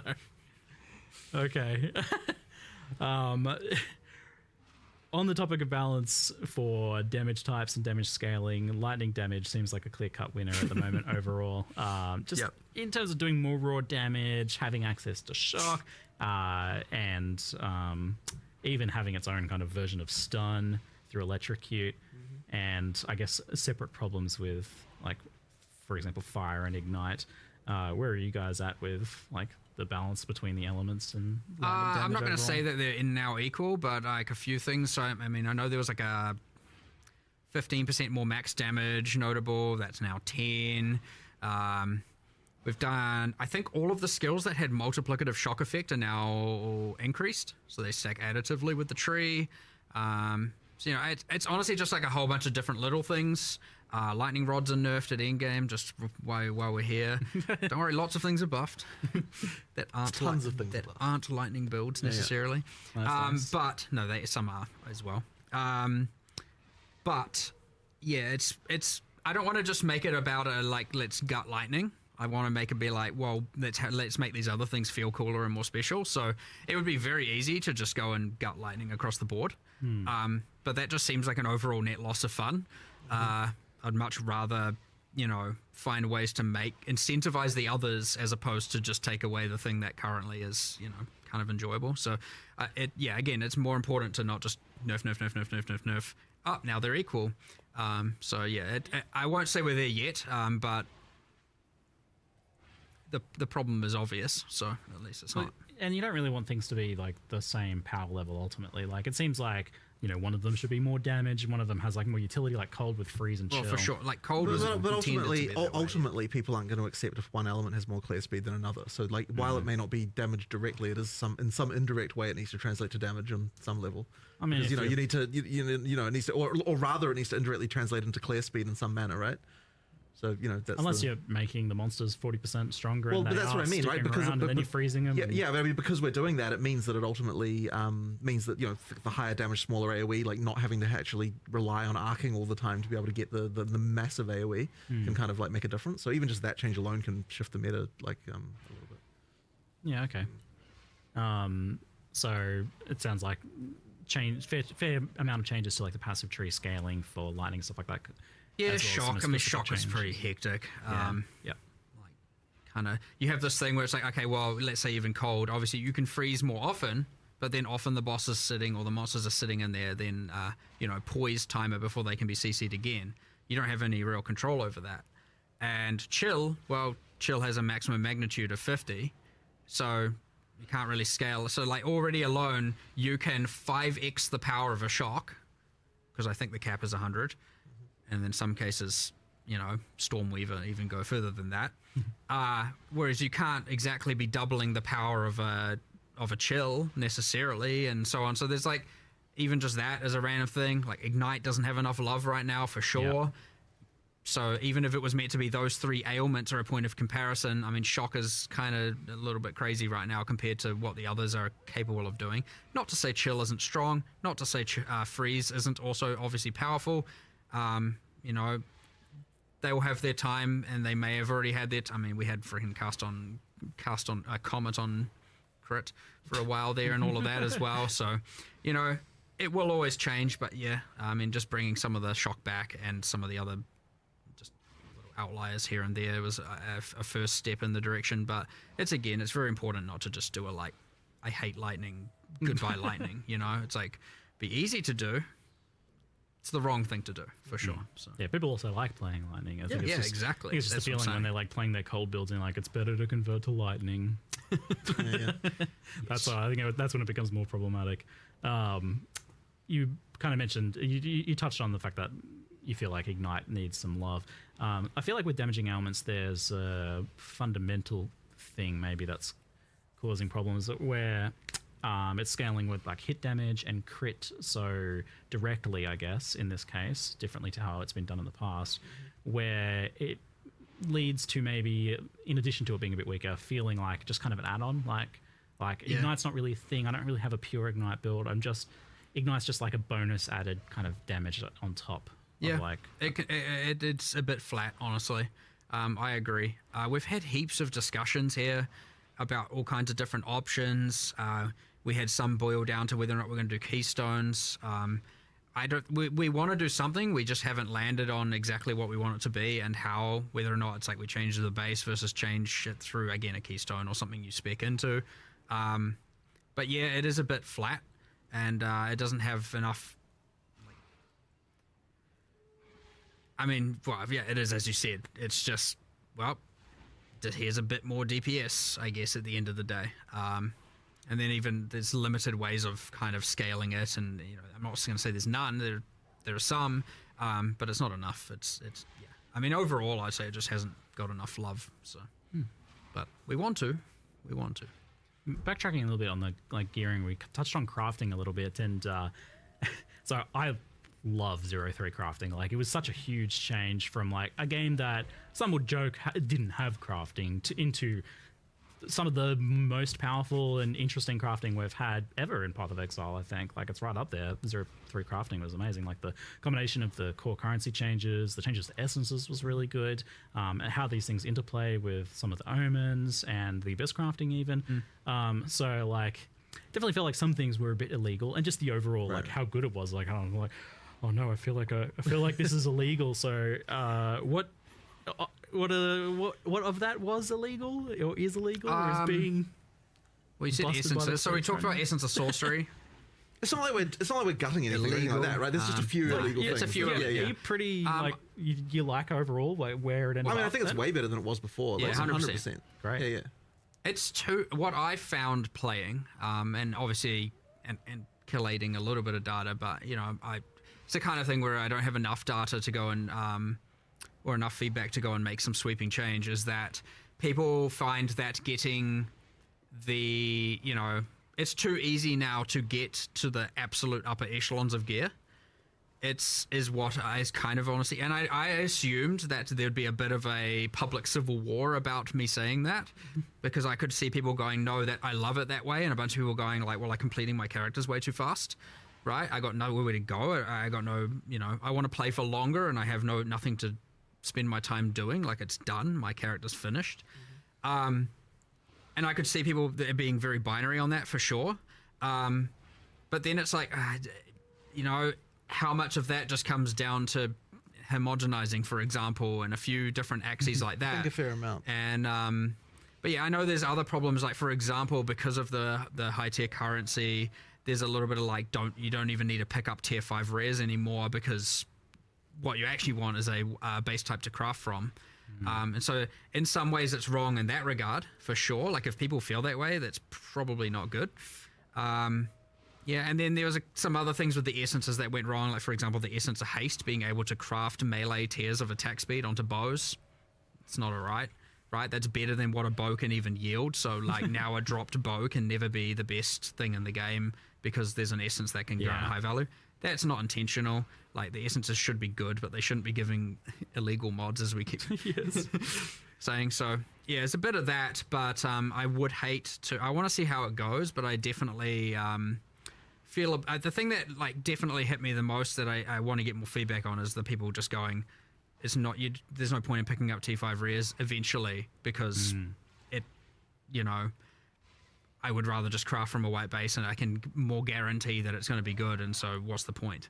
But yeah, there's a bit of that, and so, but again, it's very important with these kinds of things not to just like, that's obviously right, let's just change everything, and now item gearing is just ruined, because you could very easily undo with a lot of the good that 030's crafting added. So yeah, fine-tooth comb, being very careful with it, for sure. So it sounds like definitely getting rid of a few specific things. Omen of homogenization was a pretty clear one. I think that was like seemed hyper illegal, as well as like some of the specific essences. Like the tiered currencies, you feel like you're pretty happy with that overall? I think overall I like them. Yeah. Okay, cool. And like the essence changes in general. Yeah, for sure. And what about abyss crafting? Now that that's going core, is that like changing a lot? Because that I think played a pretty important role in giving you some interesting decision making in crafting. It's not changing very much aside from the removal of waystone crafting from it. Yeah, sure, there'll be a few number changes around. Yeah, just little bits here and there. Yeah. Well, I mean, inherently we have to, because we buffed staff prefixes, we have to go and look at everywhere that adds equivalent mods and make sure those are increased as well. And so, like, either way, there's some overflow effects that just kind of happen due to balance changes all over the place, but nothing like no significant change to that at this point for sure. But it's still there when you're playing through, even though it's core. When you're playing through the campaign, much like you get the world map icons, or it's like, oh, this thing's here. We've got a bunch of areas where there are abysses. A few. I think it's 6. And each give throughout the entire campaign, each will give a crafting thing, so you have at least 6 guaranteed campaign crafts. Oh, great. Awesome. If you explore and do the areas, and you can see it on your world map if you've done it or not, and so you're giving you a bit of that throughout, so we don't lose that the league had. And then in-game, sure, use your tablets, and then start running it, and awesome. You want to get the crafting, yeah. Well, I'm amped to hear that, like, overall it seems to be fairly intact then, because I was definitely a huge fan of, like, the direction crafting's taking there. So, and I'm excited to see it getting built upon with, like, the Sacrifice of the Vile stuff too. Well, the new Vile stuff. Excellent news. Alongside that, we had the addition of asynchronous trade, and both things obviously very powerful for gear acquisition, raising both like the kind of floor of like what's considered your like baseline gear. What's your one exalt gear basically goes up a lot, but also like getting it more accessible to get to, like to craft or to obtain the really high end gear. How much of an effect have you seen in terms of like players kind of making the game easier? Like, has the game gotten a lot easier overall for people? Are people like reaching their final product earlier? It's really hard to tell how much of it is the trade system and how much of it is the crafting changes. Like, it's actually really quite hard to disentangle. So what about as an overall picture? Yeah, I mean, look, but at the end of the day, it's like the crafting system the trading system as it is something people just need to have. So, like, we just have to, work within that. Yeah, I'll tell you, like, if we have a in-game itemization problem, we're not going to go and say we need to nerf trading. Good. Right. We're past that. Yeah. We're finally, we can put that in our review mirror. Yes. Excellent. Yeah, so the question is, like, I guess now more just adapting over to that. I'm just curious, like, as to how extreme it has been, because it seems like it would be absolutely massive, like crazy. But it's honestly quite hard to tell, as I said, due to the other changes. I guess it's like a longer period thing to But then at the end of the day as well, you could say that if this is a feature we need to have, then it doesn't necessarily matter. Like, we just need to work with it and just deal with it. So, I know in the past there was a fear, and this kind of touches on crafting a lot, where if people could craft like really good gear super easily, that they would stop playing. Like, the player retention would go down. I feel like in some cases we've seen some of the opposite phenomena. Like, there is to an extent the opposite phenomena where like people gain access to the builds they want to play, they gain access to content they might not have otherwise in a more reasonable time frame for them. So their engagement and the amount of time they play ends up going up as a result, like in a surprising twist. That definitely can happen, but at the end of the day, like, retention isn't exactly the reason why we do it. It's because we sort of feel like, if we did want to make getting the hardest gear harder, then the reason we would be doing it is because we don't like the feeling that you can get of like, I don't have anything else to get. You know what I mean? Like, that would be the reason to do it, not necessarily because of retention reasons. You know what I mean? Like, it's more about the play experience, to be honest. Because, when it comes right down to it, like, our model has always been, we want to keep you coming back every league. Like, we don't necessarily care how long you play a given league for. We just want to make sure that each time you play a league, you're enjoying your experience, that you want to come back and play the next one. So, that's kind of our philosophy on that. So, retention isn't directly a thing that we're like optimizing for exactly in that way. Players hyperfixate on that. Yeah, it's more about retention from league to league. Like, what are we doing? Like, how many players do we get back for the next league, as opposed to how many players do we get back the next day? That's interesting. Yeah, I guess because we have like Steam charts, we get hyperfixated on retention numbers. I mean, it's not like it doesn't matter either, right? Because you can, on some level, judge the success of how much people liked a league based on that. Yeah, it can tell you how much fun people are. But like, at the end of the day, what people are saying about what they thought about it is actually more important than the number of people actually playing it. Because like that, as long as they're like happy and they want to come back, then we're happy. Mean, if you have more fun in a smaller amount of time and then you're more happy to come back next league, then that's a win. That isn't necessarily a problem, right? You may have played less this league, but maybe... So they're kind of a little bit unrelated in some ways, but also sort of related in others, Okay, well, it'd be interesting to see how this continues to play out then, the crafting, trading thing. I'm super interested in like the economic aspects of that. Right. But it's definitely had a big impact, and on the whole, like 0.3 felt like a huge net positive with crafting and trading. Agreed. So good. So good. Agreed. All right, well, we'll keep. I'll ask about that like everything. I think 'cause it's like where do you guys feel it's at now? What about now? Can we scroll to the end? Thanks. There we go. So we had just a couple of random questions. I do see one in chat, but it's not really a question. People just typing move speed, but I don't really actually know what the context for that is. You guys know? It's the speed at which you move. Oh, very insightful. Thank you. Maybe you guys could type an actual question in chat. I'm just saying instead of just chanting, but well, I mean, adjacent to that, one change we have made, which is kind of interesting, and I think it's a kind of I don't know if the general desire is more or less of it. I suspect you'll find a bit of both. But irrelevant of that, like a change we made is there's lots of in-game runes where you can now only use one of them. And it's quite interesting because obviously before it was like get the double socketable effect on boots, put all the removal speed runes in, and it's well, great, now you got. And you know, it's kind of interesting, but it also meant that generally what was happening is every single slot was just stacked with the same rune type. So now you're getting this like kind of nice mixture of different runes being used and different things, and it's kind of enhancing that. But yes, it overall makes the amount of movement speed you're getting from boots lower at the end game. But those were like very, very, very expensive. So which is kind of cool. What else is not much else has really changed kind there. of like a rehashing of the old discussions of like the mandatory move speed on boots versus like implicits and things like that. I've always been a big fan of like a little bit of implicit movement speed on boots as you go up or something like that. But I know you guys are happy with like having move speed be an important stat on boots. Like, I guess, and maybe some people just want more move speed, but I mean, some people always will. That's a thing, yeah. There's probably some people that want to move faster. It's just less. I think there's some people who might want to have a less mandatoriness to have to move so fast as well to some degree, but I've been more on that side of things, like maybe make some of the maps a little smaller so move speed less important, I feel. We don't like mandatory mod items on it was that topic. Okay, cool. Thanks team. Just confirming that. I feel like that's been discussed fairly well at this point. We're at the same stance on that, really. Which is, it's interesting because technically, if we end up acknowledging that is wrong in the context of staffs and wands, then we might have to reevaluate why it's right in the context of movement speed. You know, it's an interesting thing where one discussion might yield the other because it's kind of a similar problem in both contexts, and we might end up who knows what side of the fence we're going to land on. You know what I mean? So I've seen Acolyte of Chayula get mentioned a lot. I have not played that class, so I can't speak to it too closely. But is that we've done number buffs at the very least, yes. I think almost every ascendancy class has some level, like honestly some of it is like one node changed, some of it like for example Pathfinder's got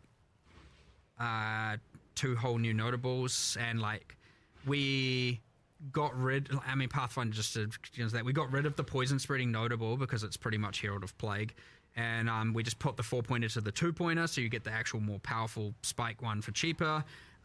We got rid of that like multi-choice ailment mitigation, and we were like, wow, it's the Pathfinder, so let's do some cool passive tree stuff. So pulling some inspiration from the PoE1 Scion, the Pathfinder can now also allocate passives from either the Witch or the Warrior start points, you know, for just like, you know, doing some crazy builds. And I think there's even a new notable on there where normally you have your highway nodes and it's like 5 dex and strength. There's also now 3 other options for the Pathfinder can take that node, and now there's 6 choices you can do on your travel nodes. So it's like, oh, I don't want as much attributes, I'll get instead damage. I think it's damage, defenses, and like cost efficiency or something.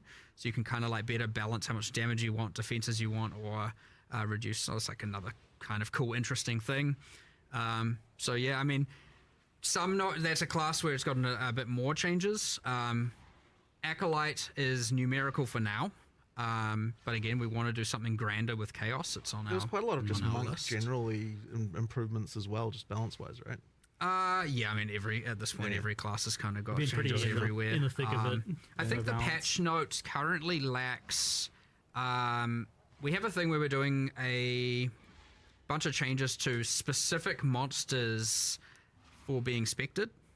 Okay. Like, when we actually looked at it, we're like, look, if we just increase Spectre overall, it's going to increase the specific specters. Like, we want to increase the amount of the pool of viable monsters for different cases. So here's the thing, now it takes it from a skills balance team into the kind of monster balance team situation, and like, so it's a different resource. So we're going to start doing that process where we try and do like, you know, 5 to 10 from here and here and here and here per patch, and kind of just start trying to get them to be more viable.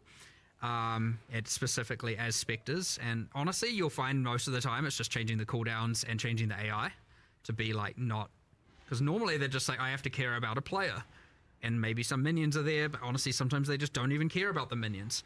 They're just like, nah, there's a player, right? They assume there's a player, because generally speaking there is. And so now when they make a specter version, well, there's no player for them to target.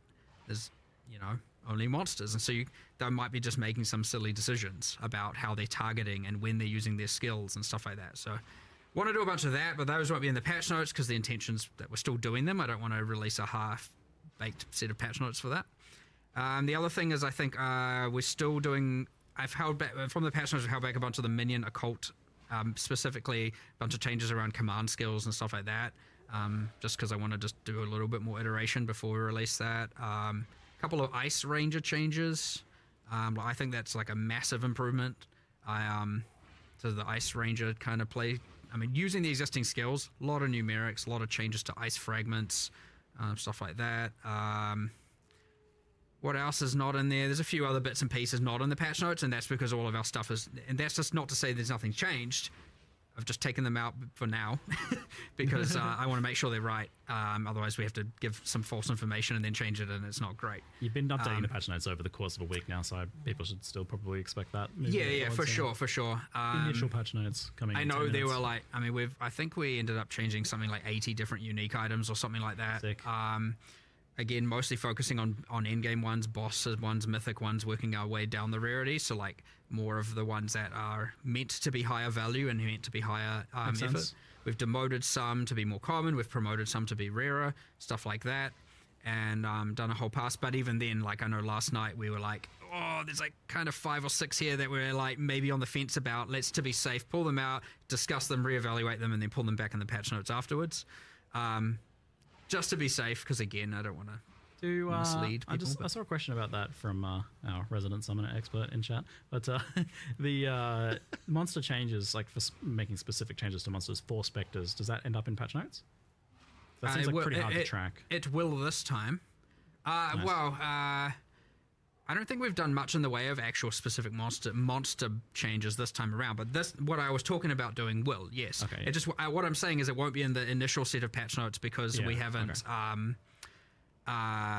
finished them yet. So, but they will be, like, I think the patch note says will be in a post later this week, or later, you know, in the week coming.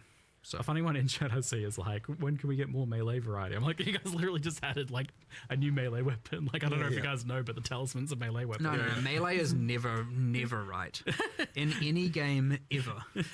No, I mean, because it's kind of true, right? Like, it's quite. There's a funny phenomenon right now where it's like, whenever we talk about melee, people say that like there's literally only maces in the game, and it's like quarterstaves are over in the corner crying. It's like no one pays any attention to it. Yeah, it's like doesn't count as well. But it's like a half-ranged weapon. I guess. Stormwave really melee, you know? Then you get that. There's always this funny exception with it, but like ultimately, I think what it comes down to is that the game doesn't have swords. Yes, yet. I know. Is that, and I know we need swords. Yeah, I get it. We need swords. We need swords. So swords are. That's funny. From talking to you, it sounds like swords. Swords are getting added to the game at some point. At some point, we will have swords. I can promise you that. Yes, it's the importance is understood. It seems it's a bit too fundamental, isn't it? Yeah, for sure. It's a bit cool. But yeah, I mean, we were talking about the ascendancy. So yes, a lot of numerics, some more broader changes, some getting a little bit, some getting a lot. Like just because it's getting a little bit doesn't mean we think it's in the right spot. At the end of the day, we've just started going. Like Smith and Katava got a decent amount of changes. Nice.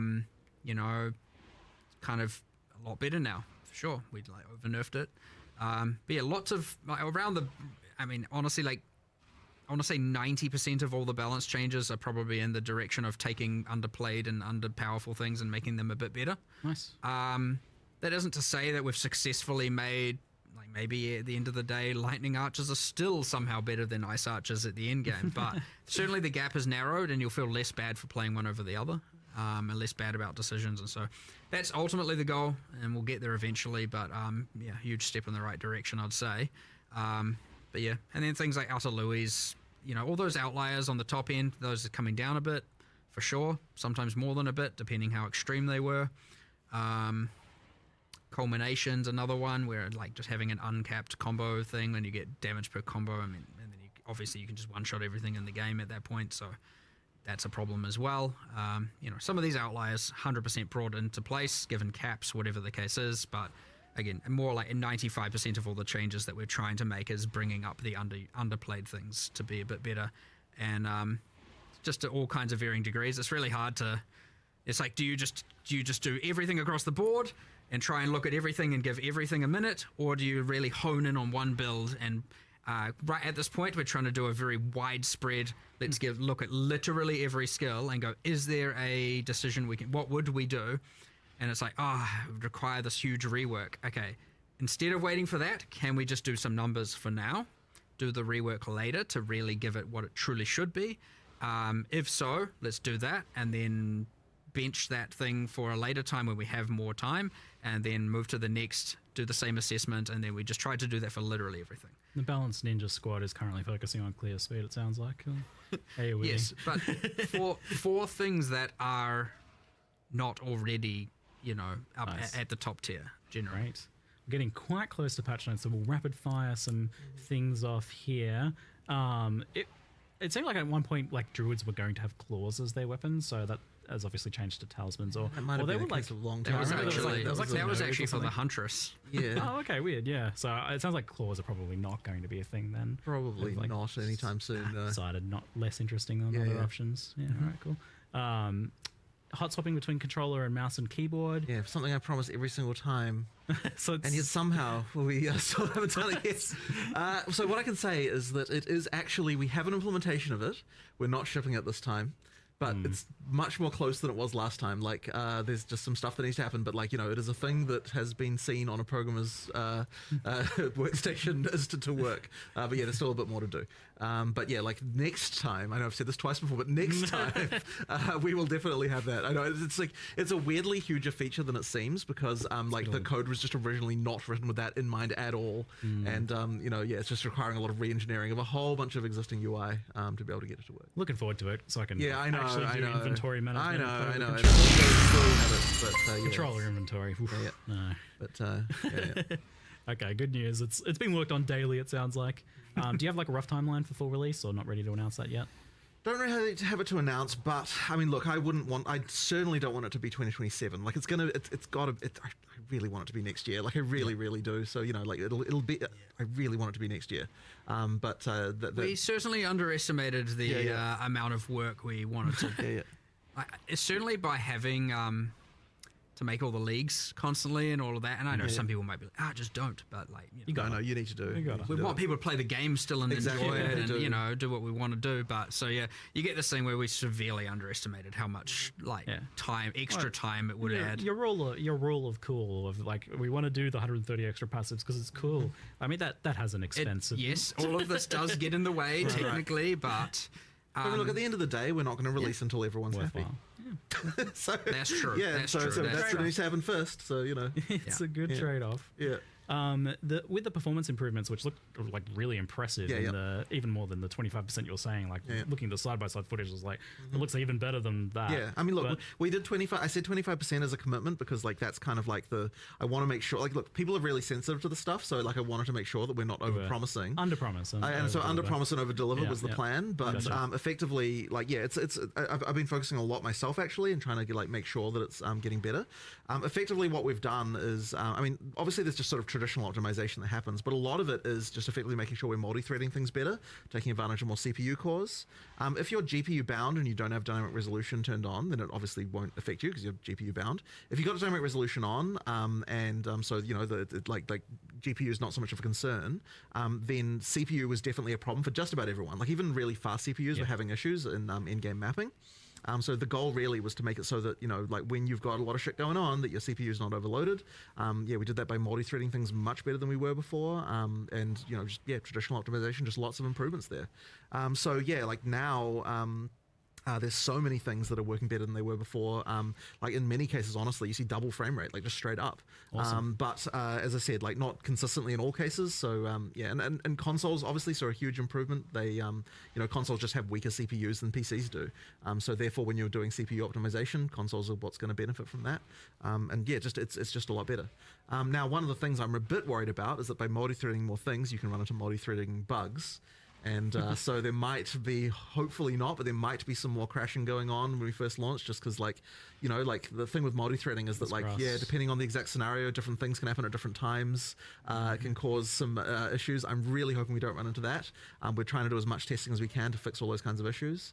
But yeah, effectively, that would be the worry. But yeah, I think that it was definitely worth taking the plunge and doing that stuff because it is way better. And you know, yeah, I probably should make like a video on exactly, like, you know, some of the, like, go into a deep dive into it at some point because it's kind of interesting. And even it feels like even still, occasionally you guys are still just finding ridiculous things that, like, yeah. oh, we just made it a whole nother chunk faster. Yeah, and I'm exactly. Just because of some just ancient thing. Yeah, you know? It's yeah, we definitely still find some crazy stuff, and yeah, like it's going to be a lot better. I expect it's just going to keep going as well. Yeah, no, exactly. So that's the other thing is, like, I want to spend even more time on getting this exactly right. We're not even at the point, like, when I'm looking at it now, I'm like, we could still theoretically make this quite a bit faster than it even still is. You've been personally like really on this every time. Yeah, I have. Just because it's been such a big issue, and you know, like, I wanted to actually get back in there and spend a bit of time on it. And yeah, as I said, like, already it's so much better now. But yeah, we'll be even better than that. Awesome, fantastic. It's great news. Patch notes are here. All so right. we will end there and let no people one's interested in listening to us anymore. They've got the stuff. Everybody's gone. No, thank you very much, guys. That was a pleasure to talk to you once again, and I look forward to checking it out and going and playing some more. Excellent. Thank you very much. Thank you. It's good to have you here. Alrighty, thanks for the questions, everyone. Thanks, see you next everyone. time.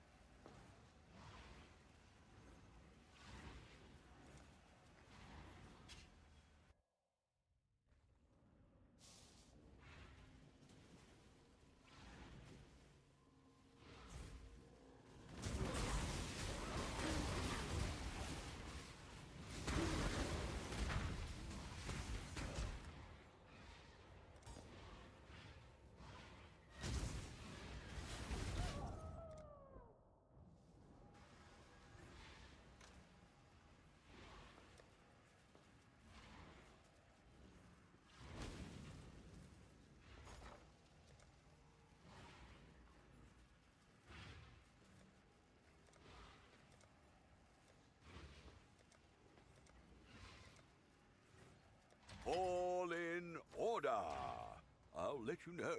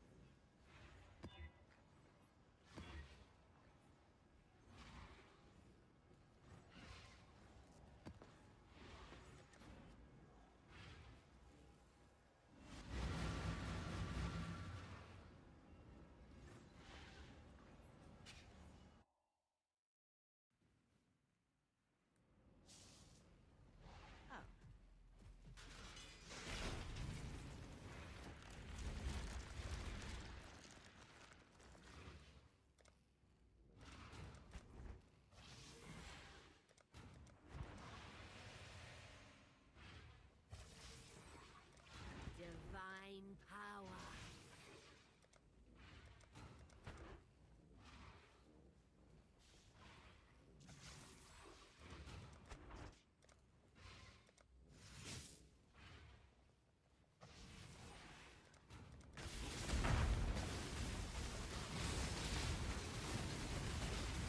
Put out new mycelium! New roots!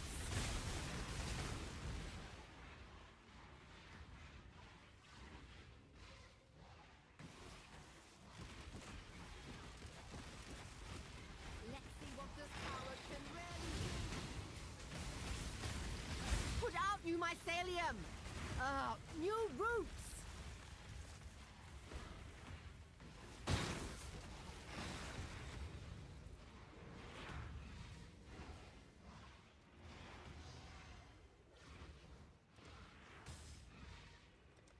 Let's see what this tower can really do.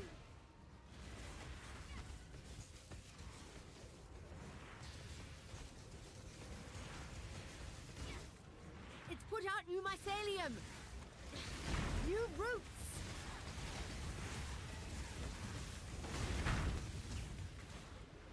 The blight is trying to spread.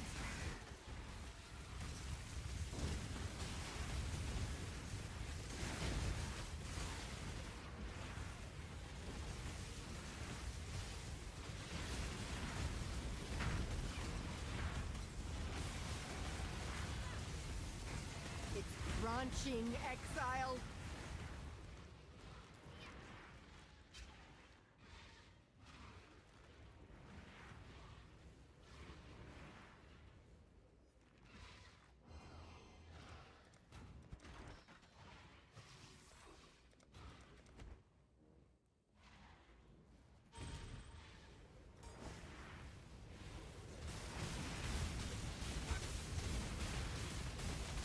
The blight is trying to spread!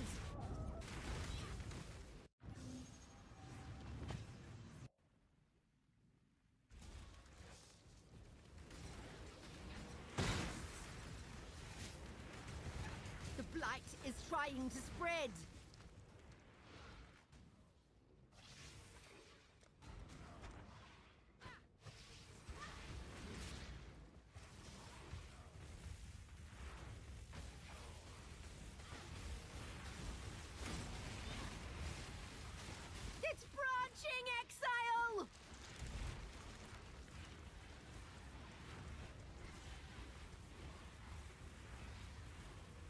It's branching, Exile!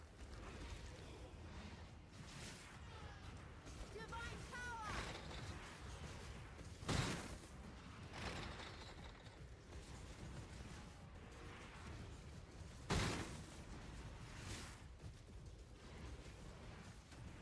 It's branching, Exile!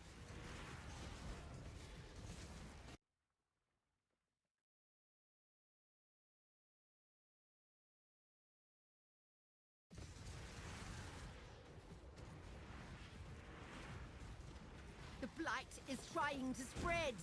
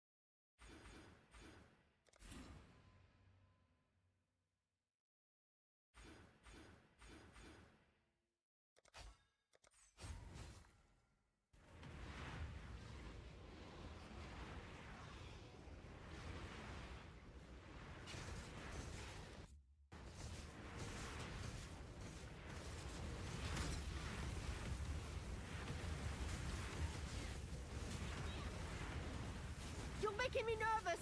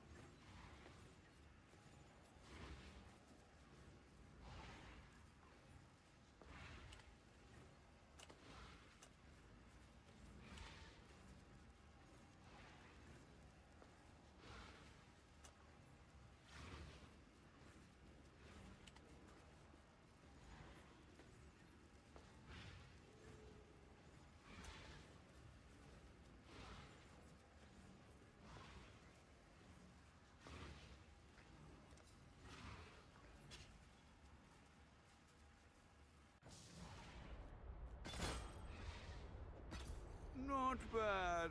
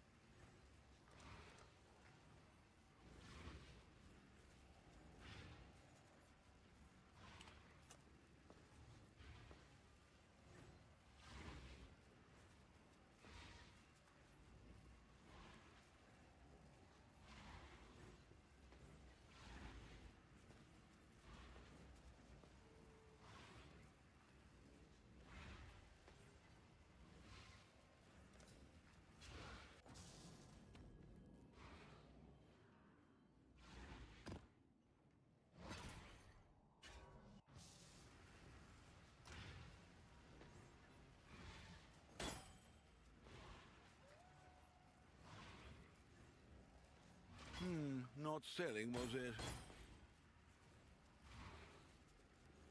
Hopefully there'll be interest.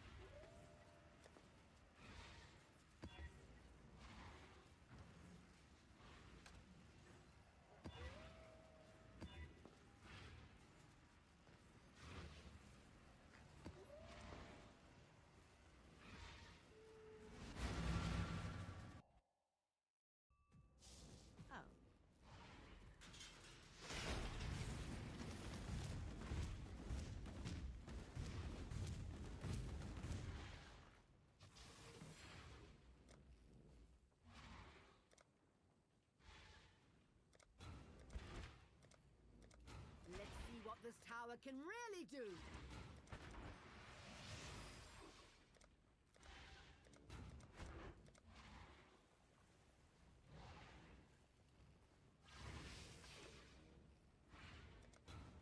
The blight is trying to spread.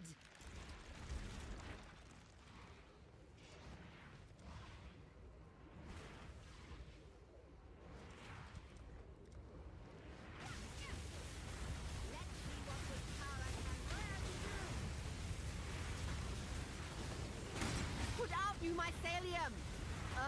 New roots!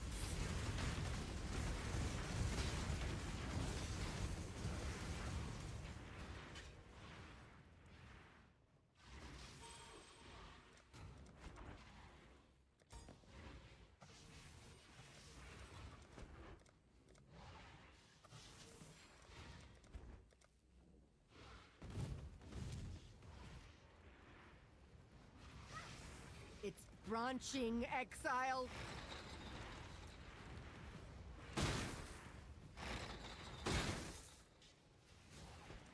The blight is trying to spread!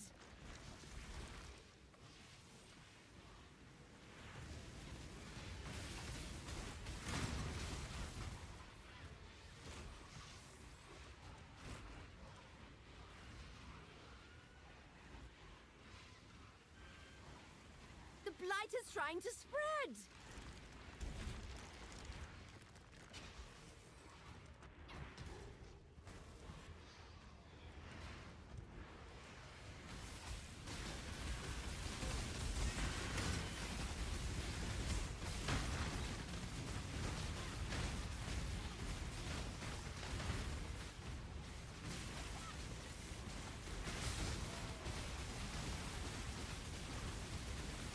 Put out new mycelium! New roots!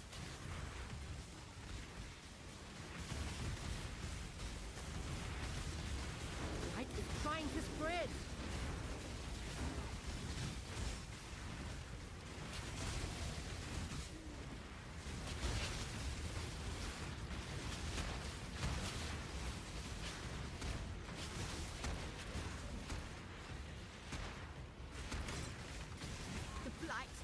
trying to spread.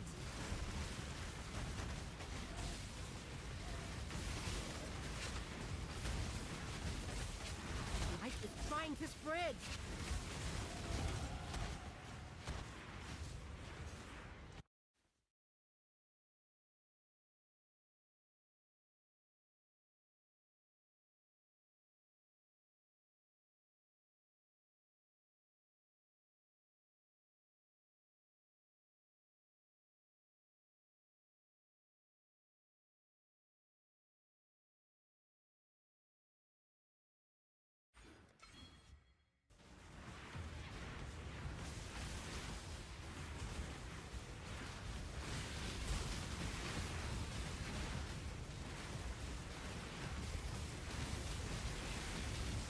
Put out new mycelium! Ugh, new roots!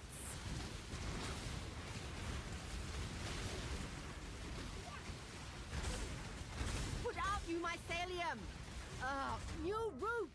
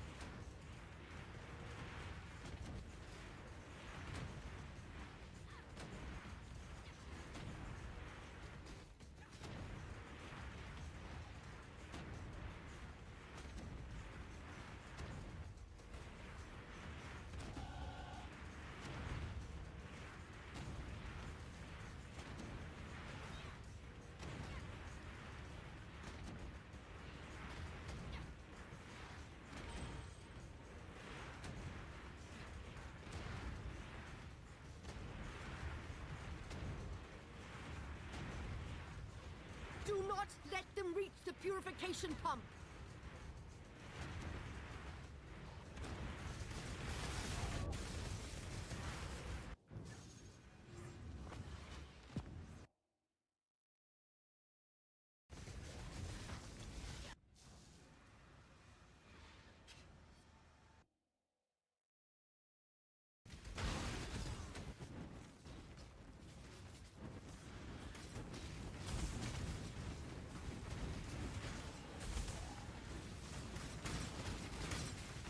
Do not let them reach the purification pump!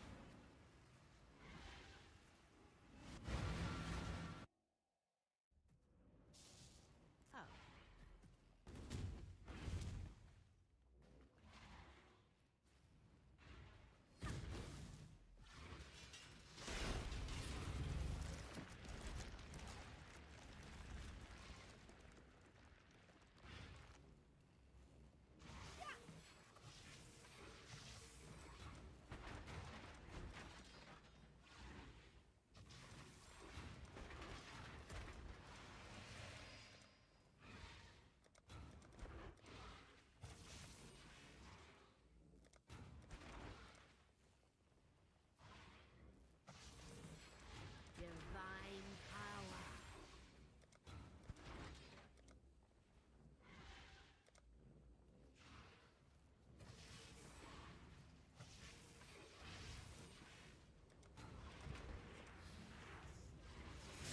The light is trying to spread.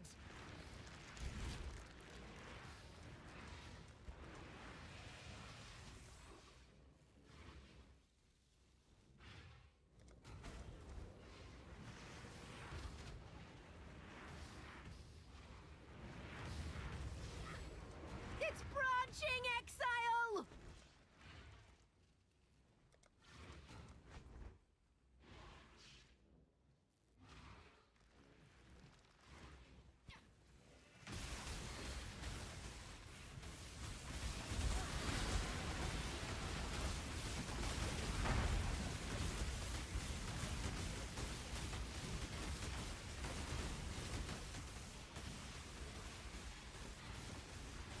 Put out new mycelium! Ugh, new roots!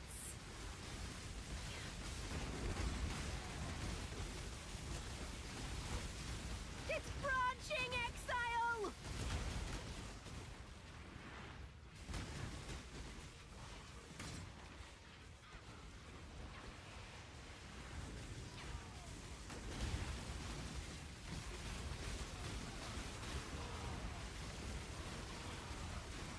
It's branching, Exile!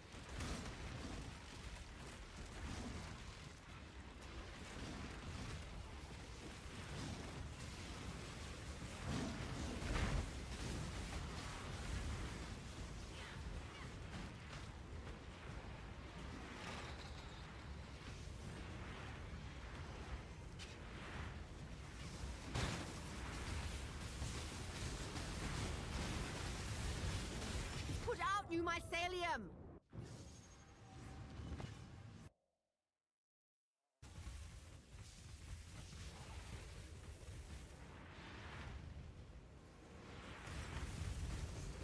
The blight is trying to spread!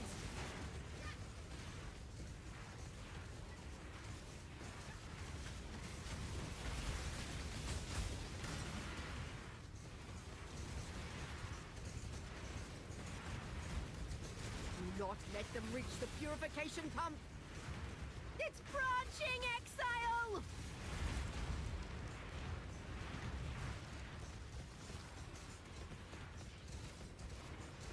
It's put out new mycelium! New roots!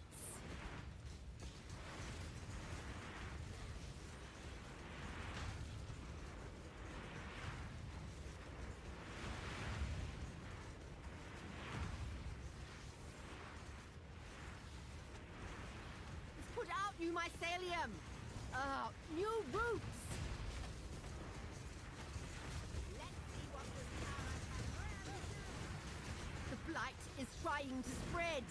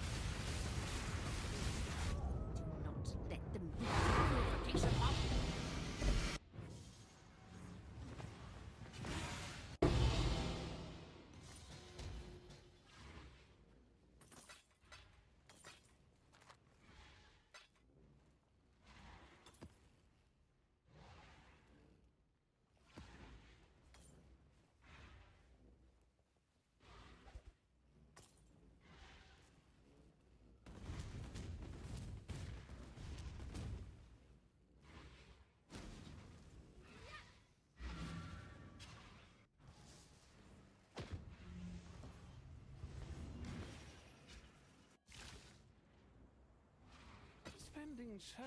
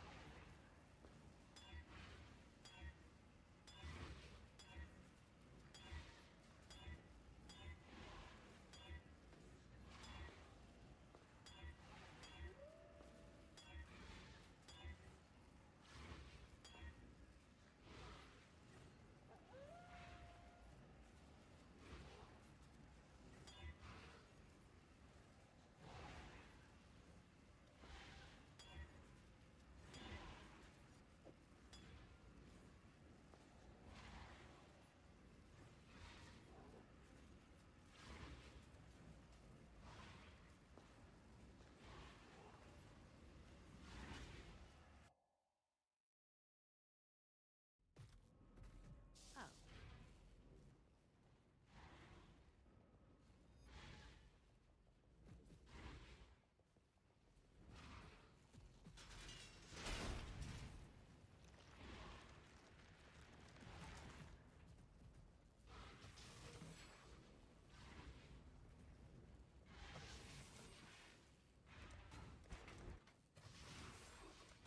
Let's see what this tower can really do!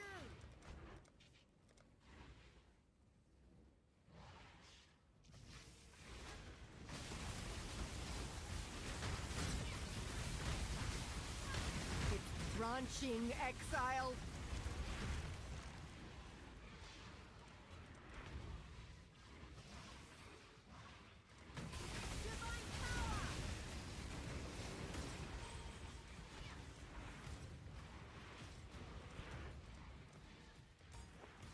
It's branching, Exile!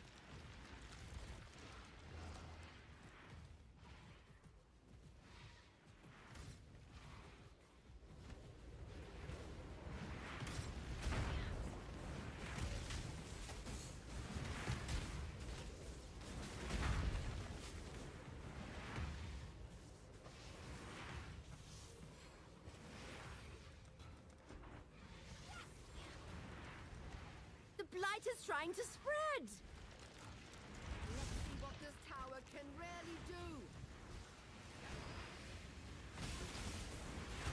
Put out new mycelium! New roots! Let's see what this tower can really do! Divine power!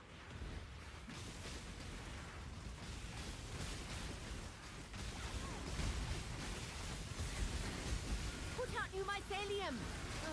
New roots!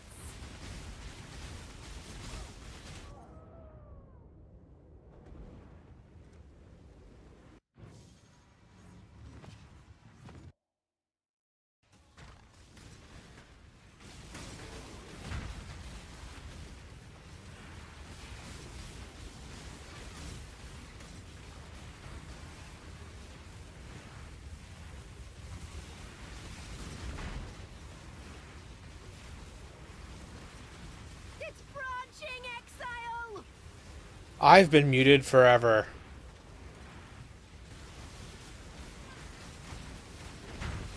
It's branching, Exile! I've been muted for at least an hour longer than I meant to be.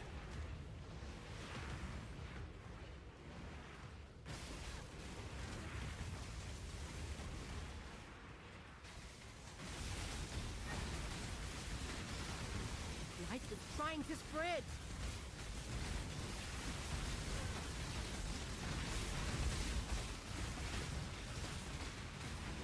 It's put out new mycelium! New roots!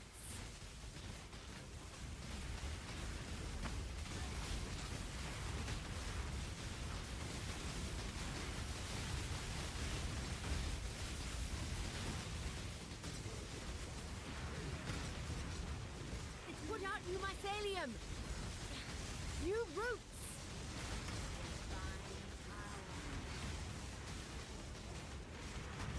Light is trying to spread! What this tower can really do!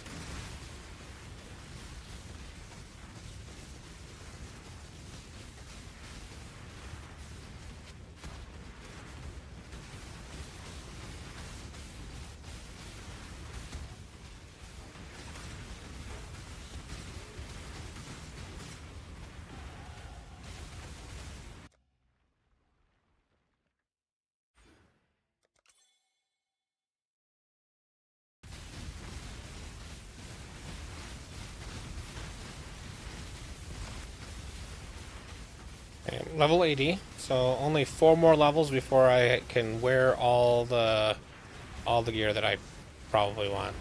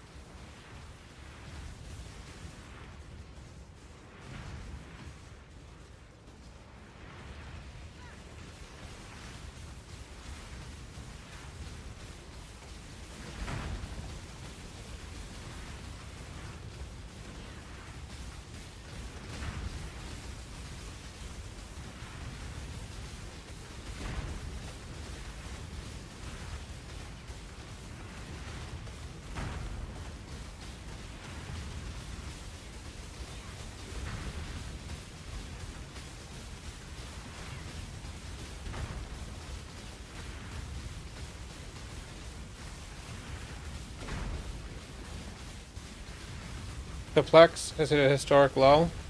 Yeah.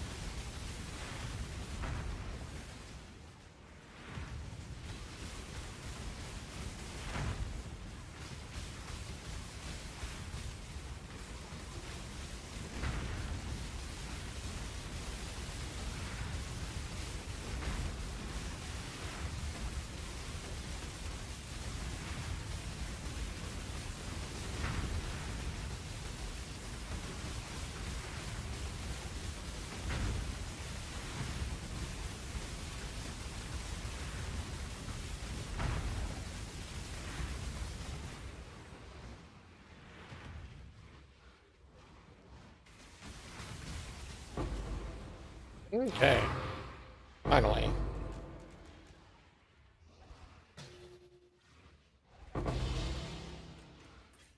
Silver ore, oil, more than makes up for. You can get tier 17s in here?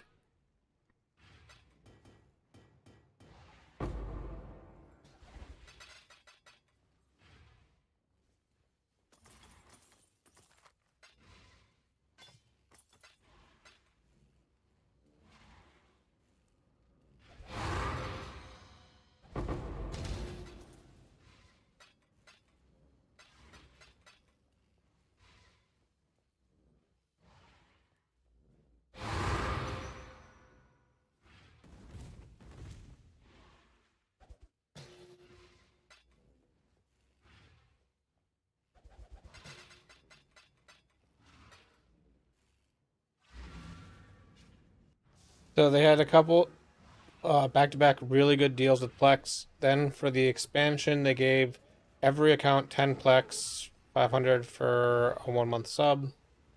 And I believe, more importantly, all of Horde stuff is coming out of asset safety. It costs 15% to pull it out of asset safety.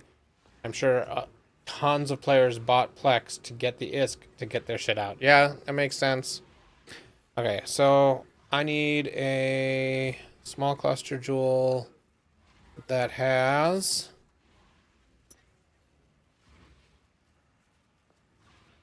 they all want to be empowered, envoy, and endbringer, right?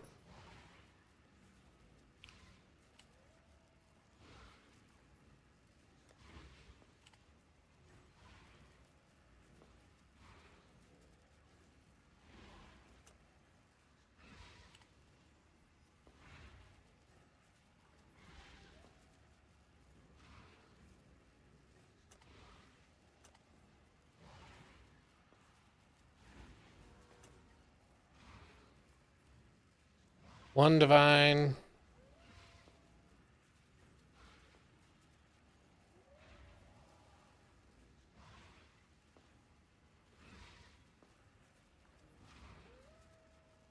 I'm gonna have 1 point that goes in, so it being like doesn't really matter.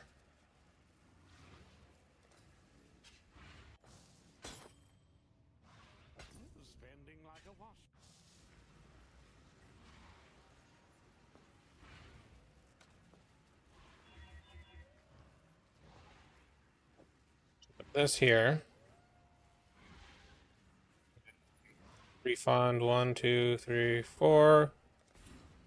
1, 2, 3, 4.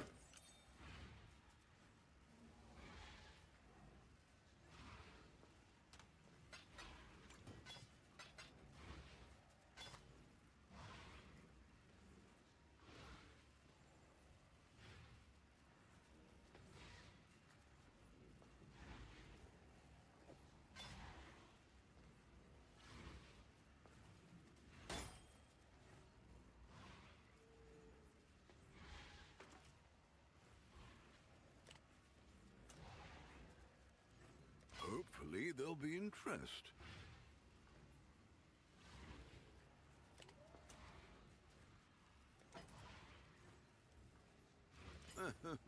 Fair enough.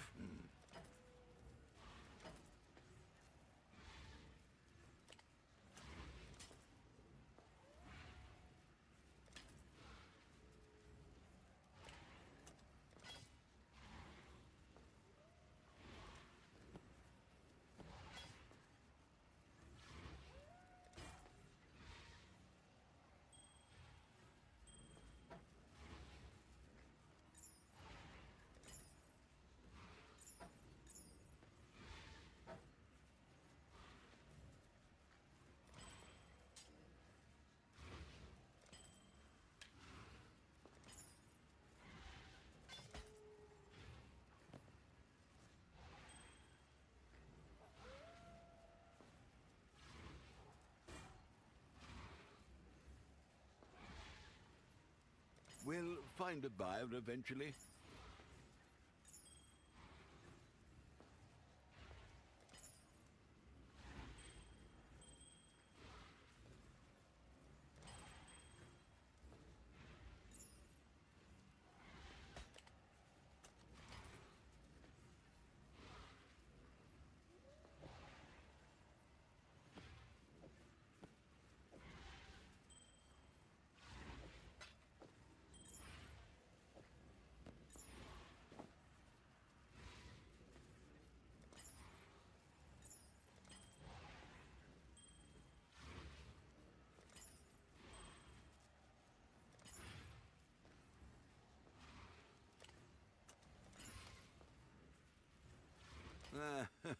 Thought so.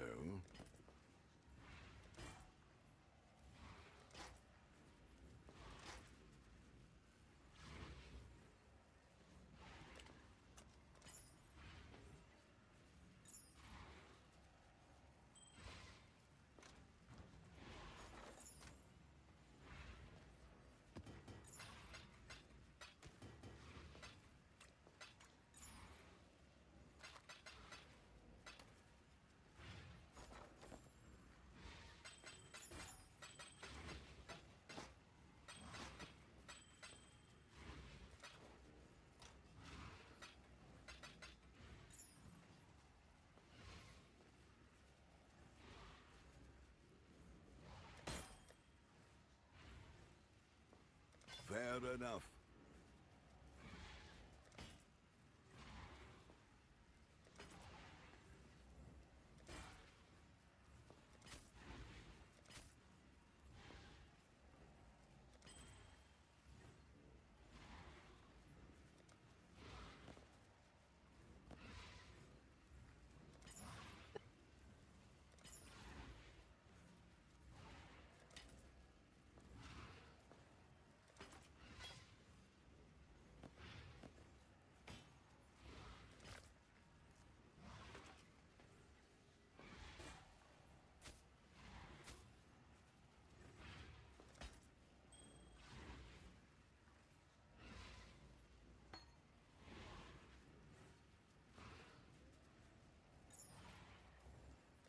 update that.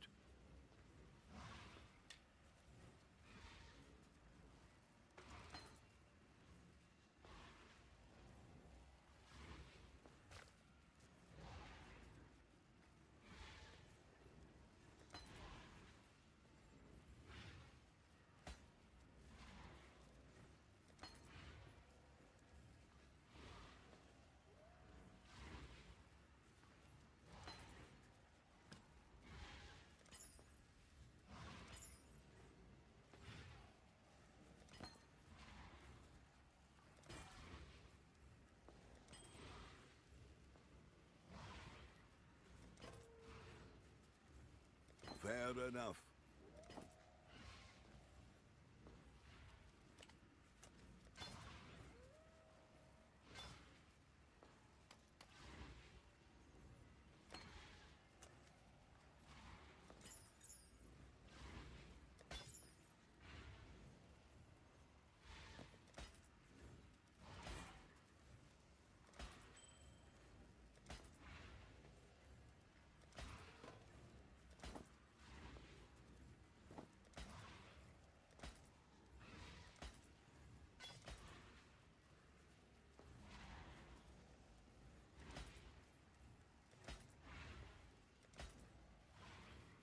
I'll update that.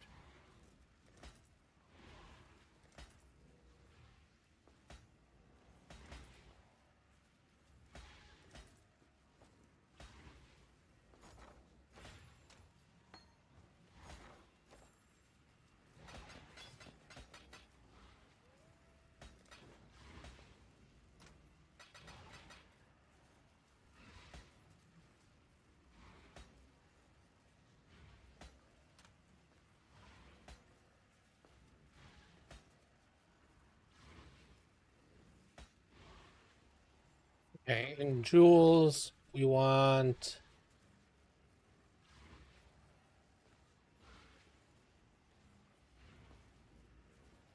mystery skill. Oh, sublime vision.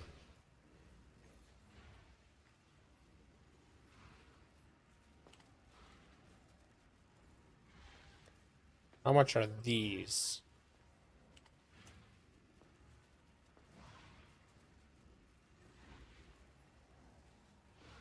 $40 chaos.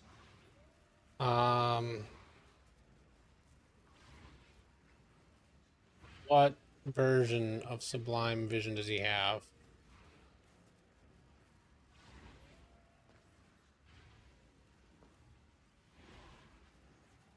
I mean, auras from skills have 40% increased effect on you. Would be nice. But I would need this to say discipline.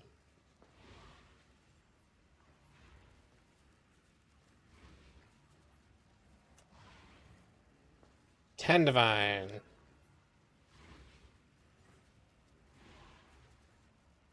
$31 if I want a high value.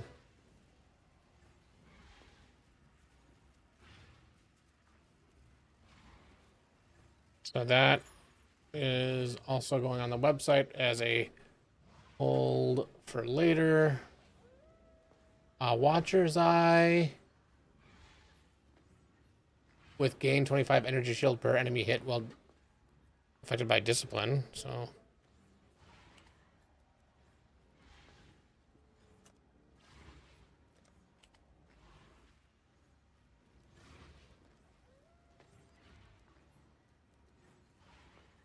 okay. How much is this one? Okay, that's cheap.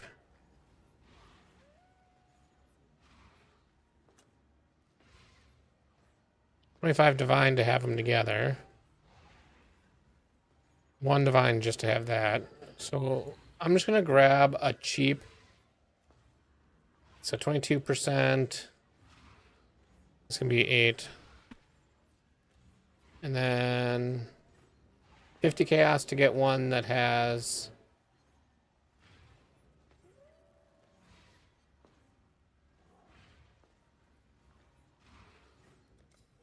we're gonna go with this one for 50 chaos. It's a gilded wonder.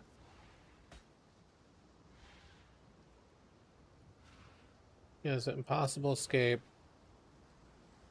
Red Nightmare, which I don't need, or I can't use right now. And then he has Forbidden Flesh, Forbidden Power.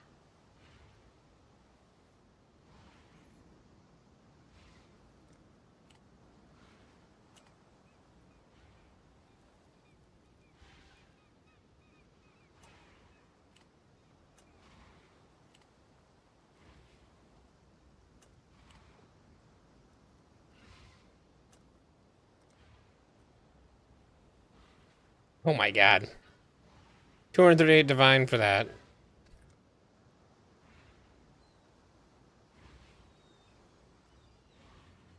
Only 29 for that one.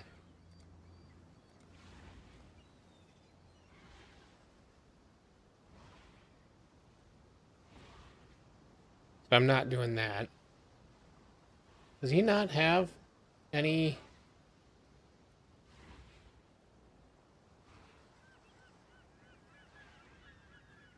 He has no non-unique, non-cluster jewels.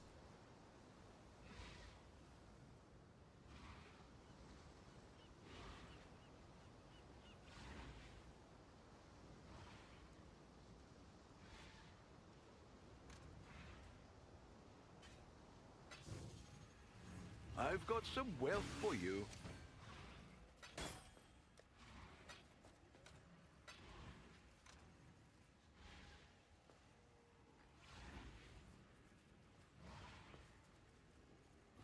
So I'm gonna look at jewels, and I'm gonna look for energy.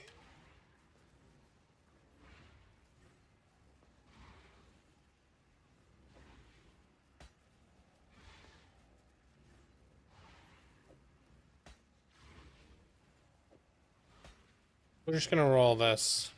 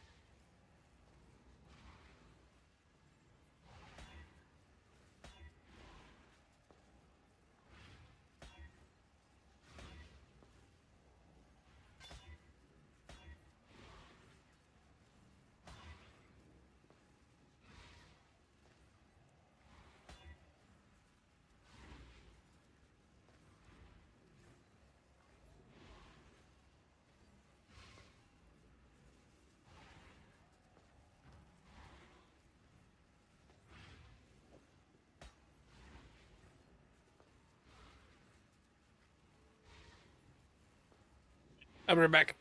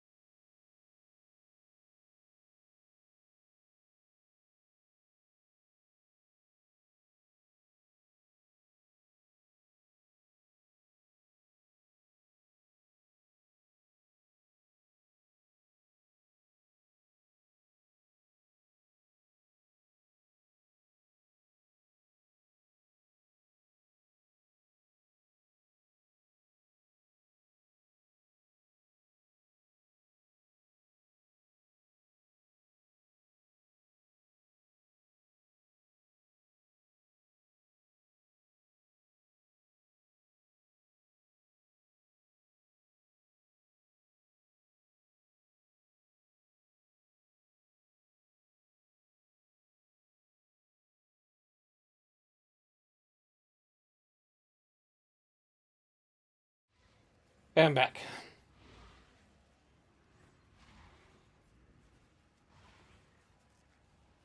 I think that's what I'm doing.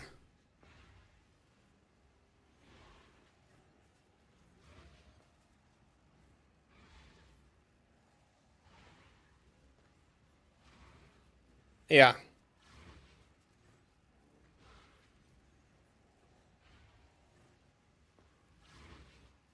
Doing this one.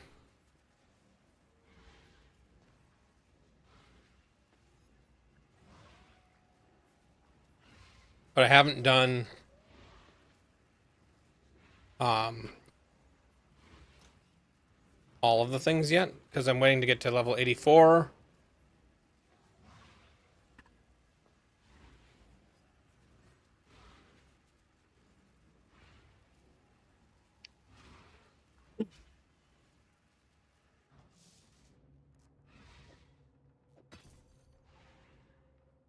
And I find blight ravaged maps to be, in general, the easiest way to do that.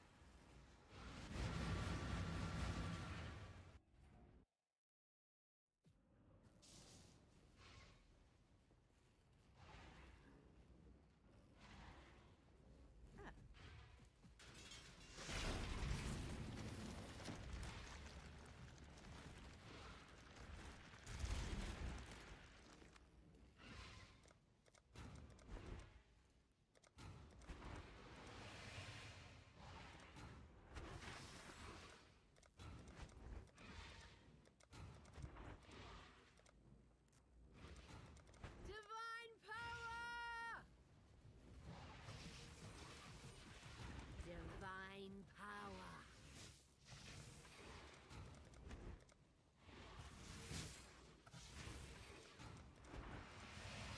Divine power.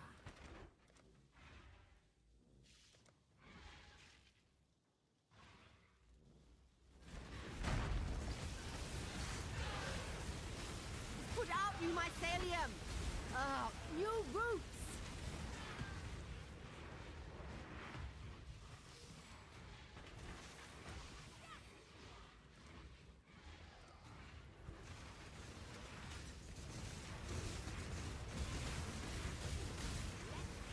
It's branching, Exile!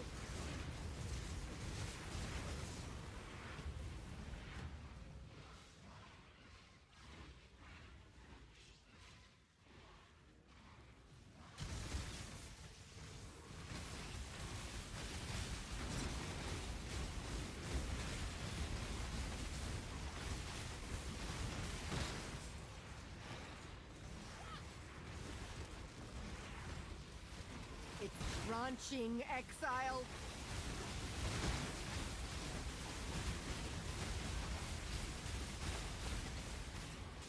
The blight is trying to spread.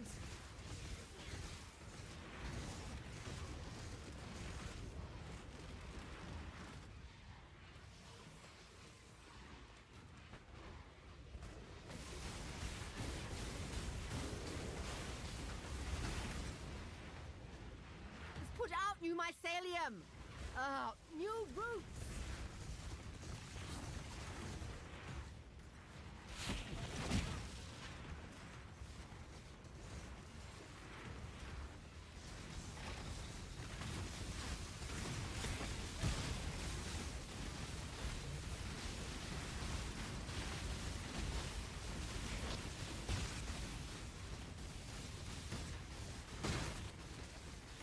The blight is trying to spread!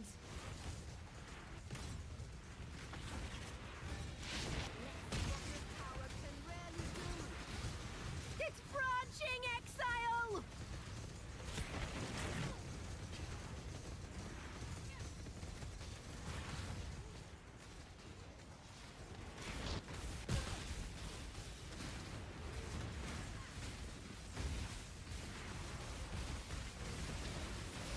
Put out new mycelium! New roots!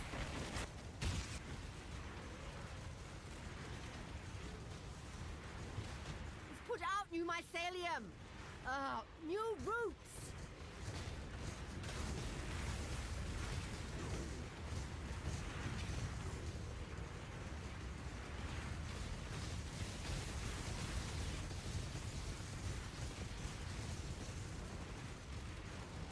Put out new mycelium! New roots!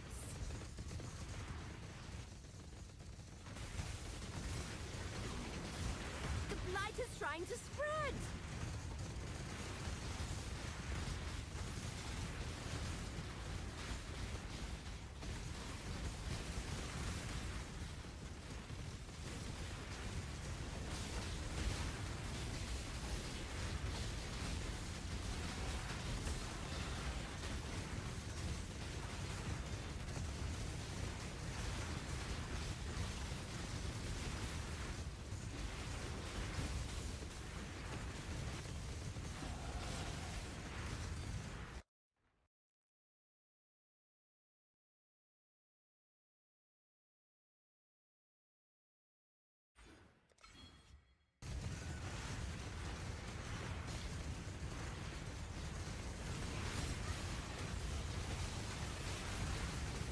You're making me nervous!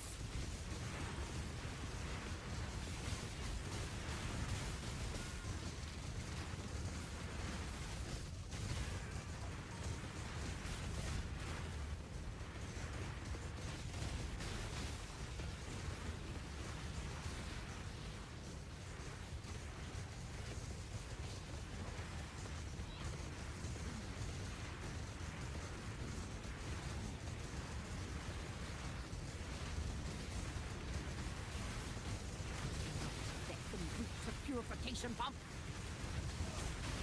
Why are these guys all making it through all of a sudden? So, well, I'm not winning this one.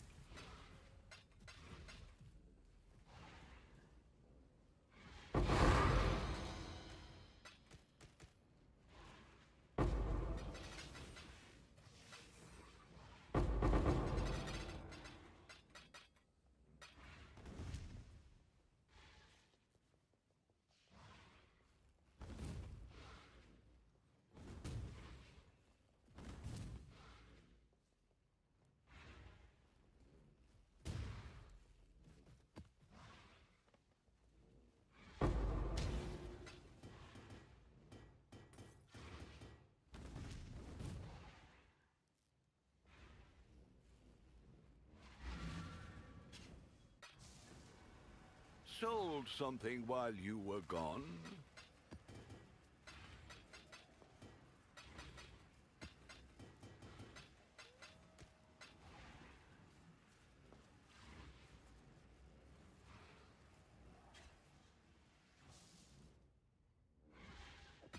Not bad. Not bad at all.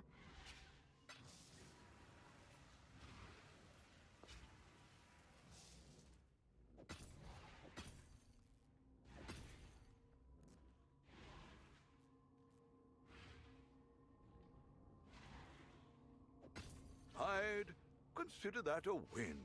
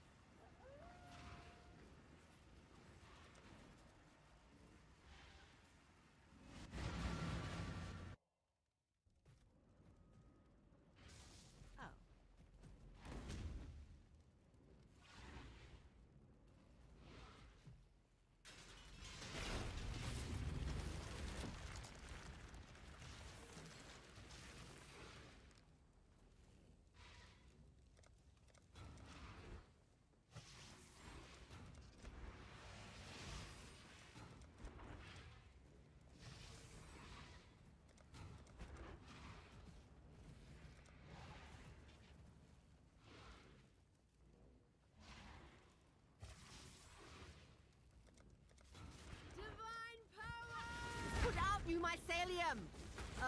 New roots!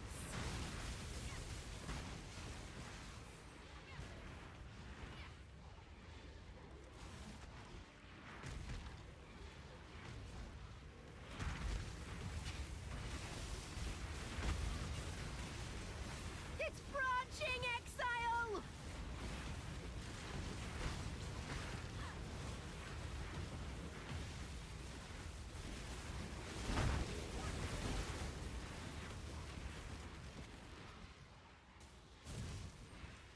Divine power.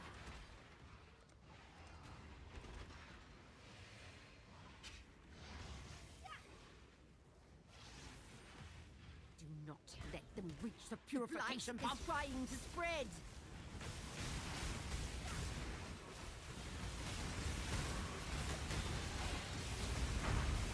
Light is trying to spread.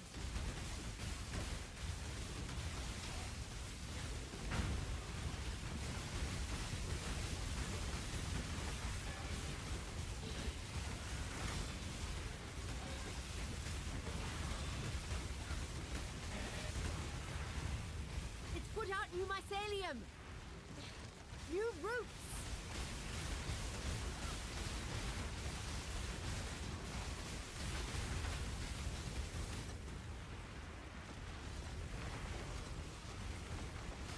Let's see what this power can really do.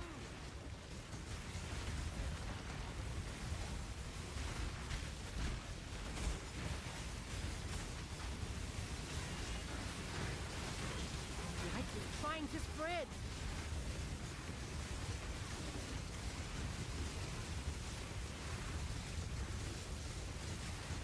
It's branching, Exile.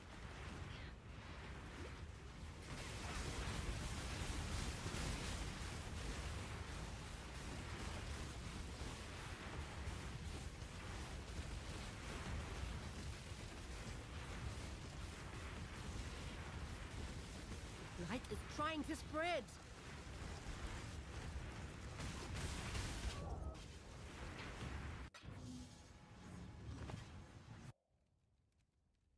Do not let them reach the purification pump. It's put out new mycelium. New roots.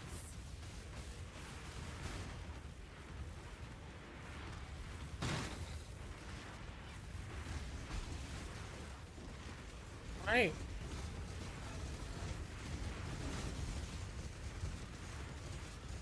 It's put out new mycelium. New roots.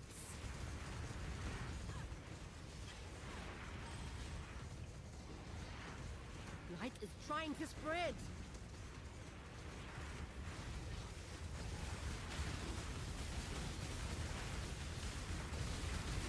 Do not let them reach the purification pump.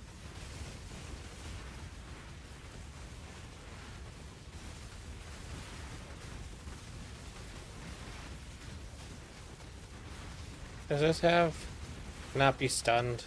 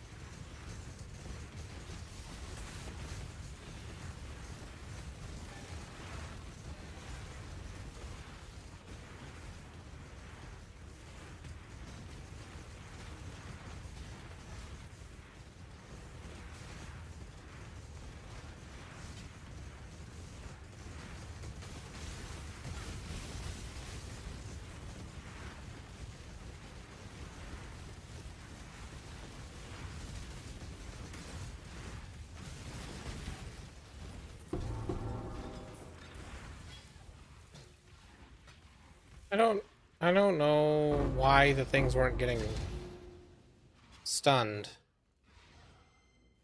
Avoiding the elemental ailments is probably avoiding the freeze. So maybe I can't do that either.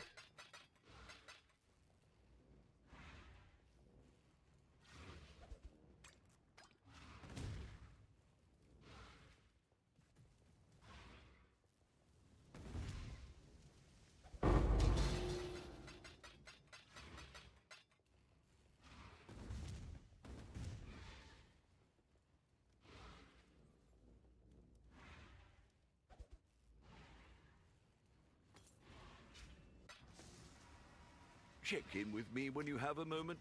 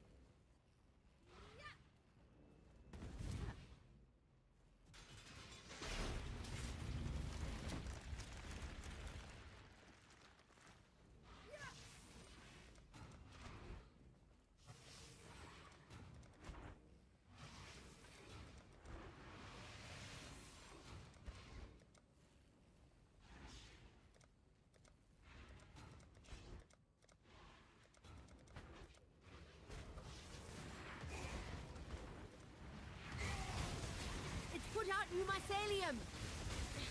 New roots!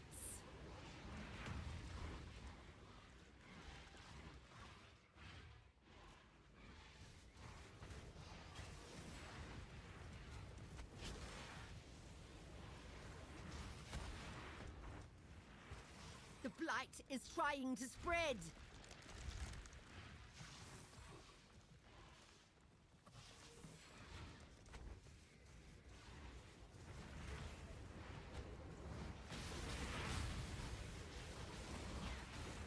Divine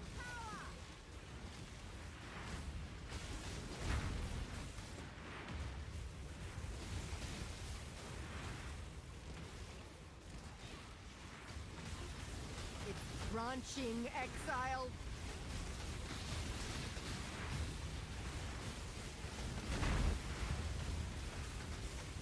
It's branching, Exile!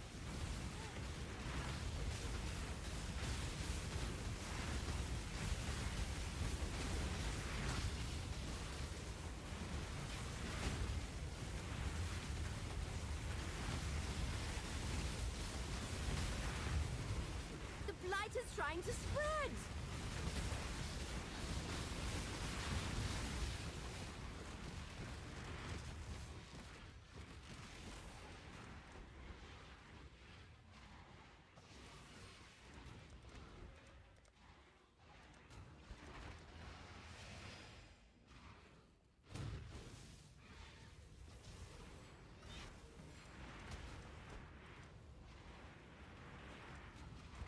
The blight is trying to spread. Let's see what this tower can really do. It's branching, Exile.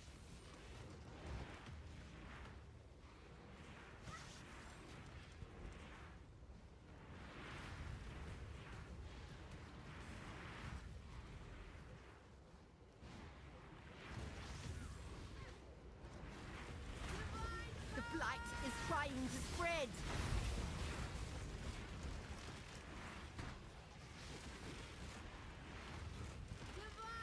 The blight is trying to spread.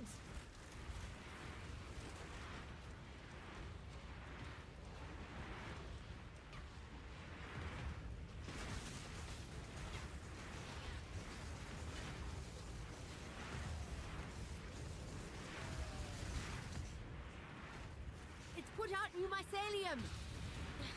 New roots.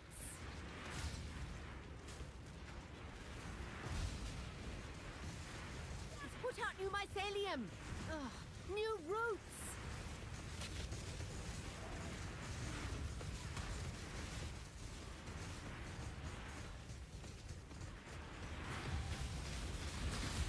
Ooh.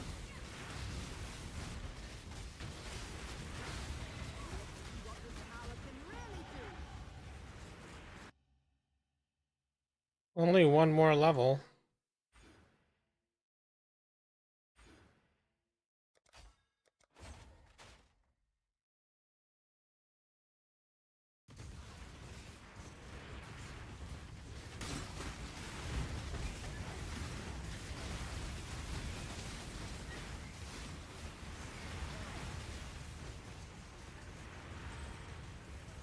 Then I get to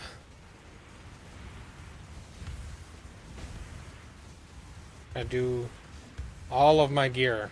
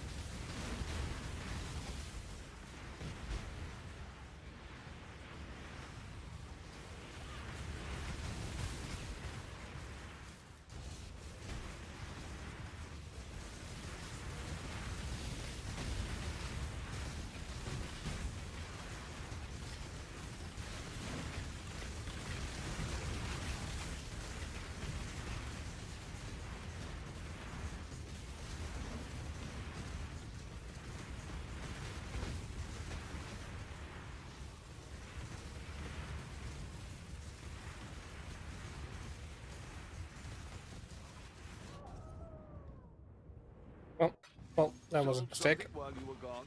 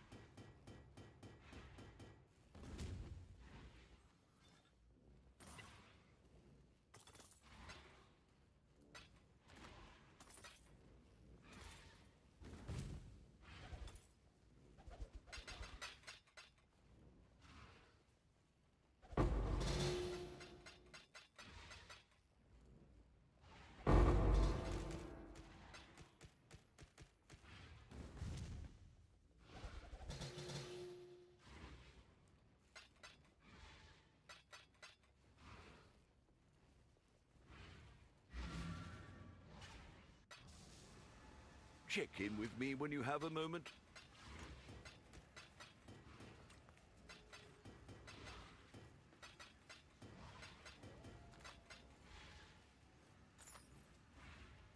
Aspect of the links. Base item.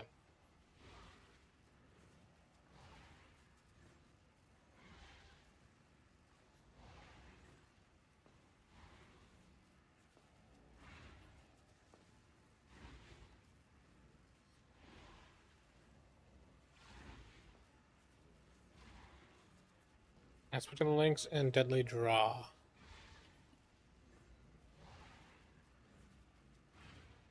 Nothing's out there. The deadly draw is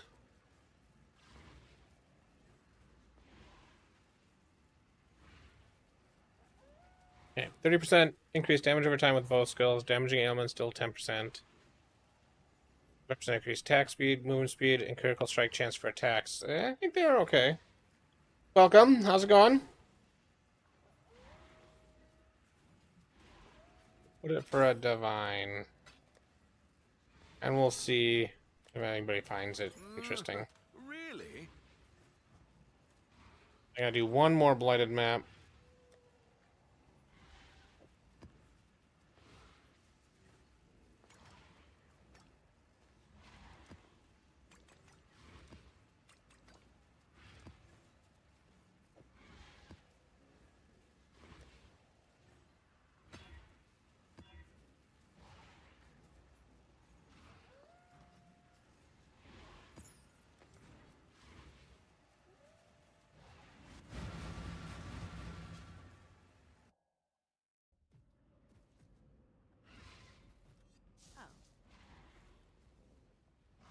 Okay, so that's probably pretty safe. And let's put this as a cold, this as stunning, this as minions, this as fire, wrong fire, whoops. Divine power. The light is trying to spread. Let's see what this tower can really do. Divine power!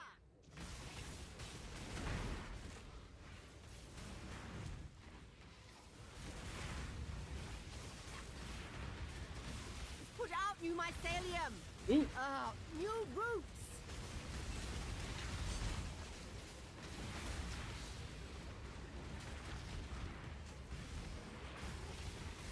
Let's chill back here.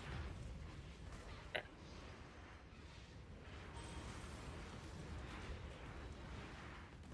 Then over here.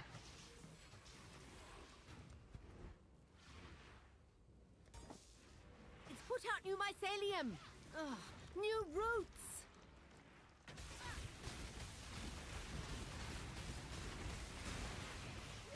It's branching, Exile.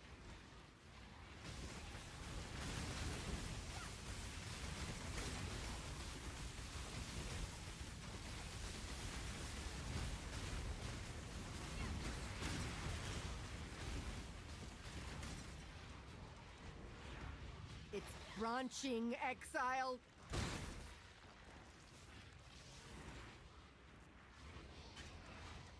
Divine power.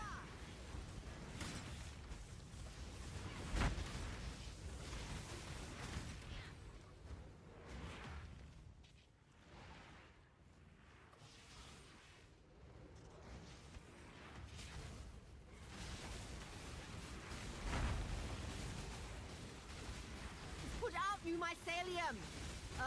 New roots. Okay. And up here we have a Put good. out new mycelium. Let's do freezing, stunning, empowering. Can rarely do.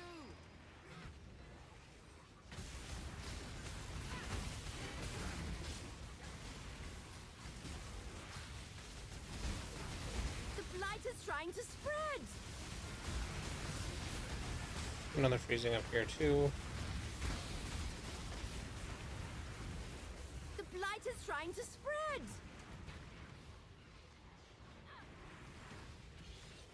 It's not close enough. Freezing. Oops, not another freezing. It's put out new mycelium. New roots.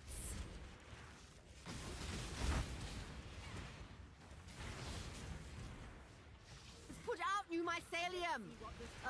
New roots.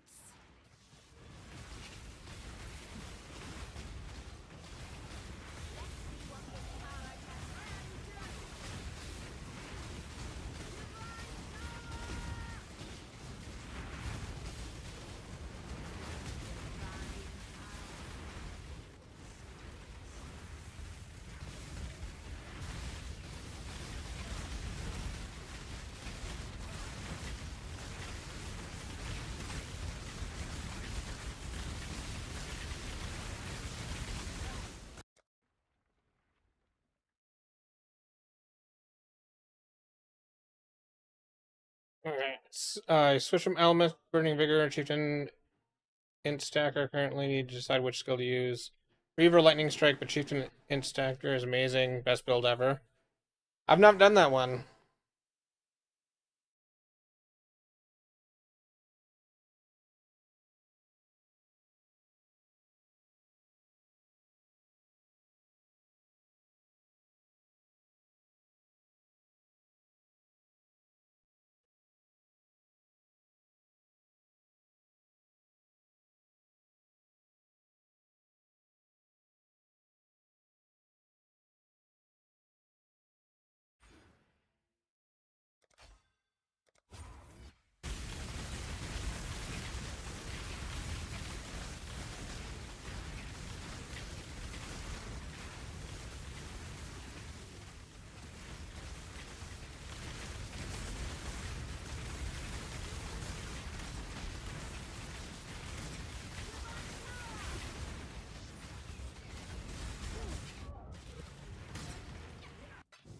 We've made a trade.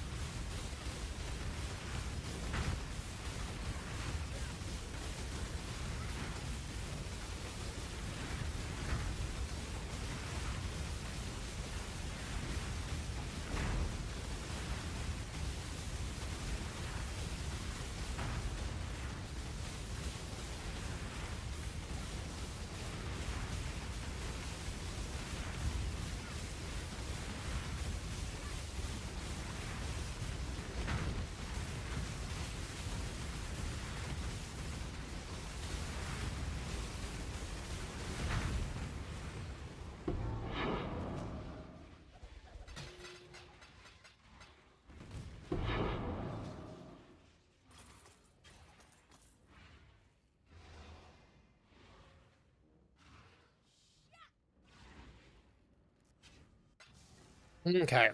Sold something while you were gone?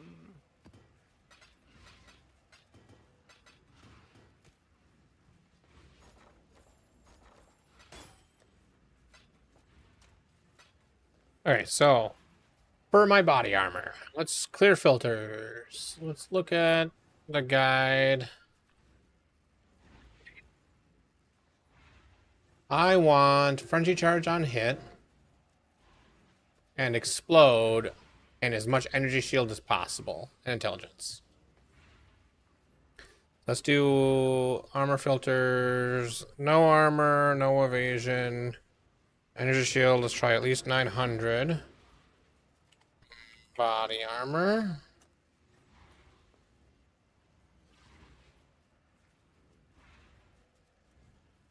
You can get up to like 1400. Trade filters, buyout price. Chaos over equivalent of 200 chaos. 1100 is a divine. Okay, let's see if I can get on the body armor frenzy charge on hit and explode.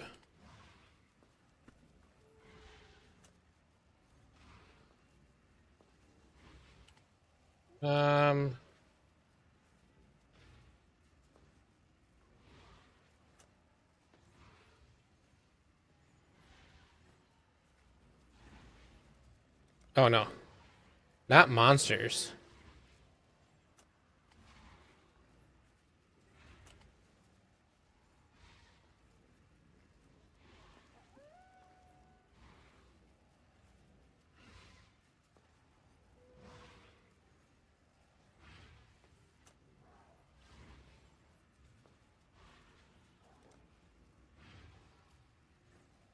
Hunter Divine. Frenzy charge on hit. Really?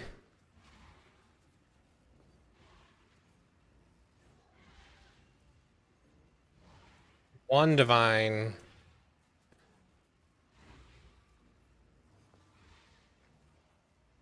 Okay.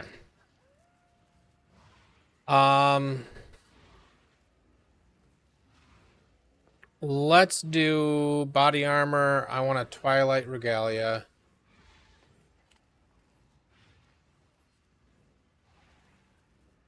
No, why am I doing that? Twilight Regalia. I don't want that. I want something that's corrupted is no.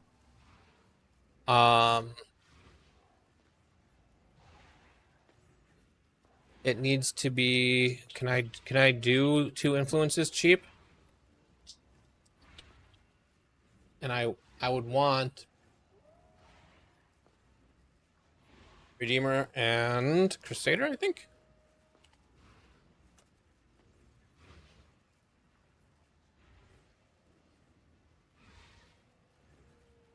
It's 4 divine just for a base that has that. How much is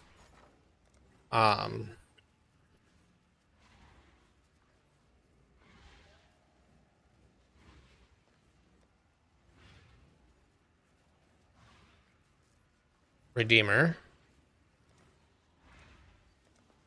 That's 50 Chaos Orbs to get a Redeemer.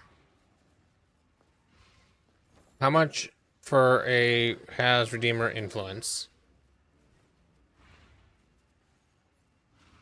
Twilight Regalia has Redeemer influence is 5 Chaos. Okay.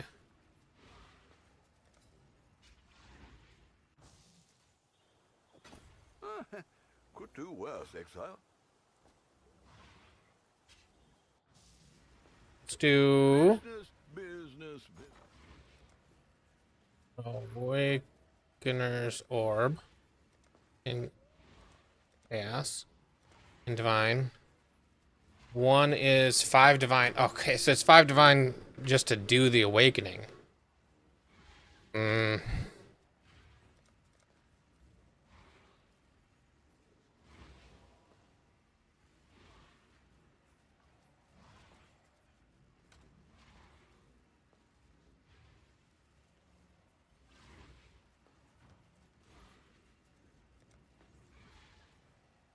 And I can do 4 divine to get one that's already got both on it.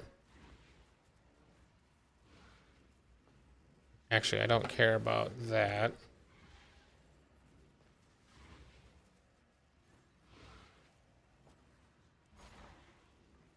Okay, so let's turn a divine or chaos into a divine. I'll put the word out.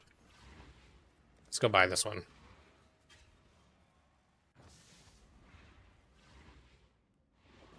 Could do worse, Exile.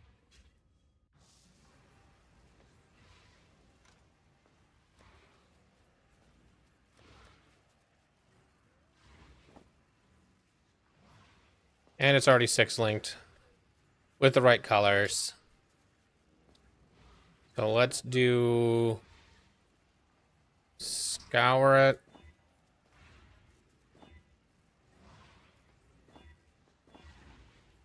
Energy charge on hit.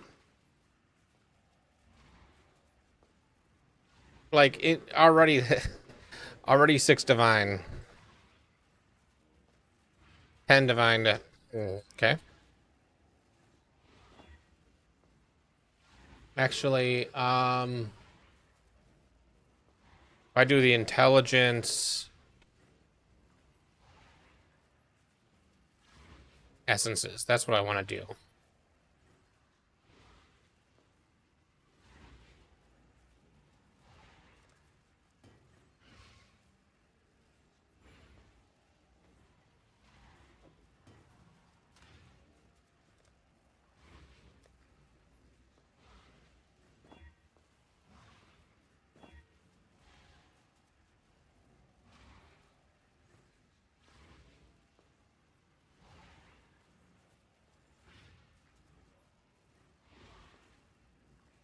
Okay.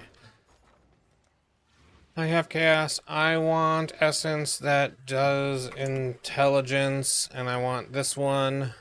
There's 7 chaos apiece. 8 chaos apiece.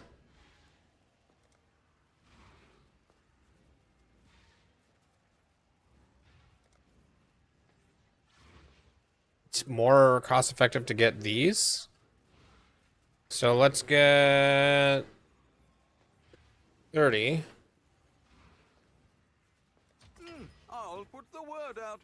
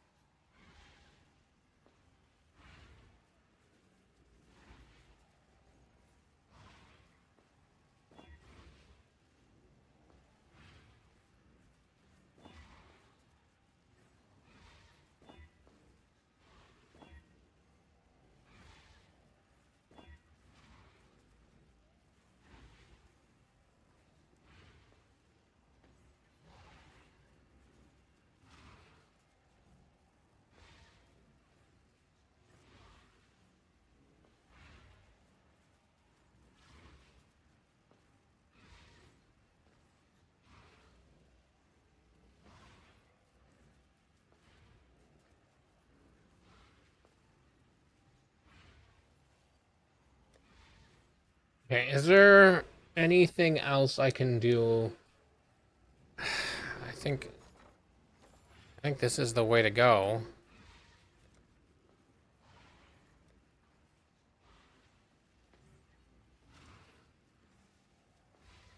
Yeah, no, why are those... Why are the deafenings the same price?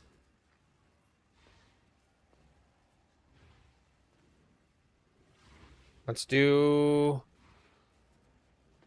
20 of these. I'll put the word out.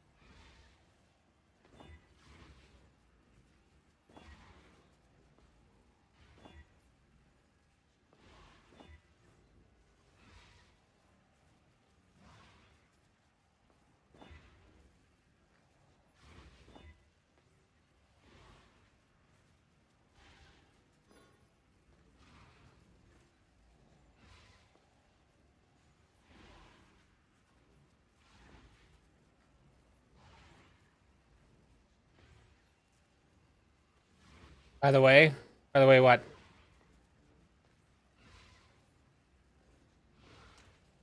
I feel like there might be a different way.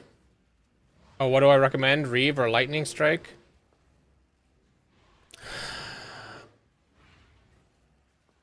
I was doing a build with Reeve, and Reeve was a lot of damage, so I was really enjoying that. So I haven't done Lightning Strike in a long time, so I don't know how it compares.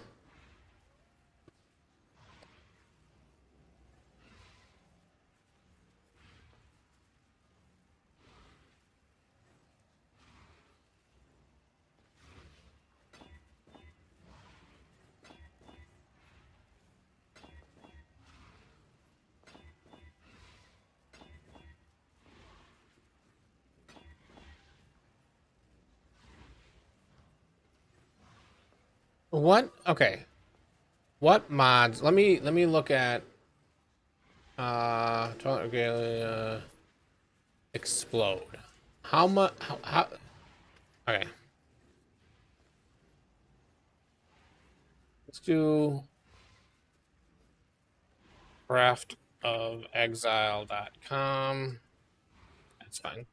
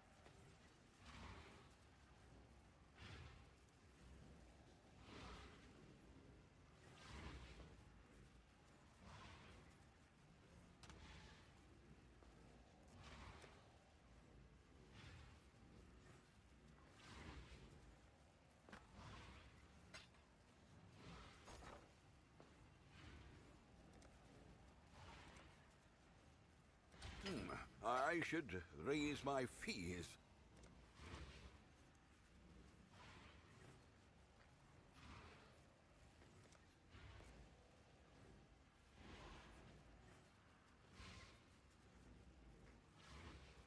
Well, make it happen.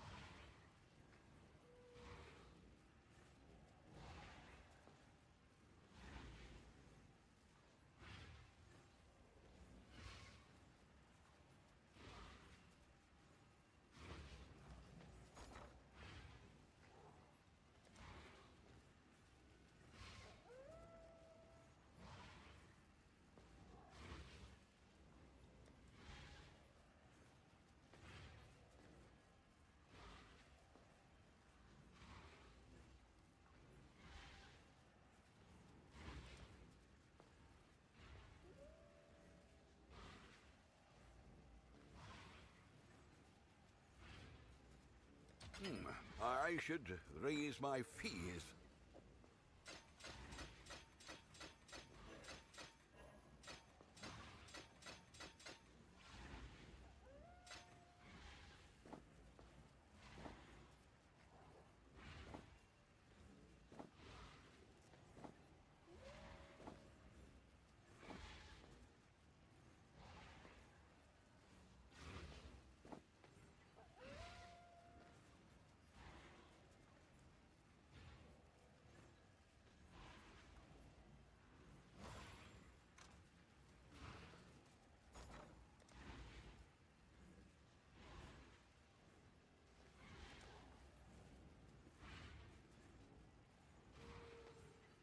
All in order.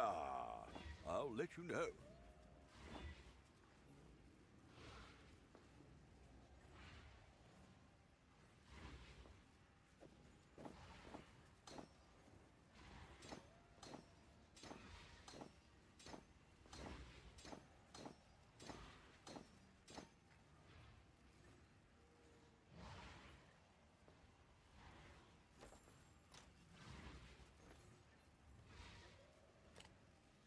At that price?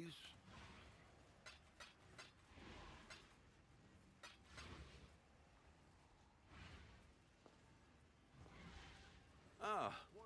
The man-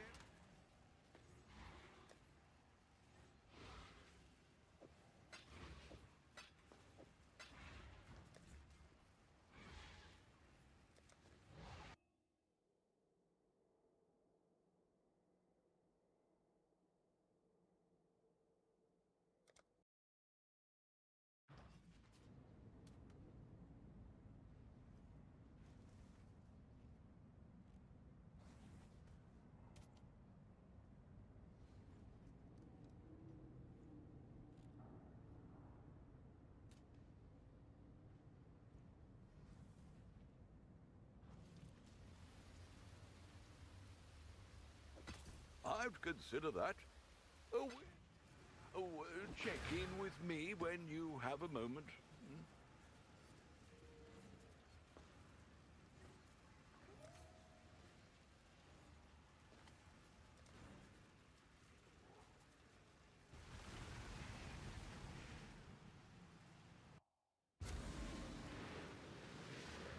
They will turn you into red milk.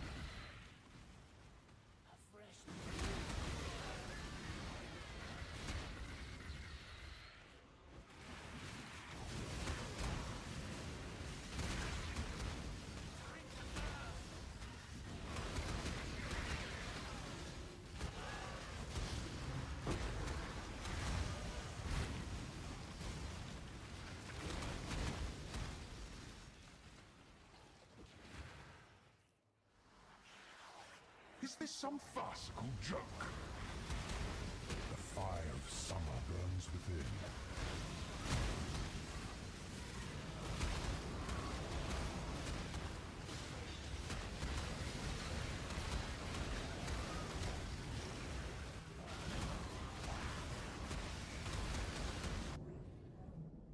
Relentless assault.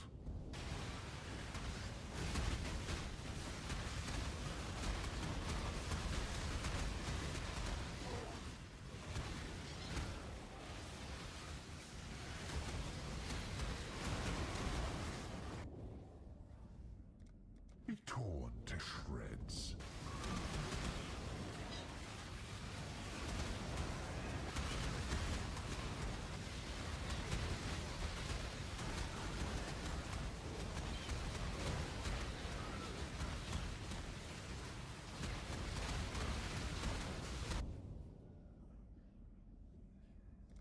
The blood-soaked ground turns against you.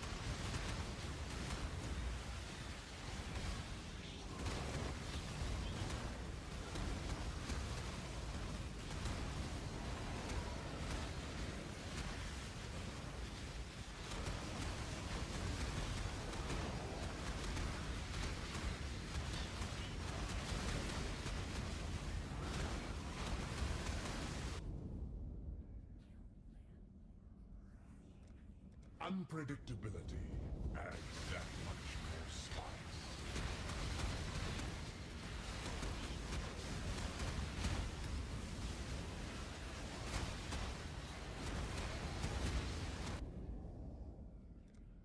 The flames race toward you.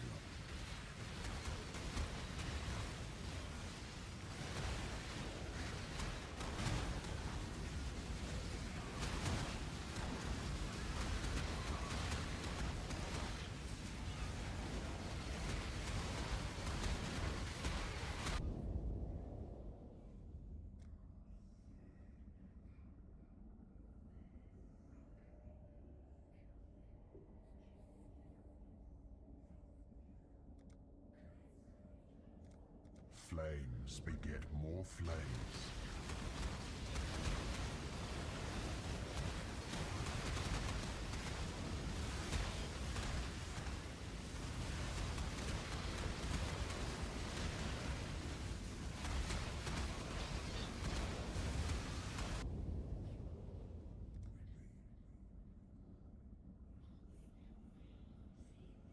The tide of death is rapid.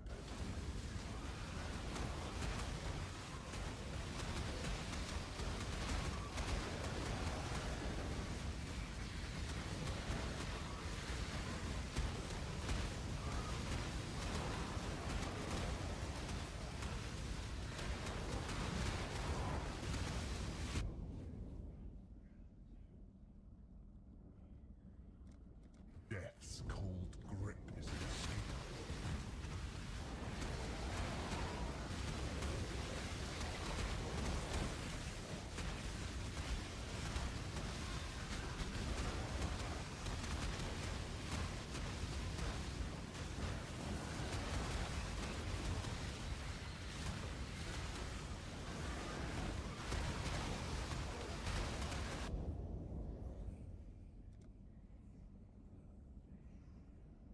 The Horde adapts.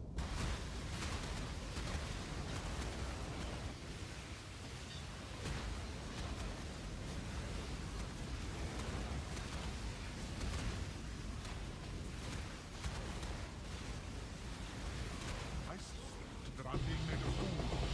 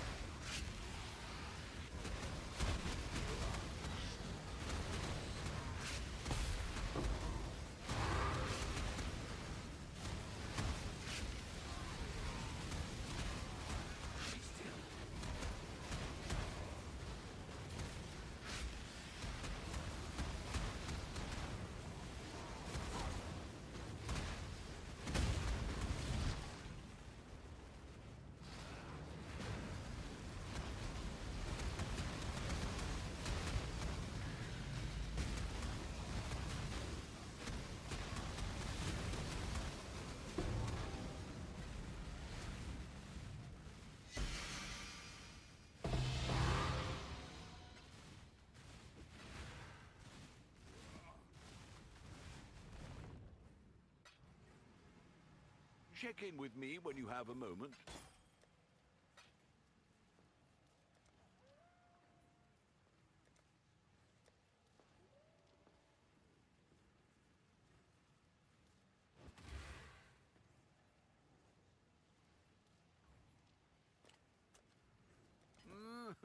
Really?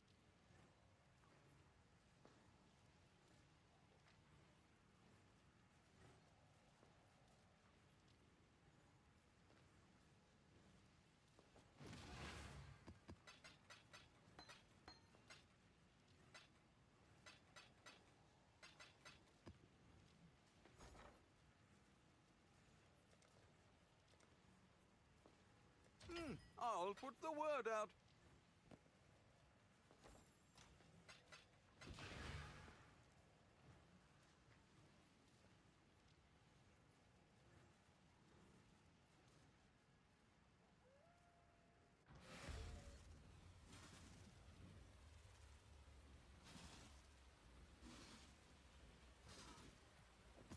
I'd consider that a win.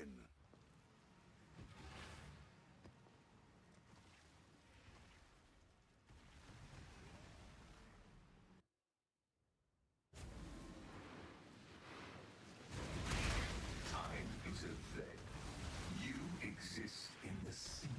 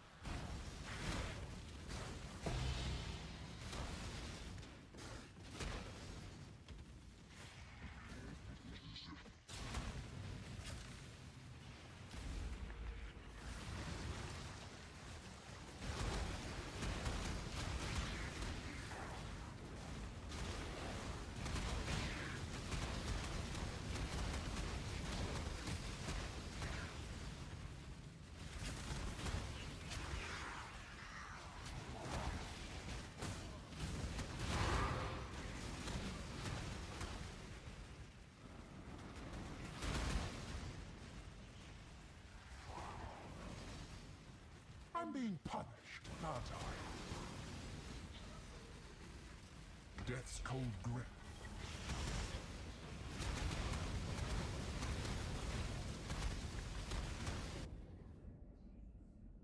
Lightning gives little warning.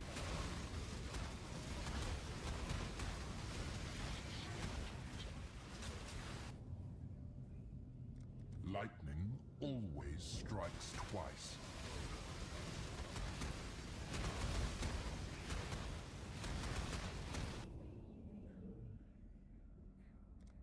The tempest is nigh.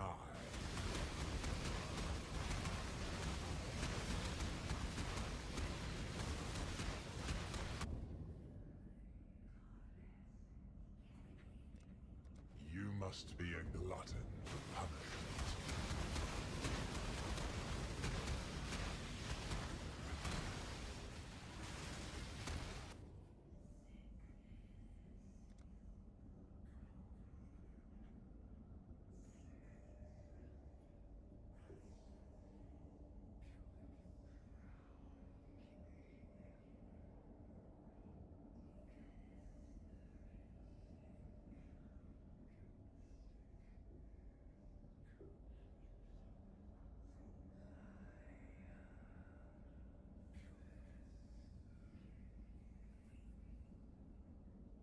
Hate begets hate.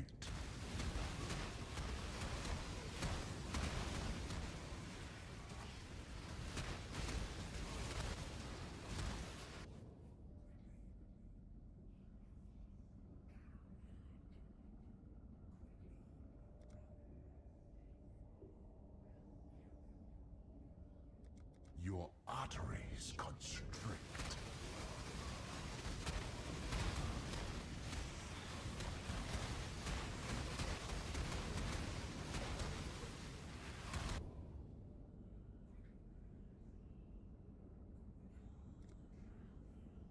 Death is swift and cold.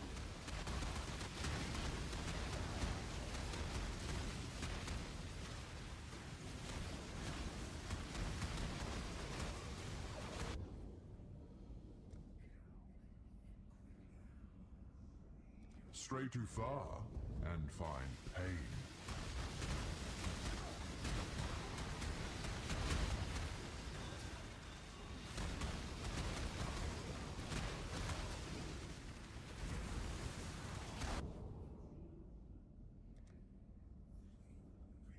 Relentless assault.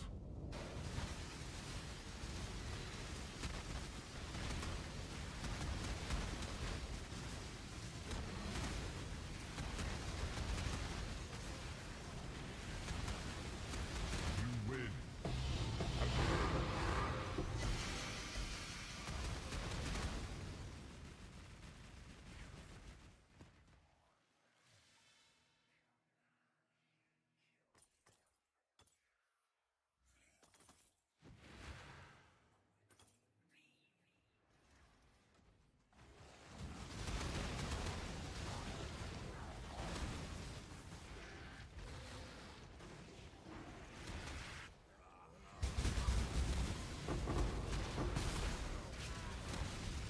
You are hideous!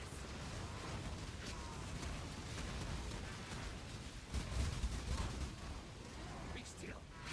Die and be reborn!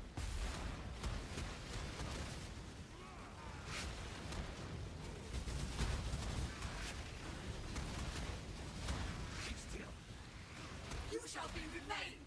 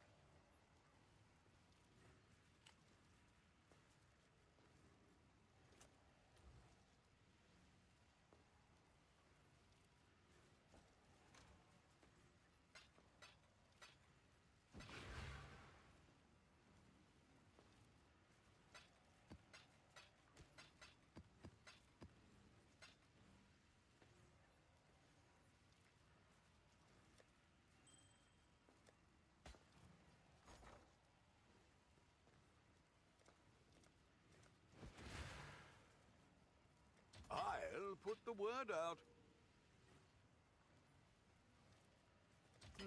I should raise my fees.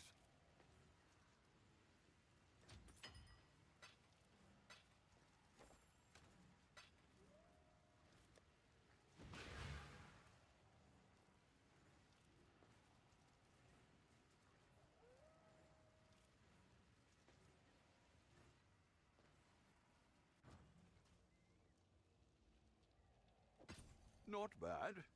Not bad at all.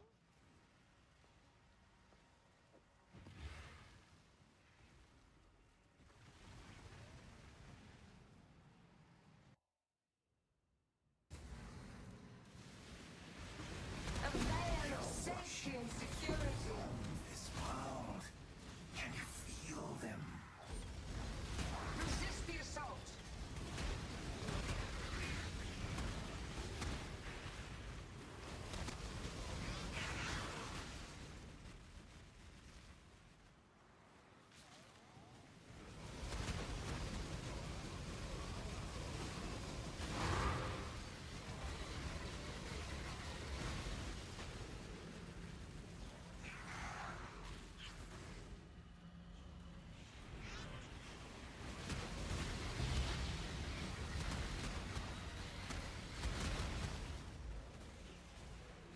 A veil of safety and security.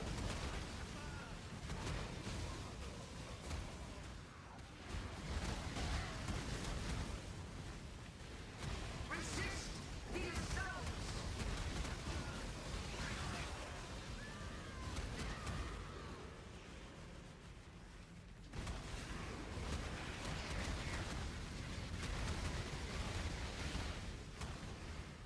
Grasp your mortality tightly. The void contains its children.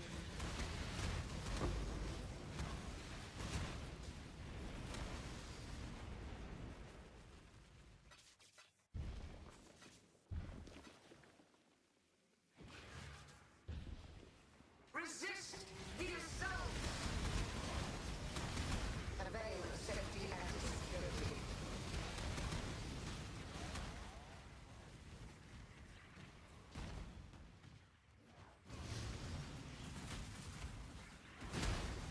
Grasp your mortality tightly.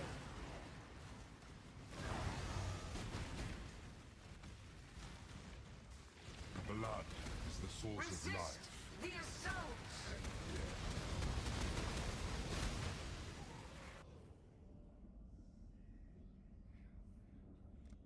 The tide of death is rapid. Resist the assault!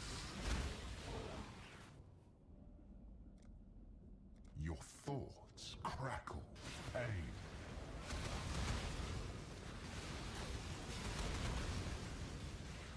Grasp your mortality tightly. Be diminished.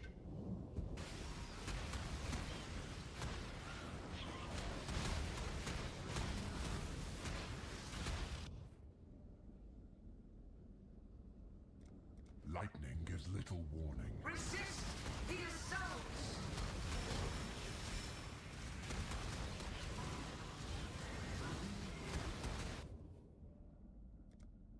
Lightning always strikes twice.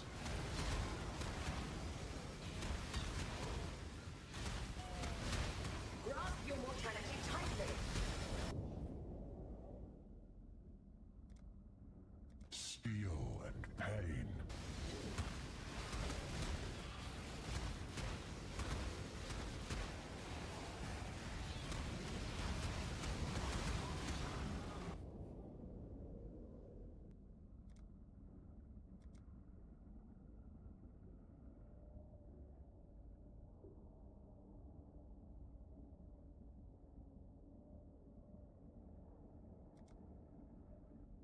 Lightning is swifter than the eye.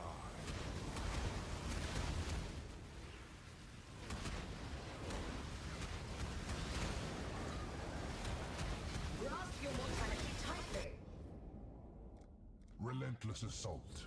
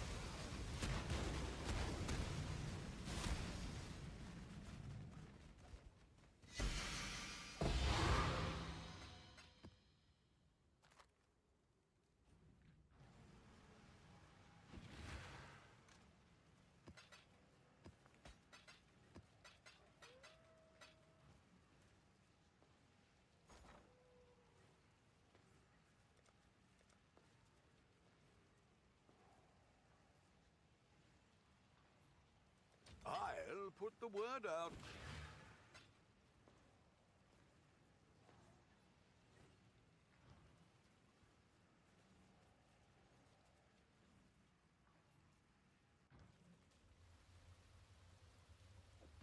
I'd consider that a win.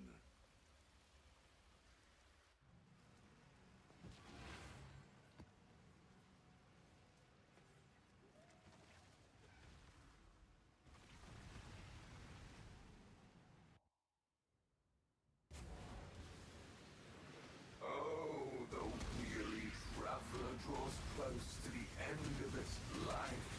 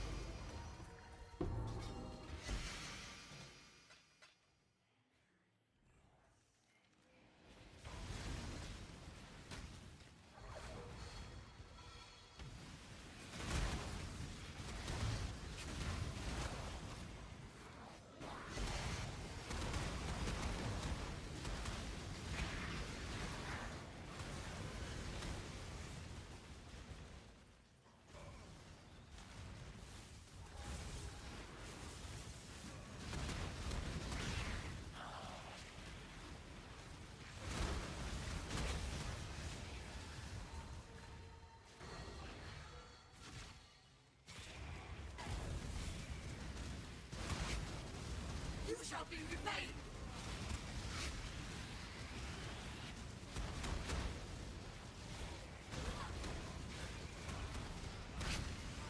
Why are you so ugly?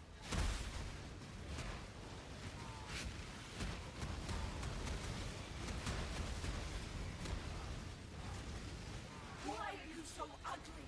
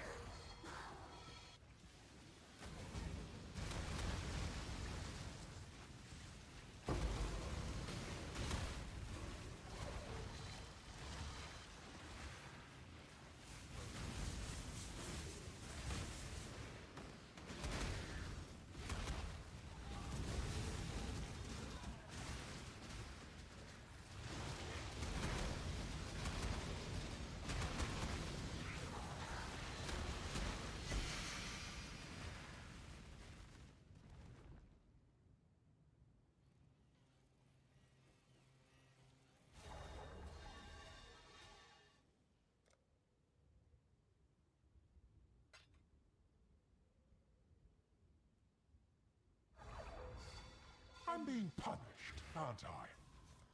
The wind conspires with the flames.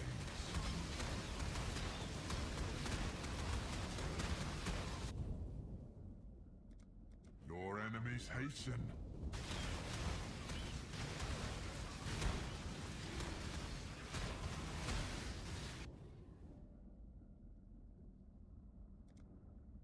The fire of summer burns within.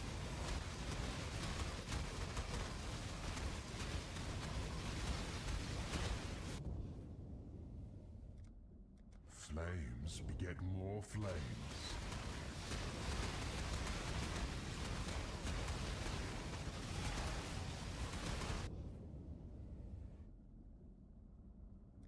Ah, a classic.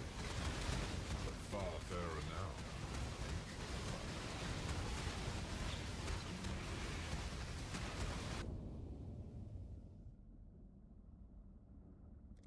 Relentless assault.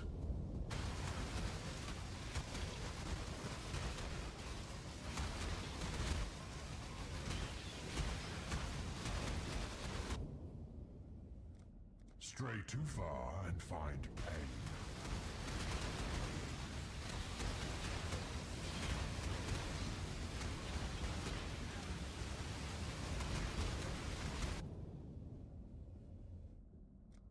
Be torn to shreds.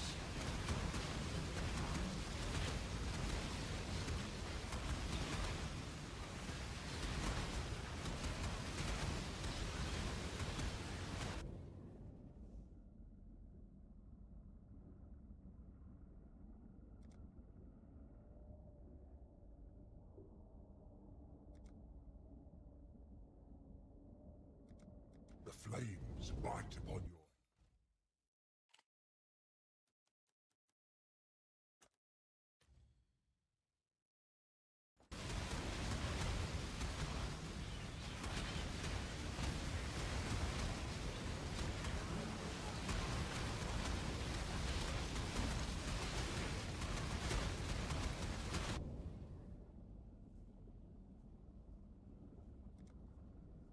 Your arteries constrict.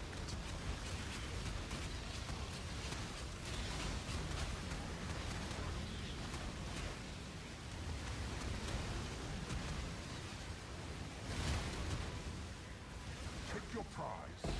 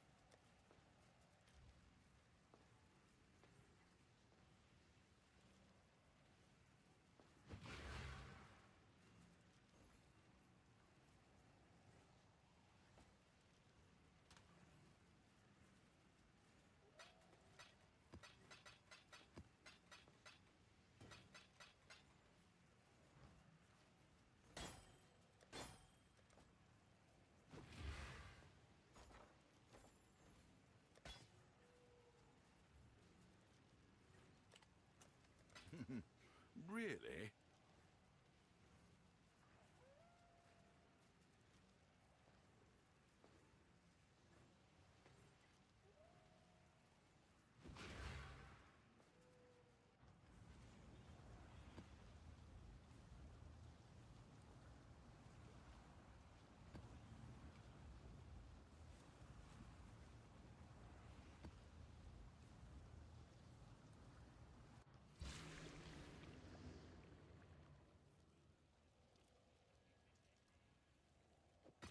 I'd consider that a win.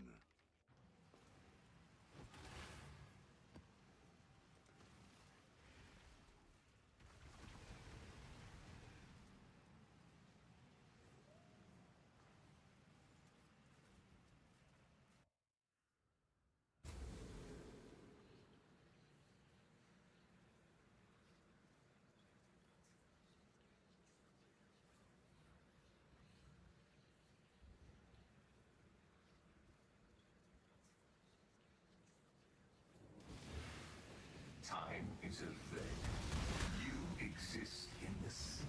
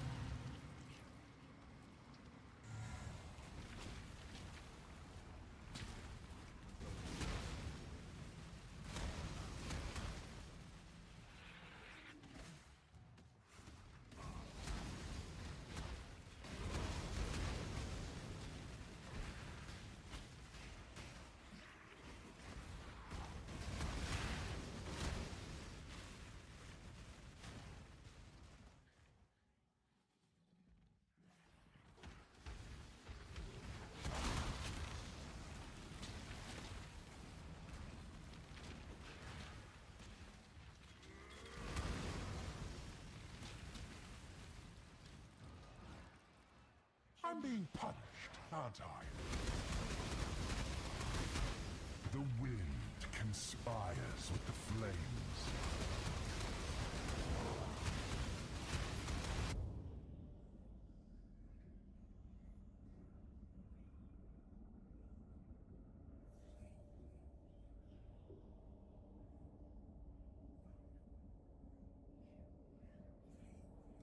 Relentless assault.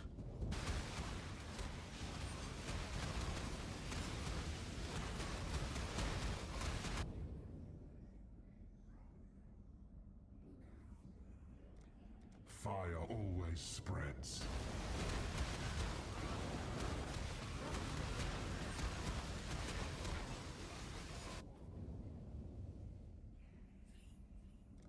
The storm comes swiftly.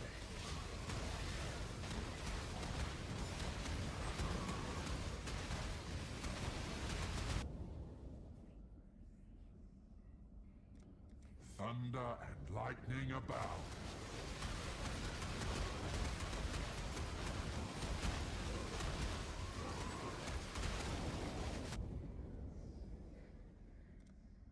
The tempest is nigh.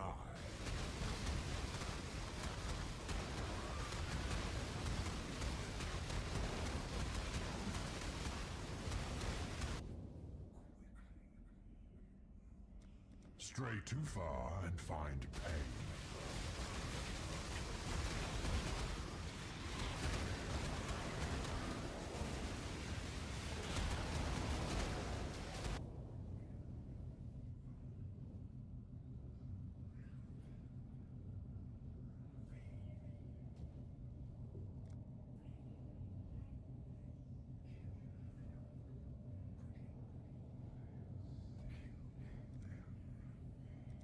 Be torn to shreds.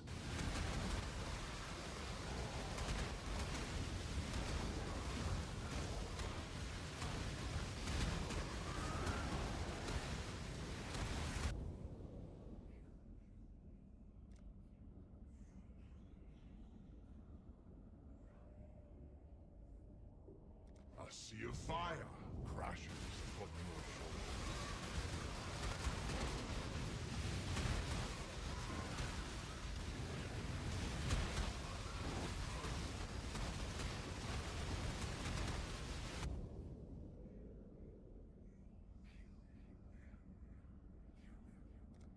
The blood-soaked ground turns against you. Horrendous!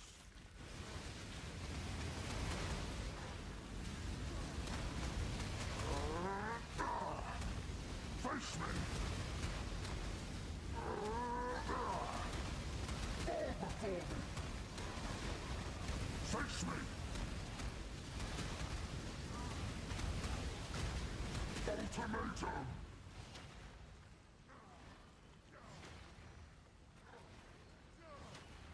Chaos, aid me! Be still!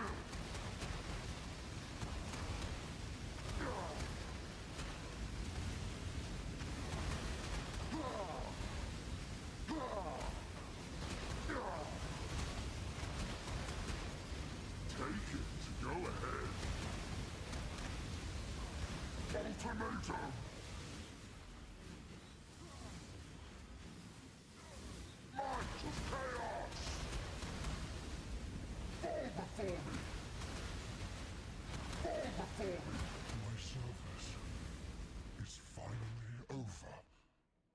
and my service continues.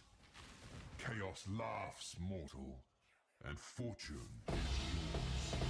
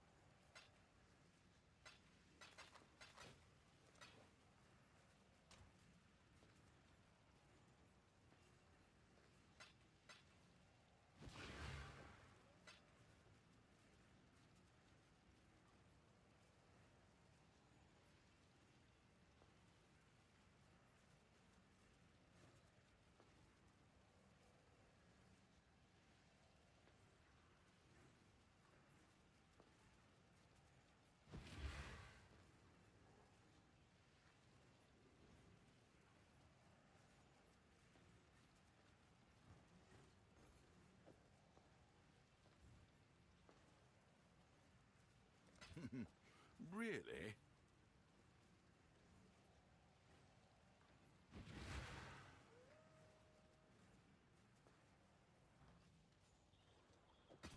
I'd consider that a win.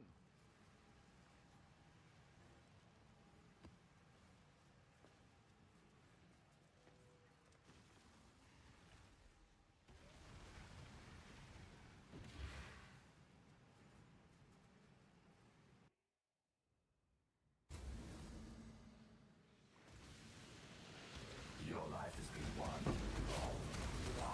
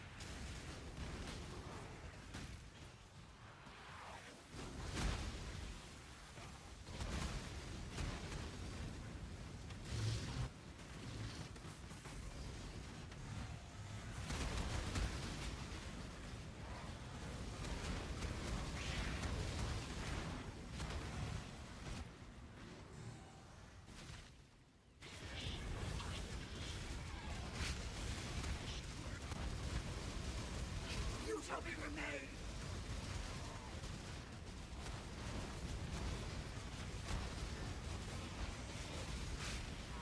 Be still!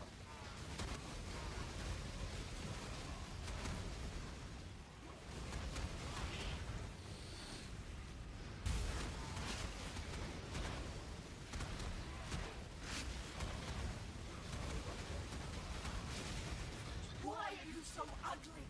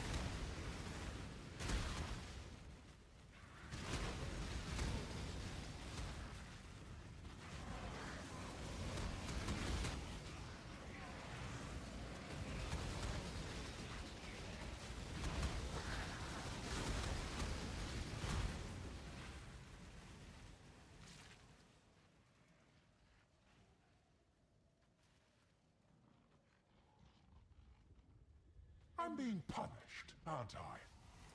Relentless assault.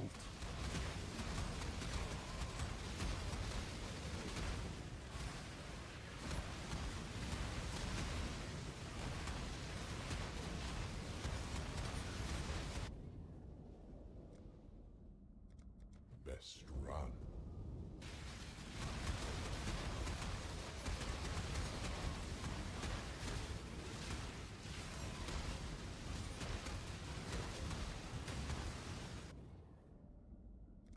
The flames race towards you.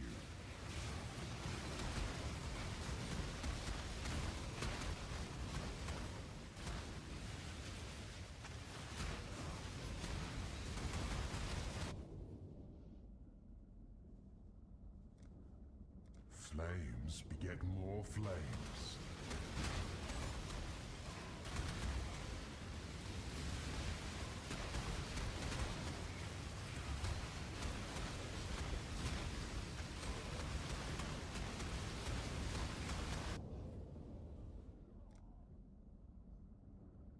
Be torn to shreds.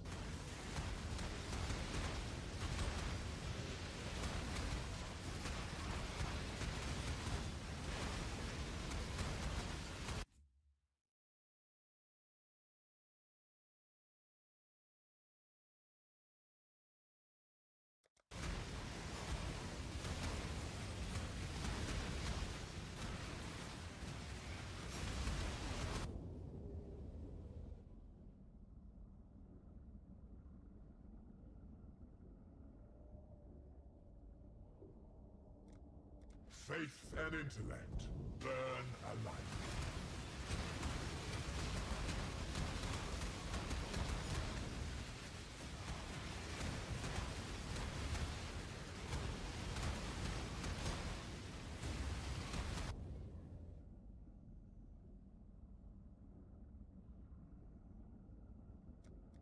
A sea of fire crashes upon your shores.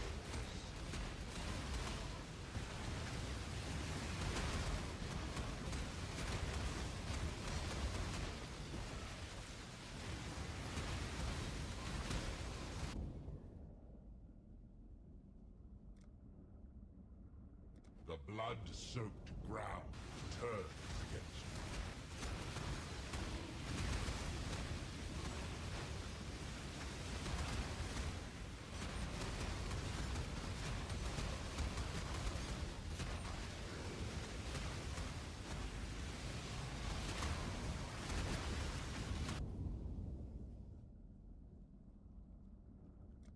Lightning lurks within you.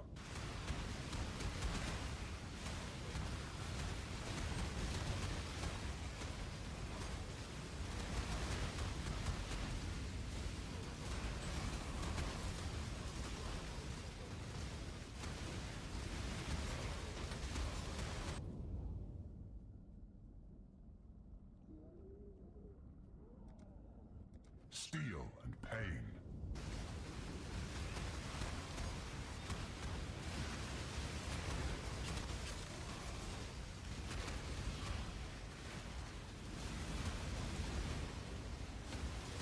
You win.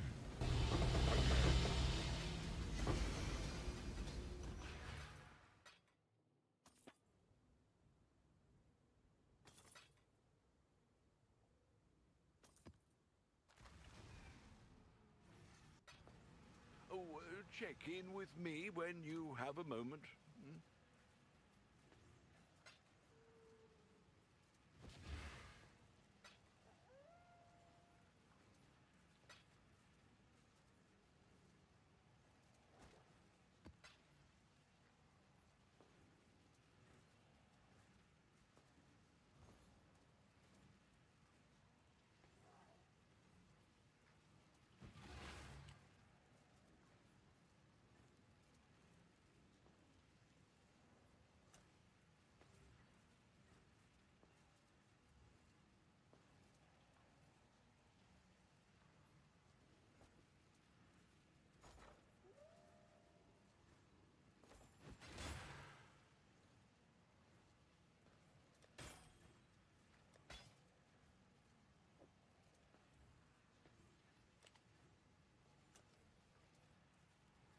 Hopefully there'll be interest.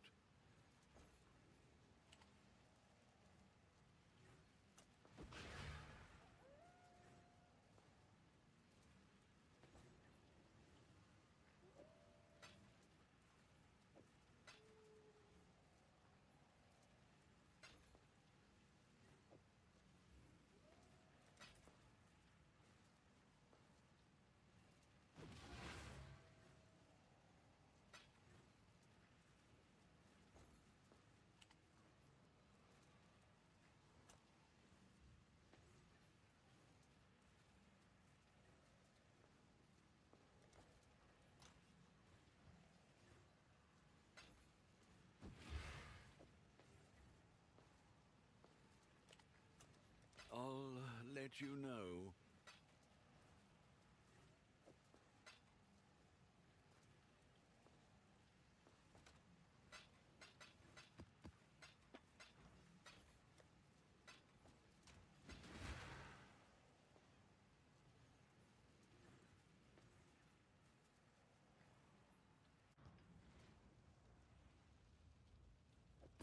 Not bad. Not bad.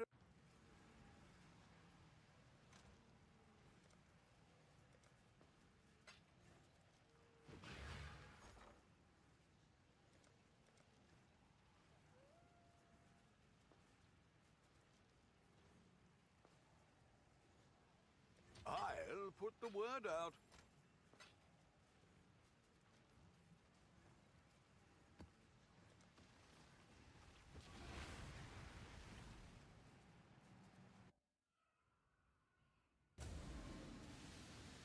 I will never stop searching for that which sends you spiraling into the abyss.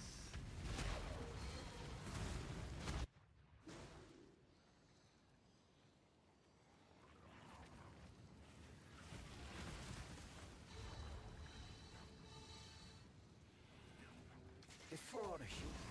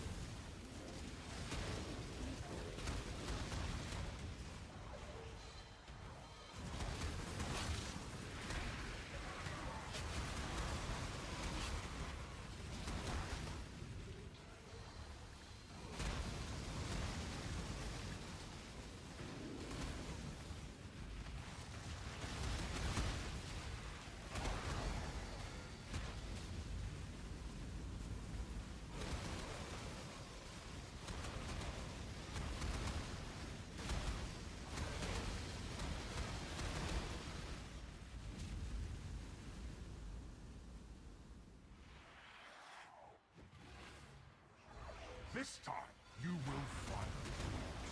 Lightning gives little warning.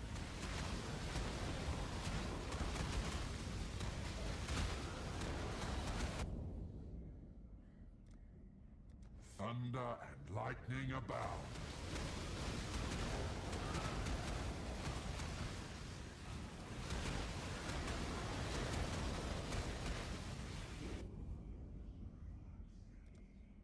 Your enemies hasten.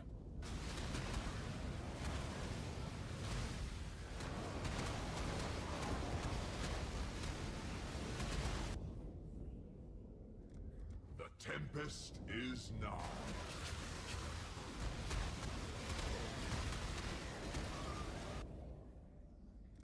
Stray too far and find pain.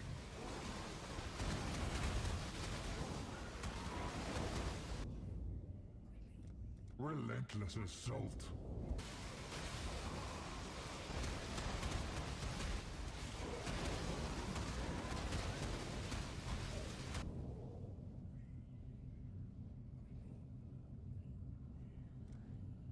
The fire of summer burns within.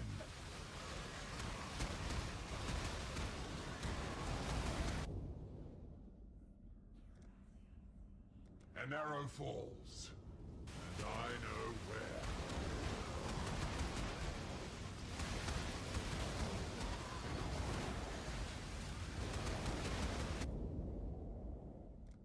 The Horde adapts.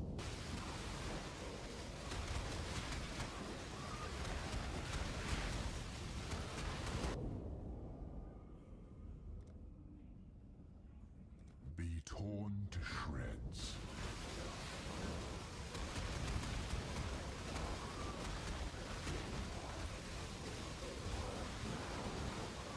How do you keep winning?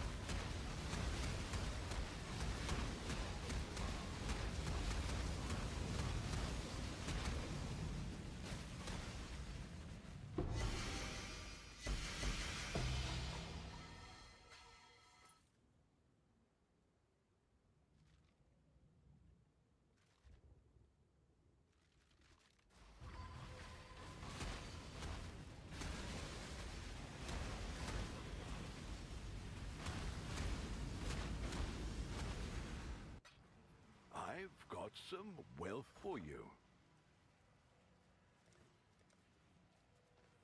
We'll make it happen.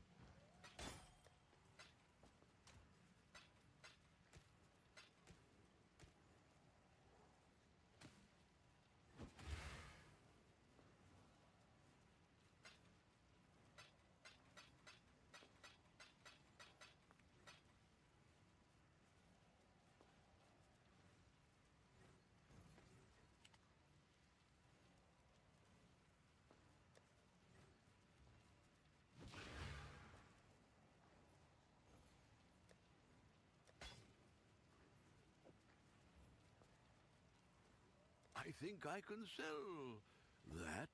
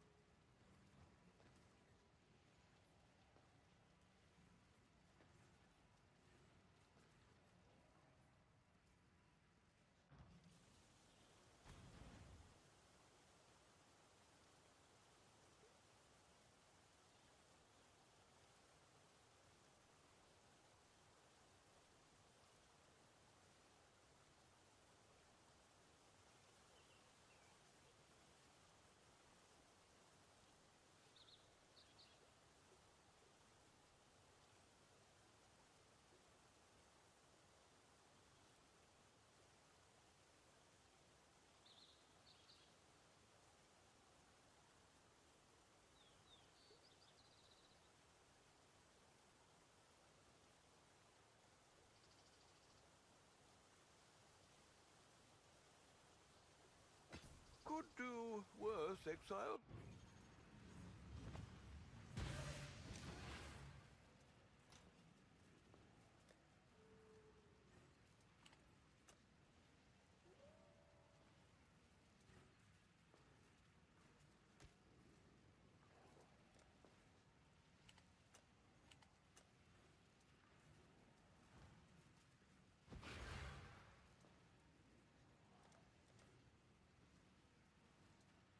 Well, make it happen.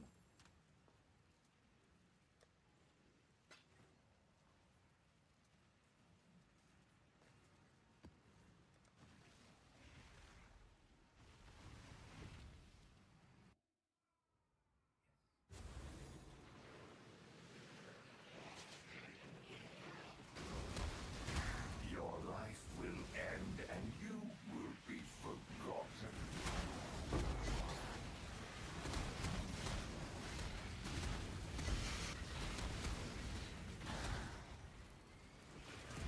Is this some farcical joke? The Babe, mystics and scholars.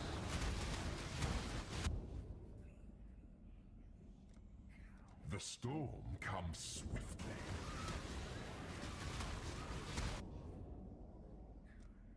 Thunder and lightning abound.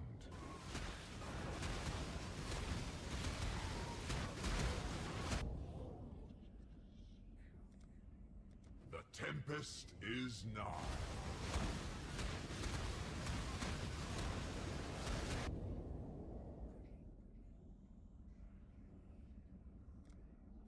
The wind conspires with the flames.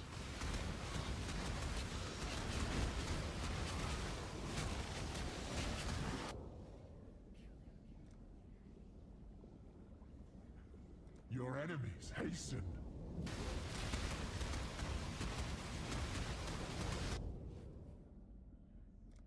Relentless assault.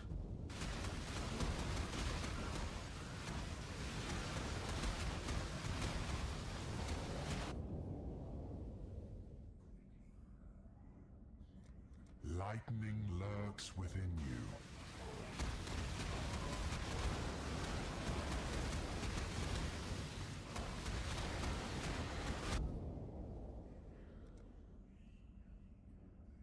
Be torn to shreds.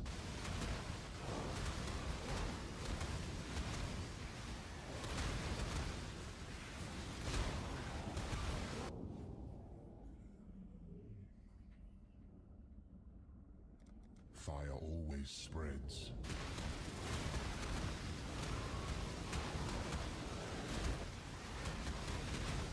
This is no longer.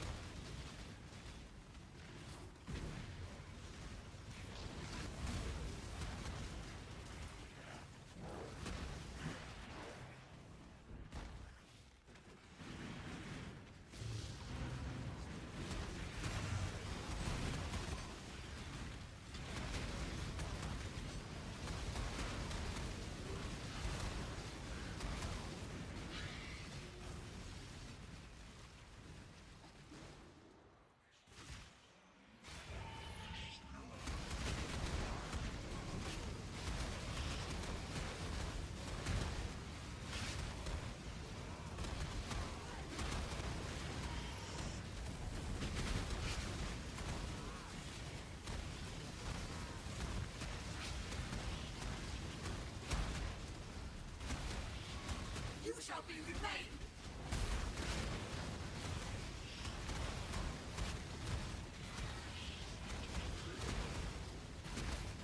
Let me beautify you!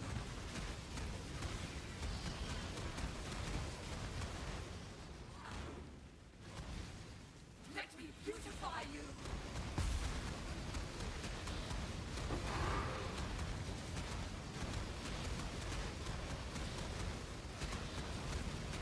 You shall be remained!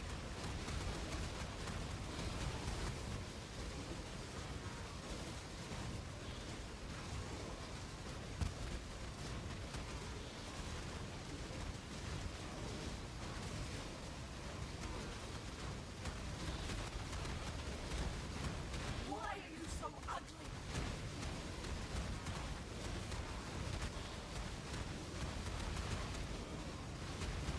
You shall be remained!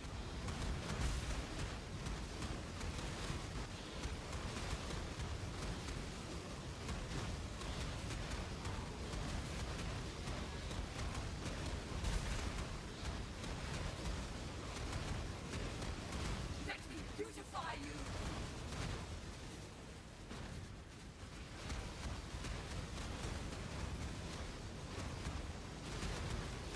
You are hideous!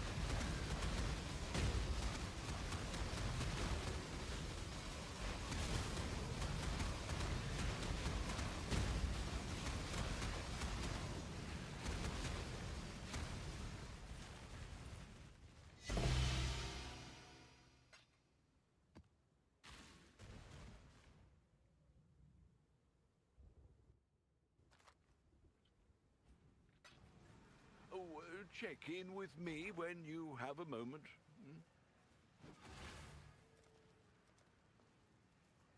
All in order. I'll let you know.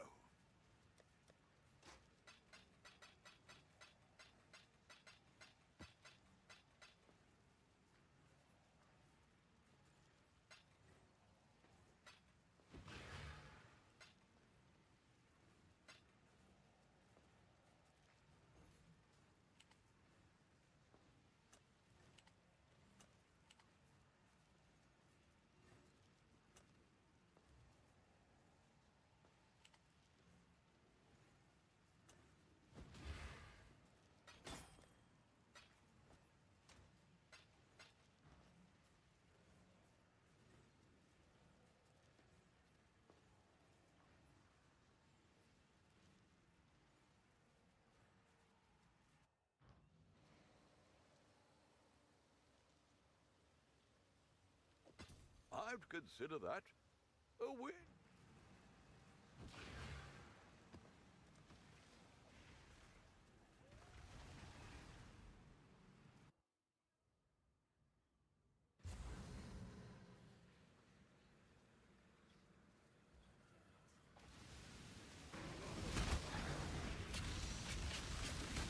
You are being controlled by greater forces.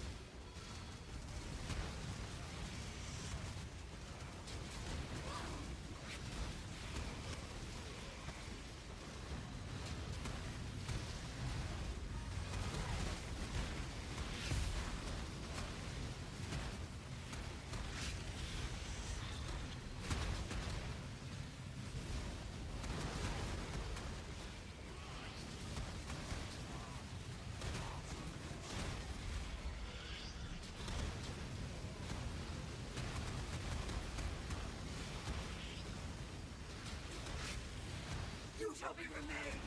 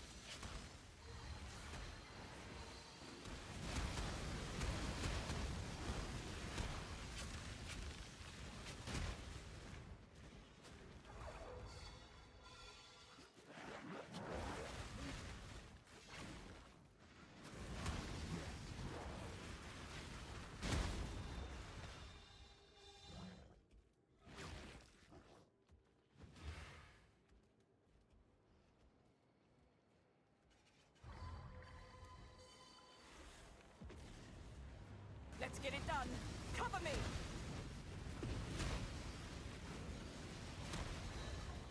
Dreamer, protect me.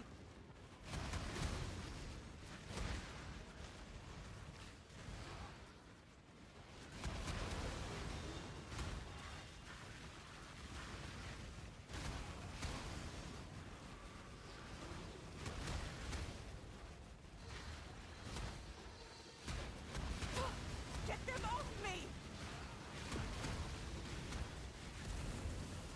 Burn it all to the ground!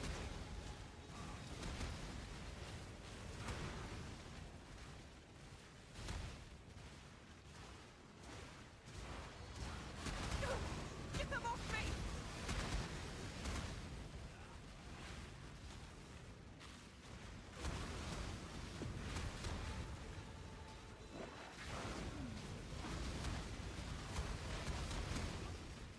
Regenerating!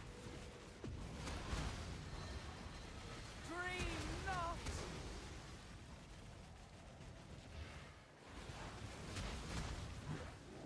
Existence is stilled!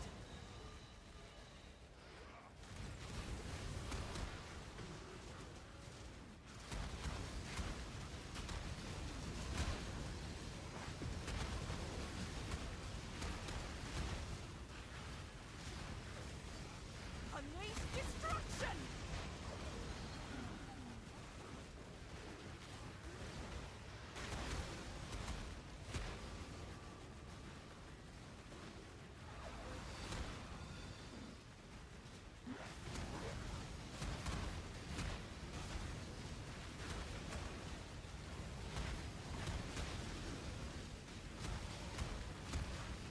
Unleash destruction!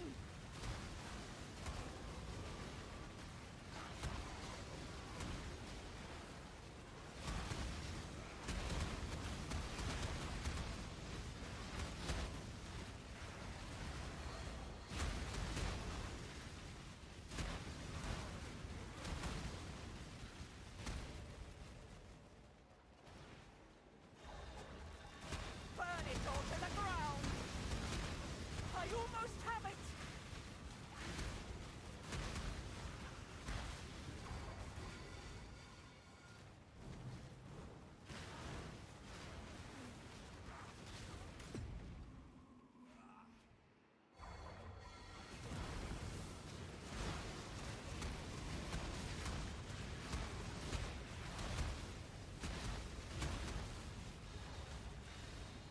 It's done! Get out of here!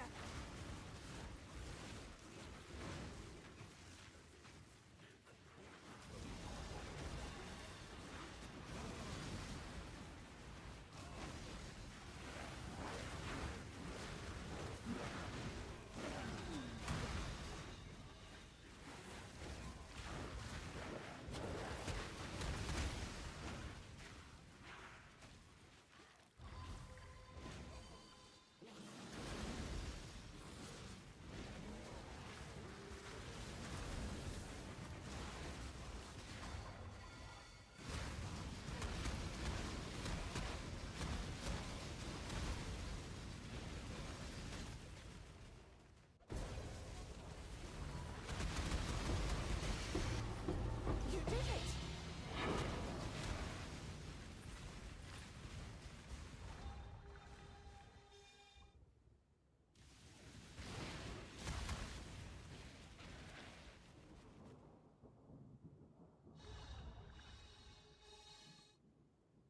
This trial will see your downfall. The storm comes swiftly.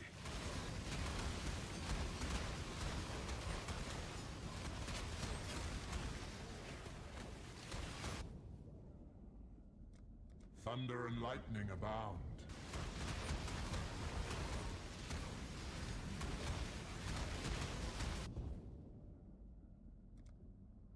Relentless assault.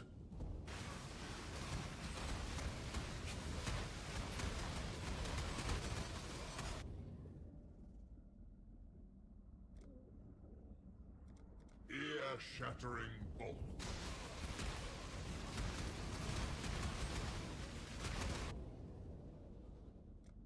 Be be torn to shreds.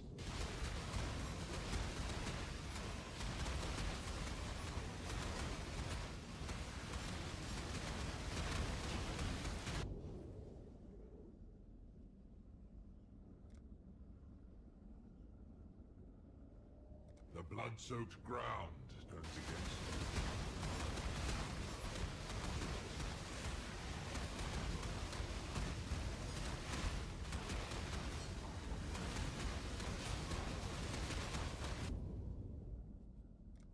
The flames race towards you.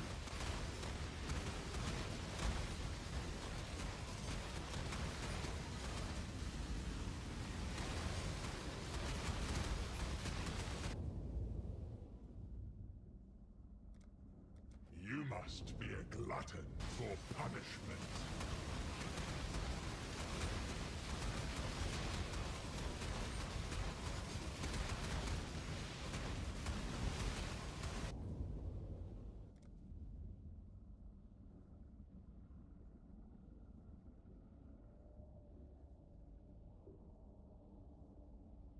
Fire always spreads.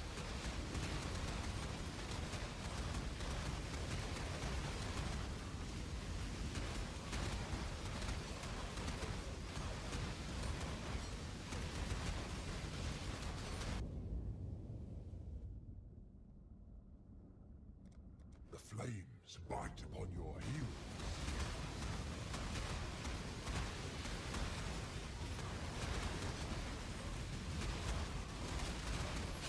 I should have become a priest of Gaia instead.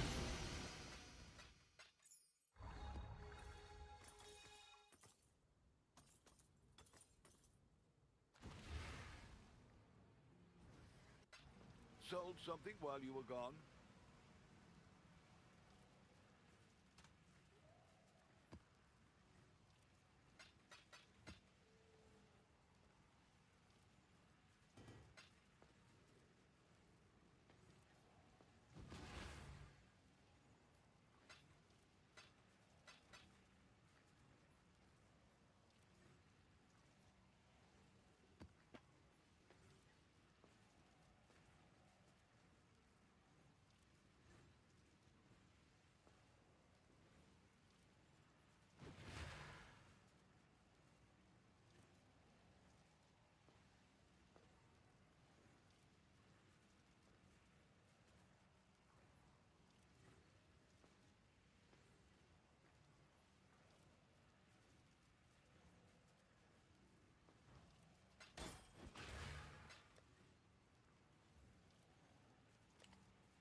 Hopefully there'll be interest.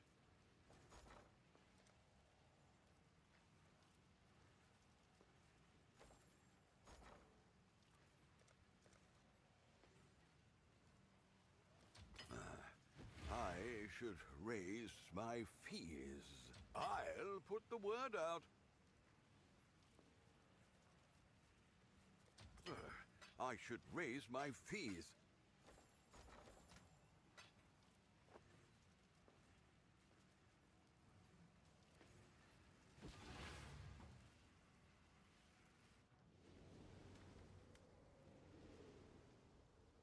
Welcome back.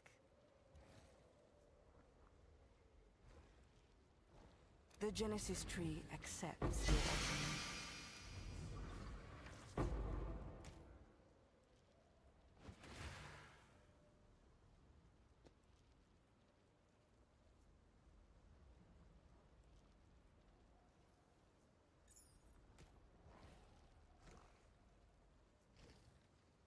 She is pleased.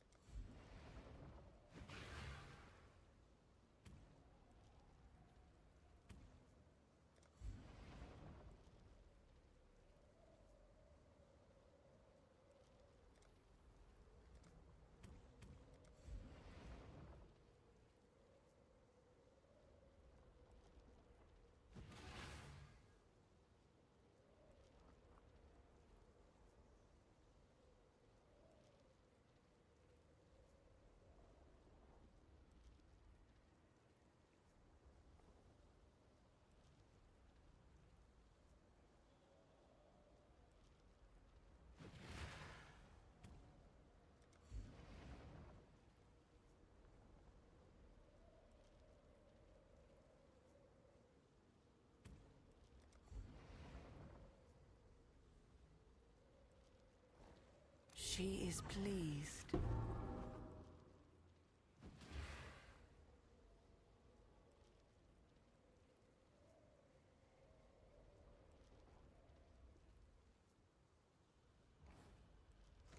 The Genesis tree accepts your offering.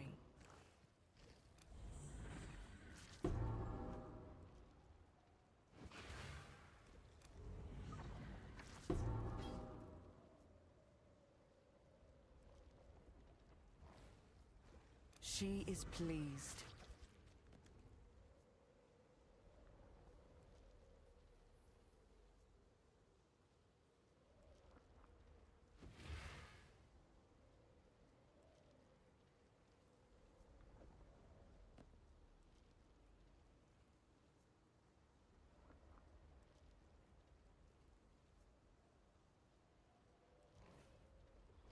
Yes, just like that.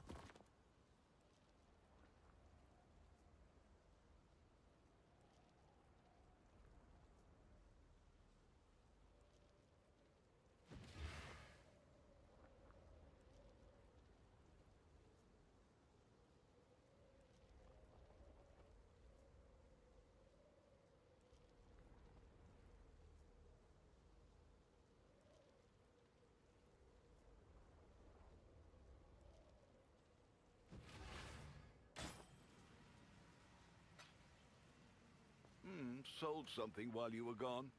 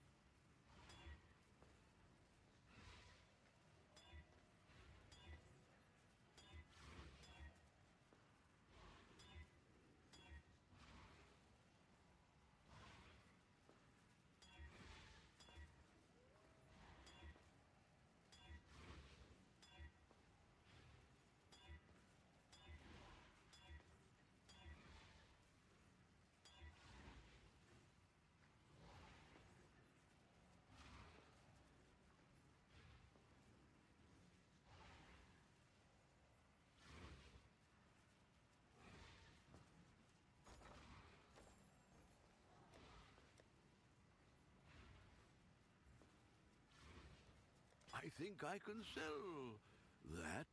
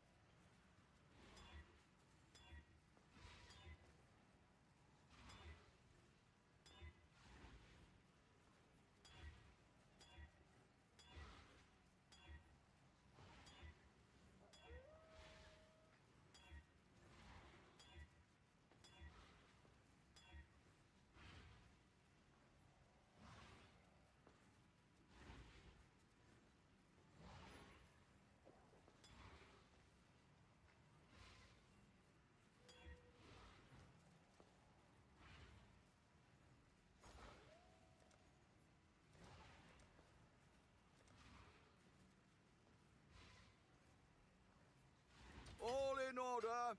I'll let you know.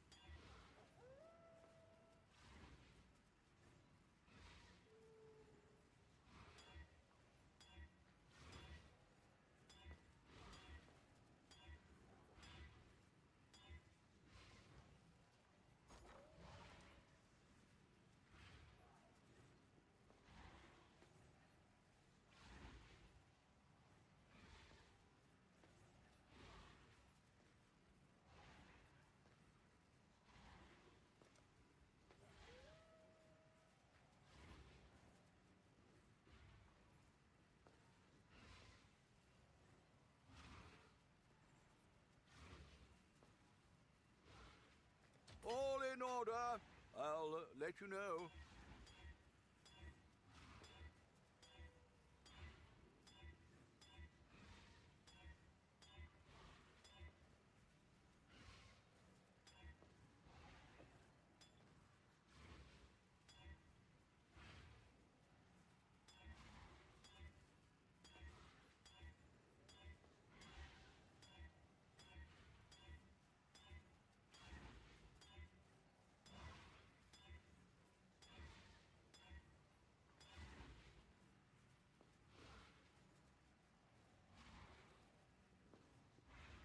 We'll make it happen.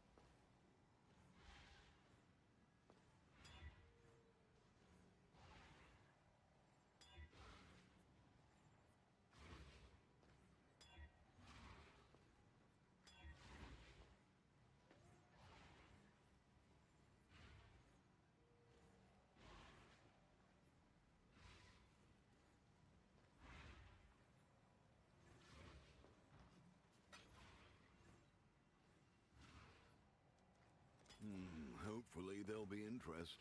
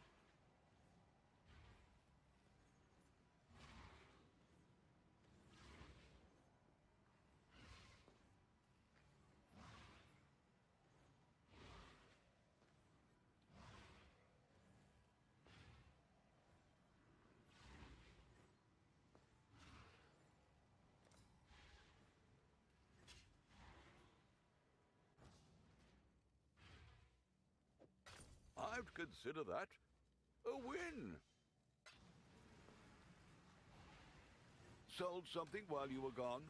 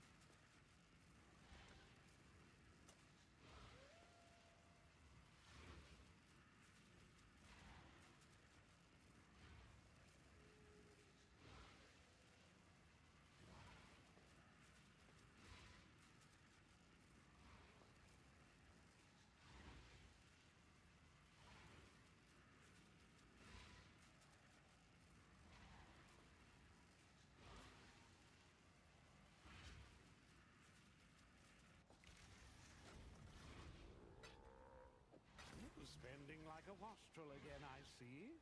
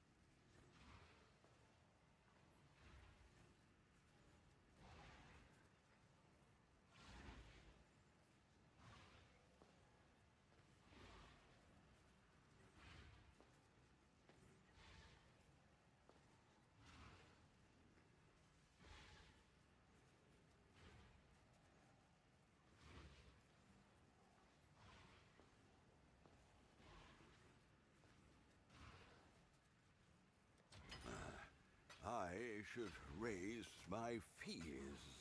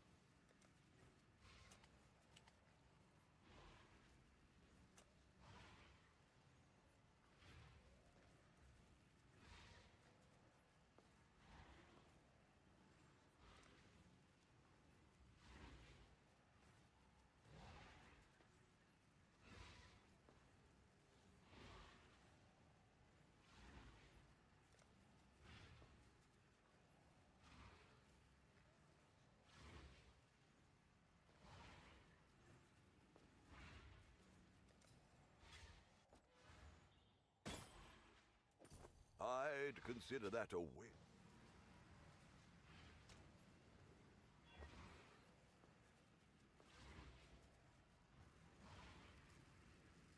Exile?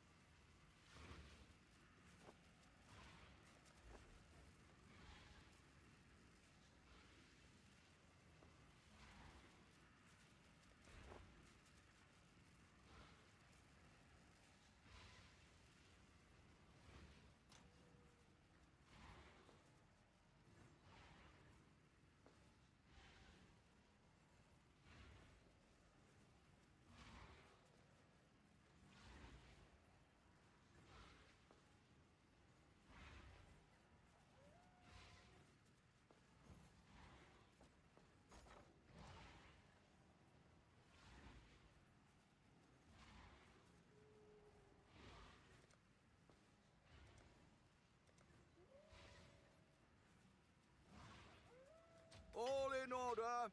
I'll let you know.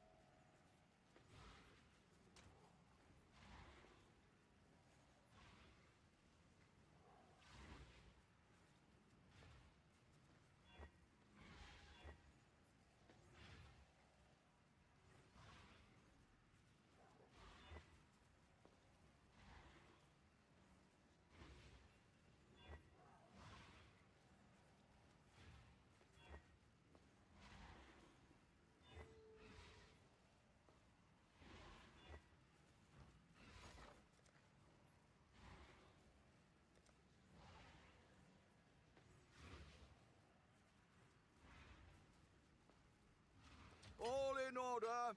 I'll let you know.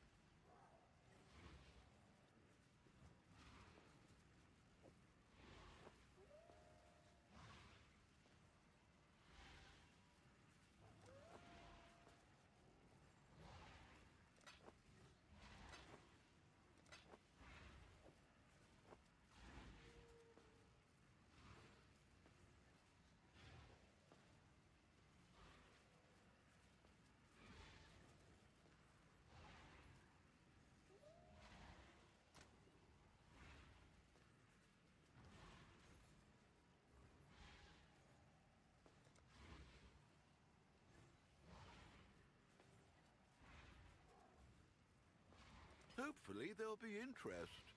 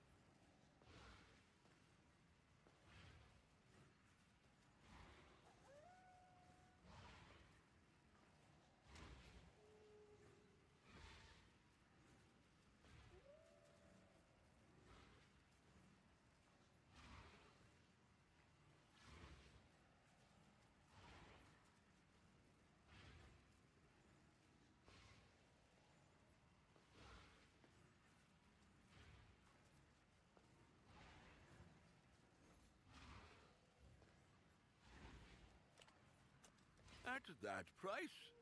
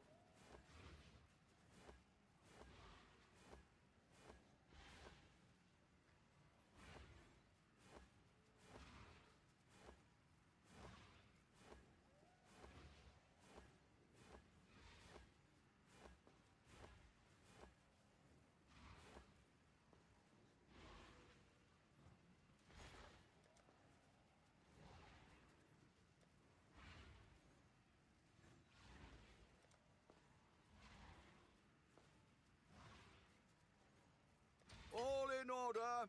I'll let you know.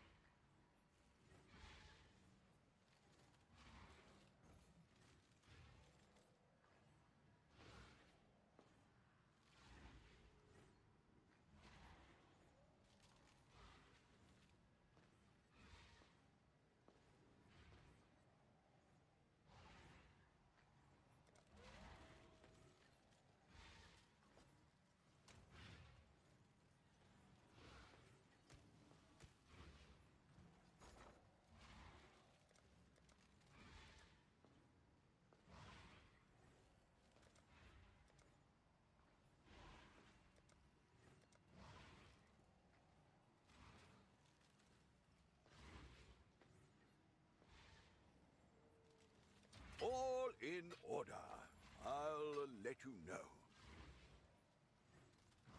Ah!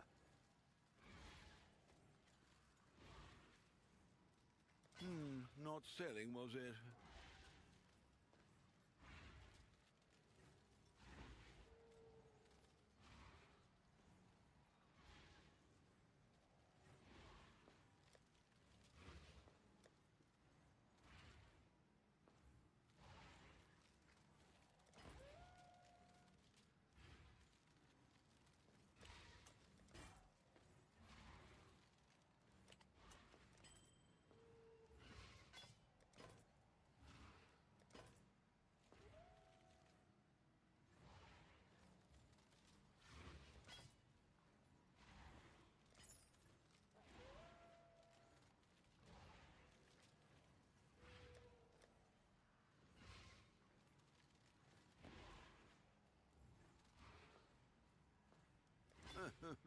Fair enough.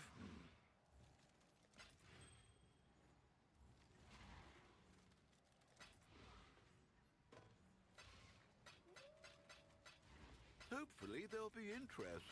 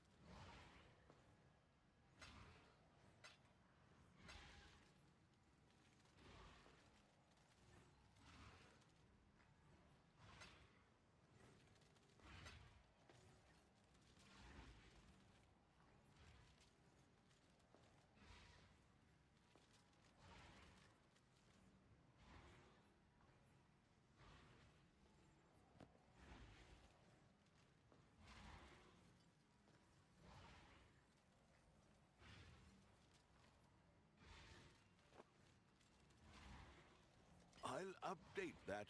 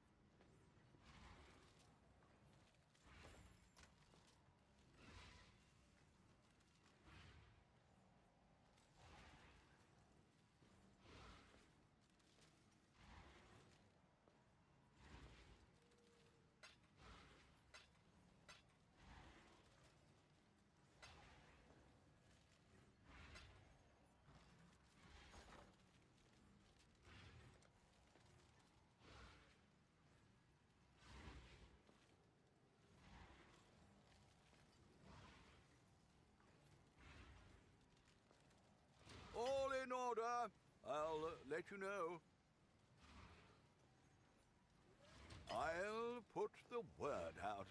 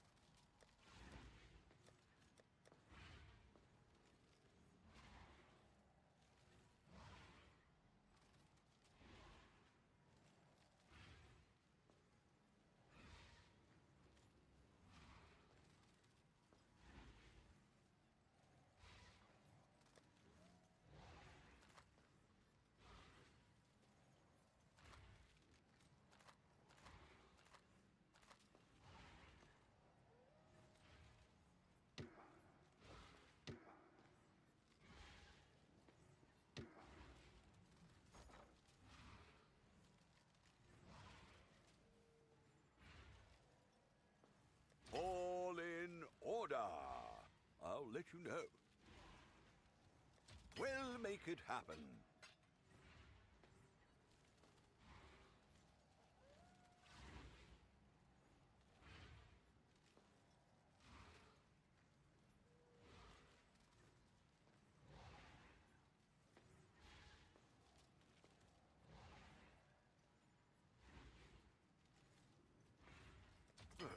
I should raise my fees.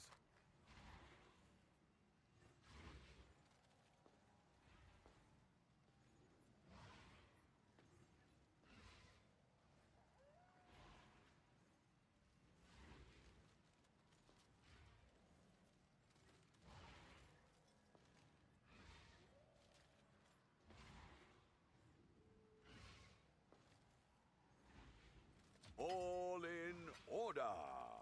I'll let you know. We'll make it happen.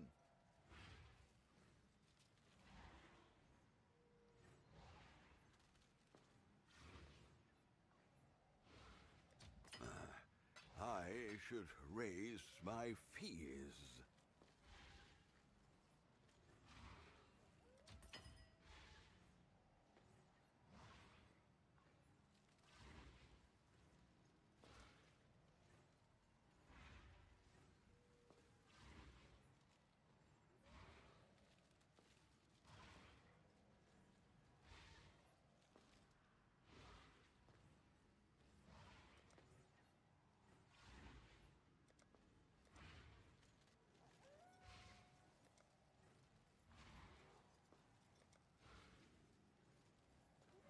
All in order. I'll let you know. I'll put the word out.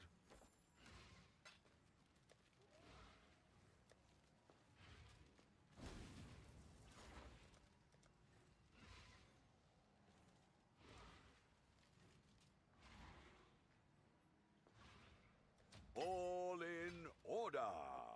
I'll let you know.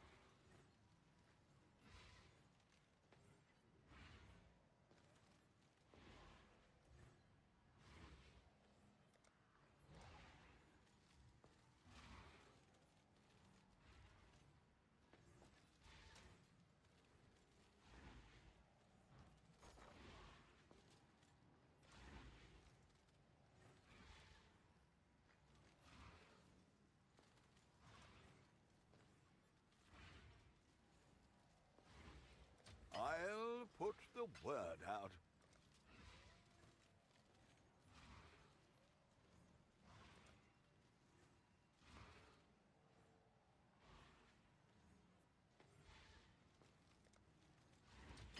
I should raise my fees.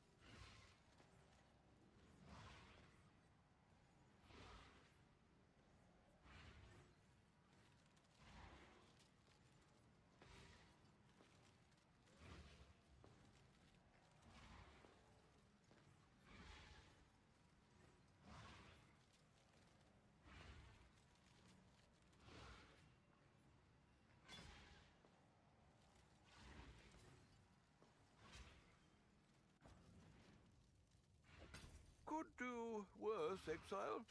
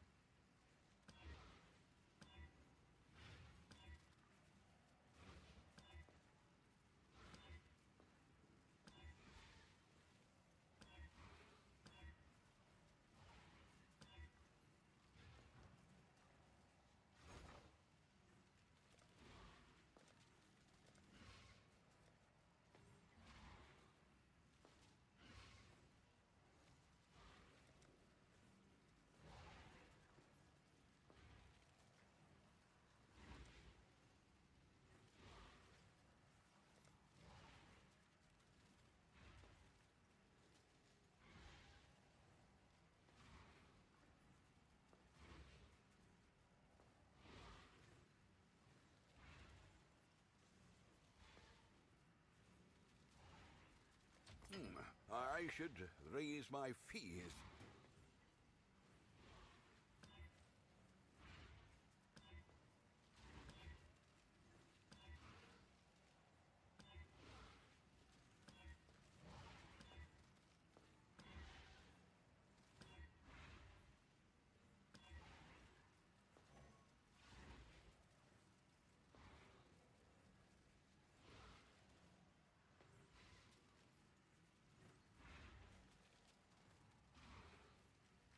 All in order.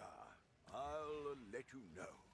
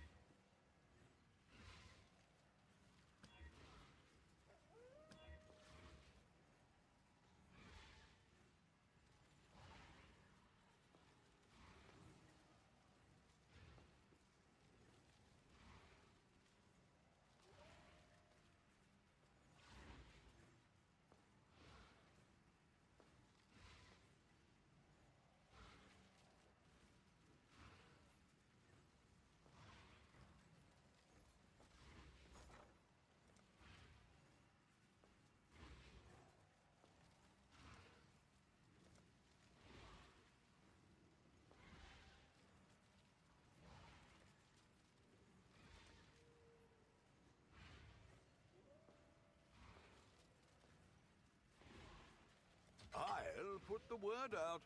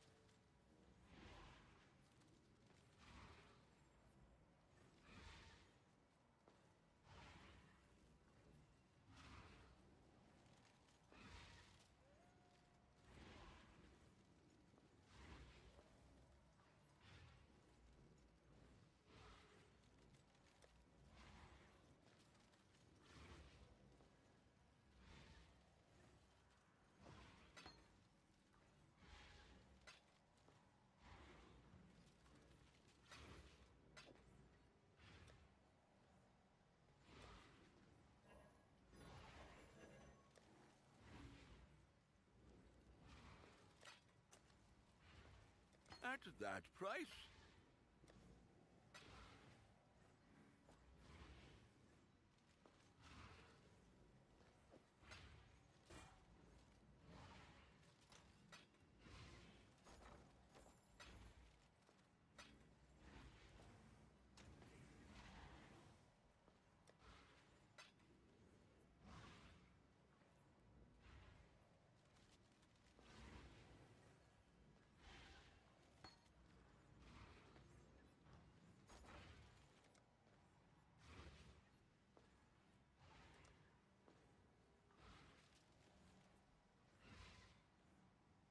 I'll put the word out.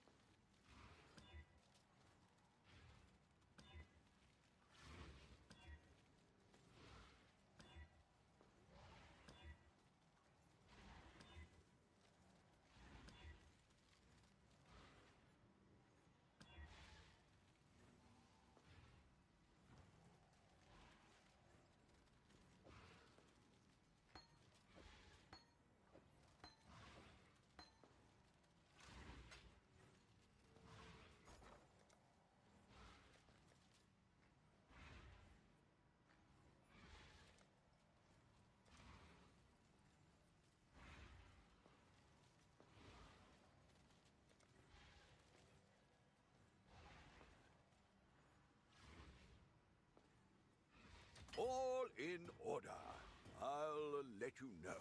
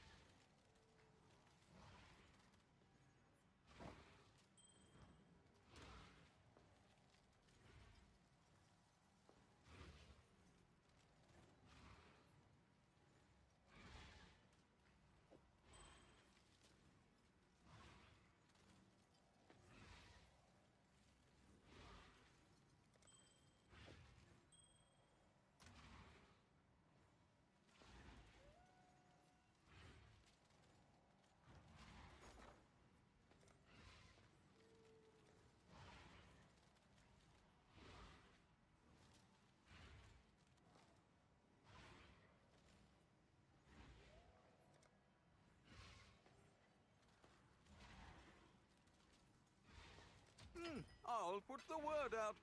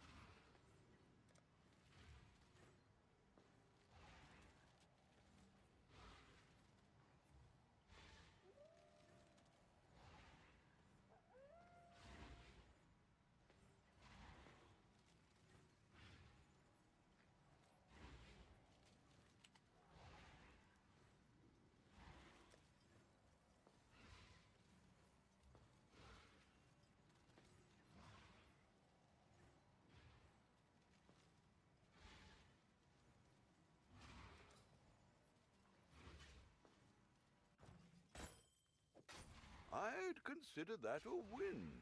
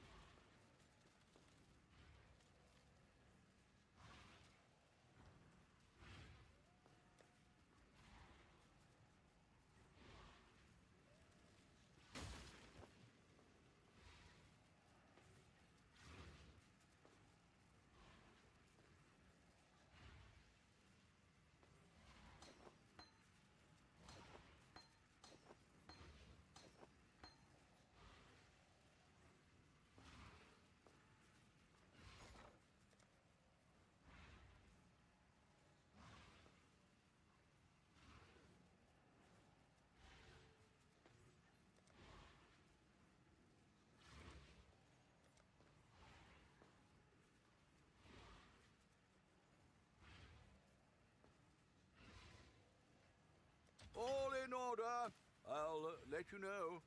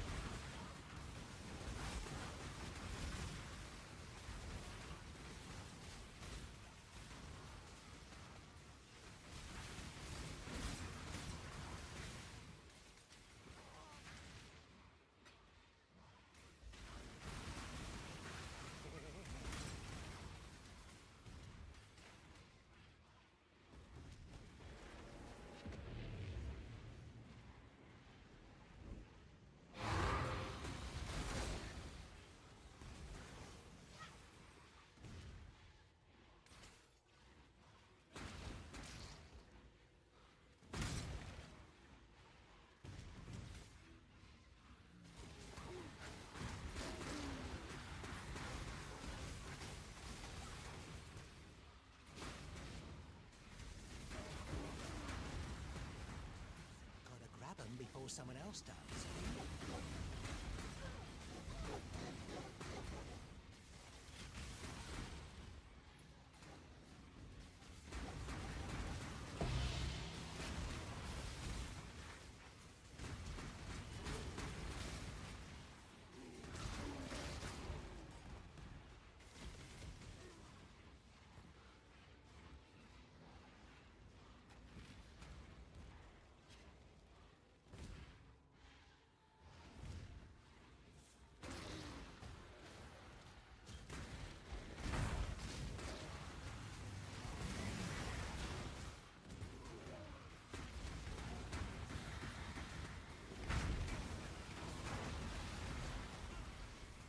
Gotta grab him before someone else does.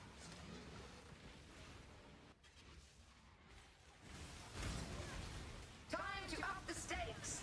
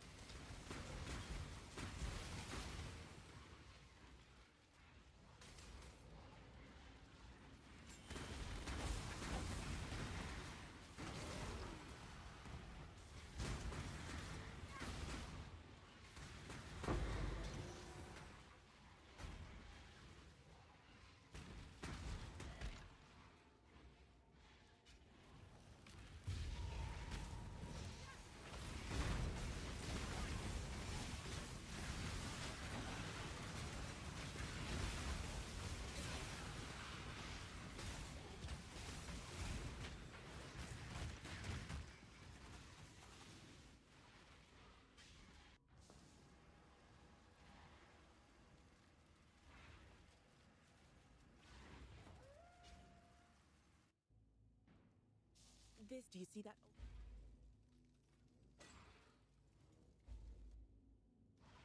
Guard your treasures. I can see. I'm so glad you're here.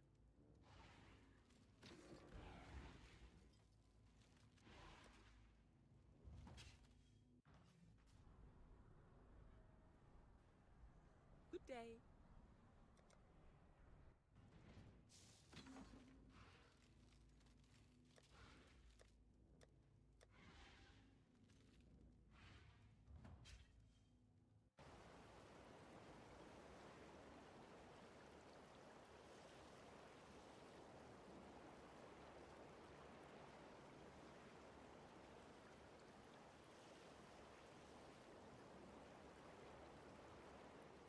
There.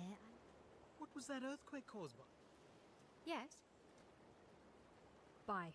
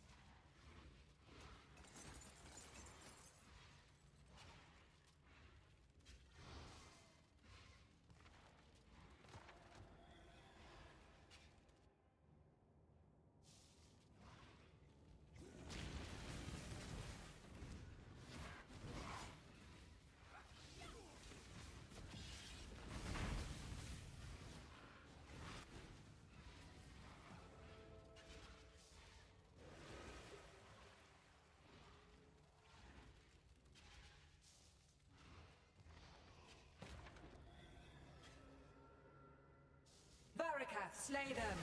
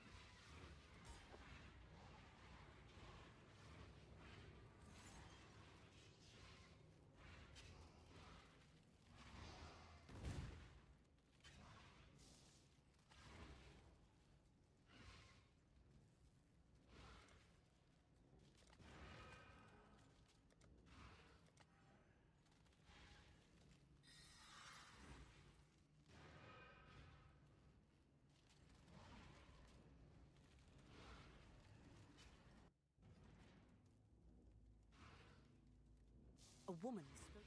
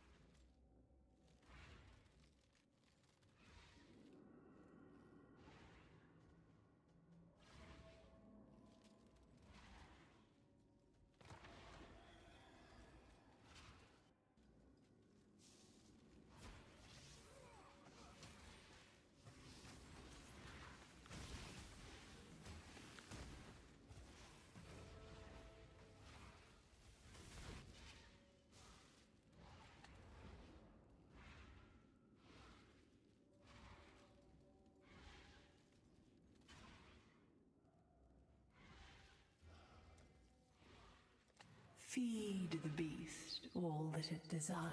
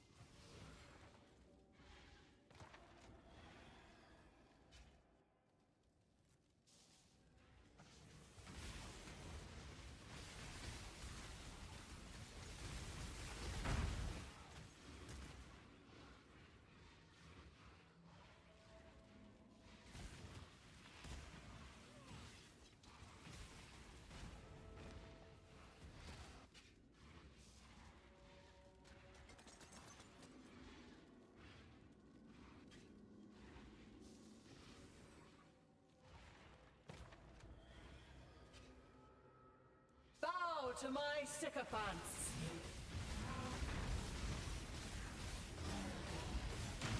These are flesh vessels, just like you.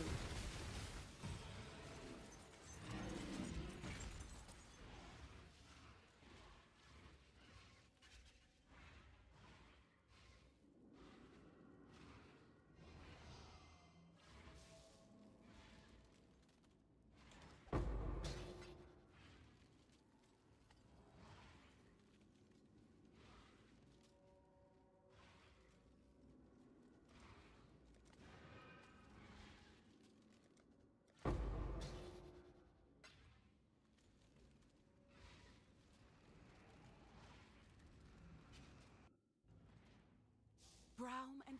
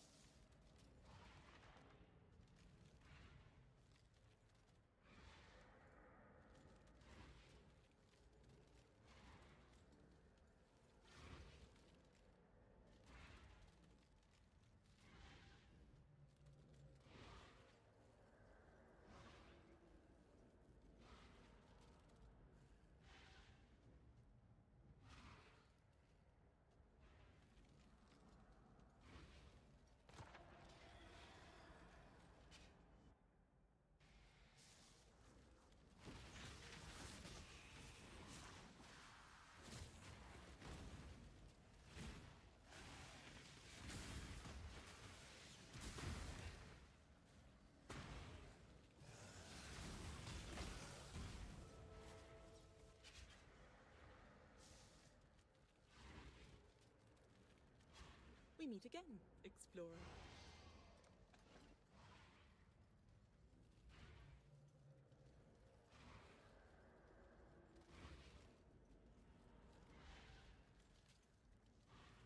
It was nice to...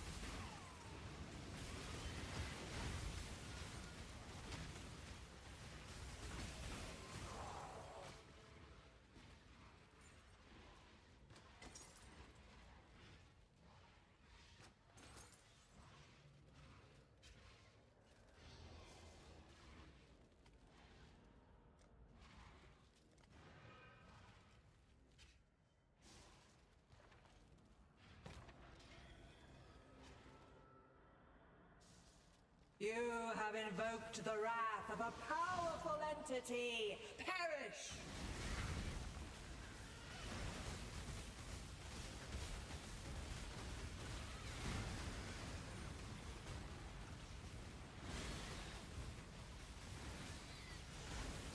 You have challenged my legion, but you will succumb!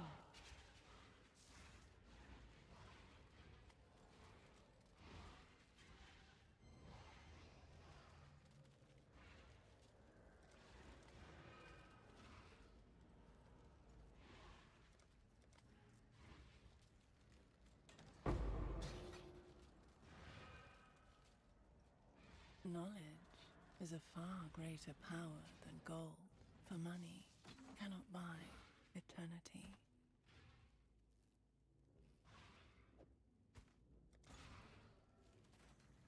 With Zenithar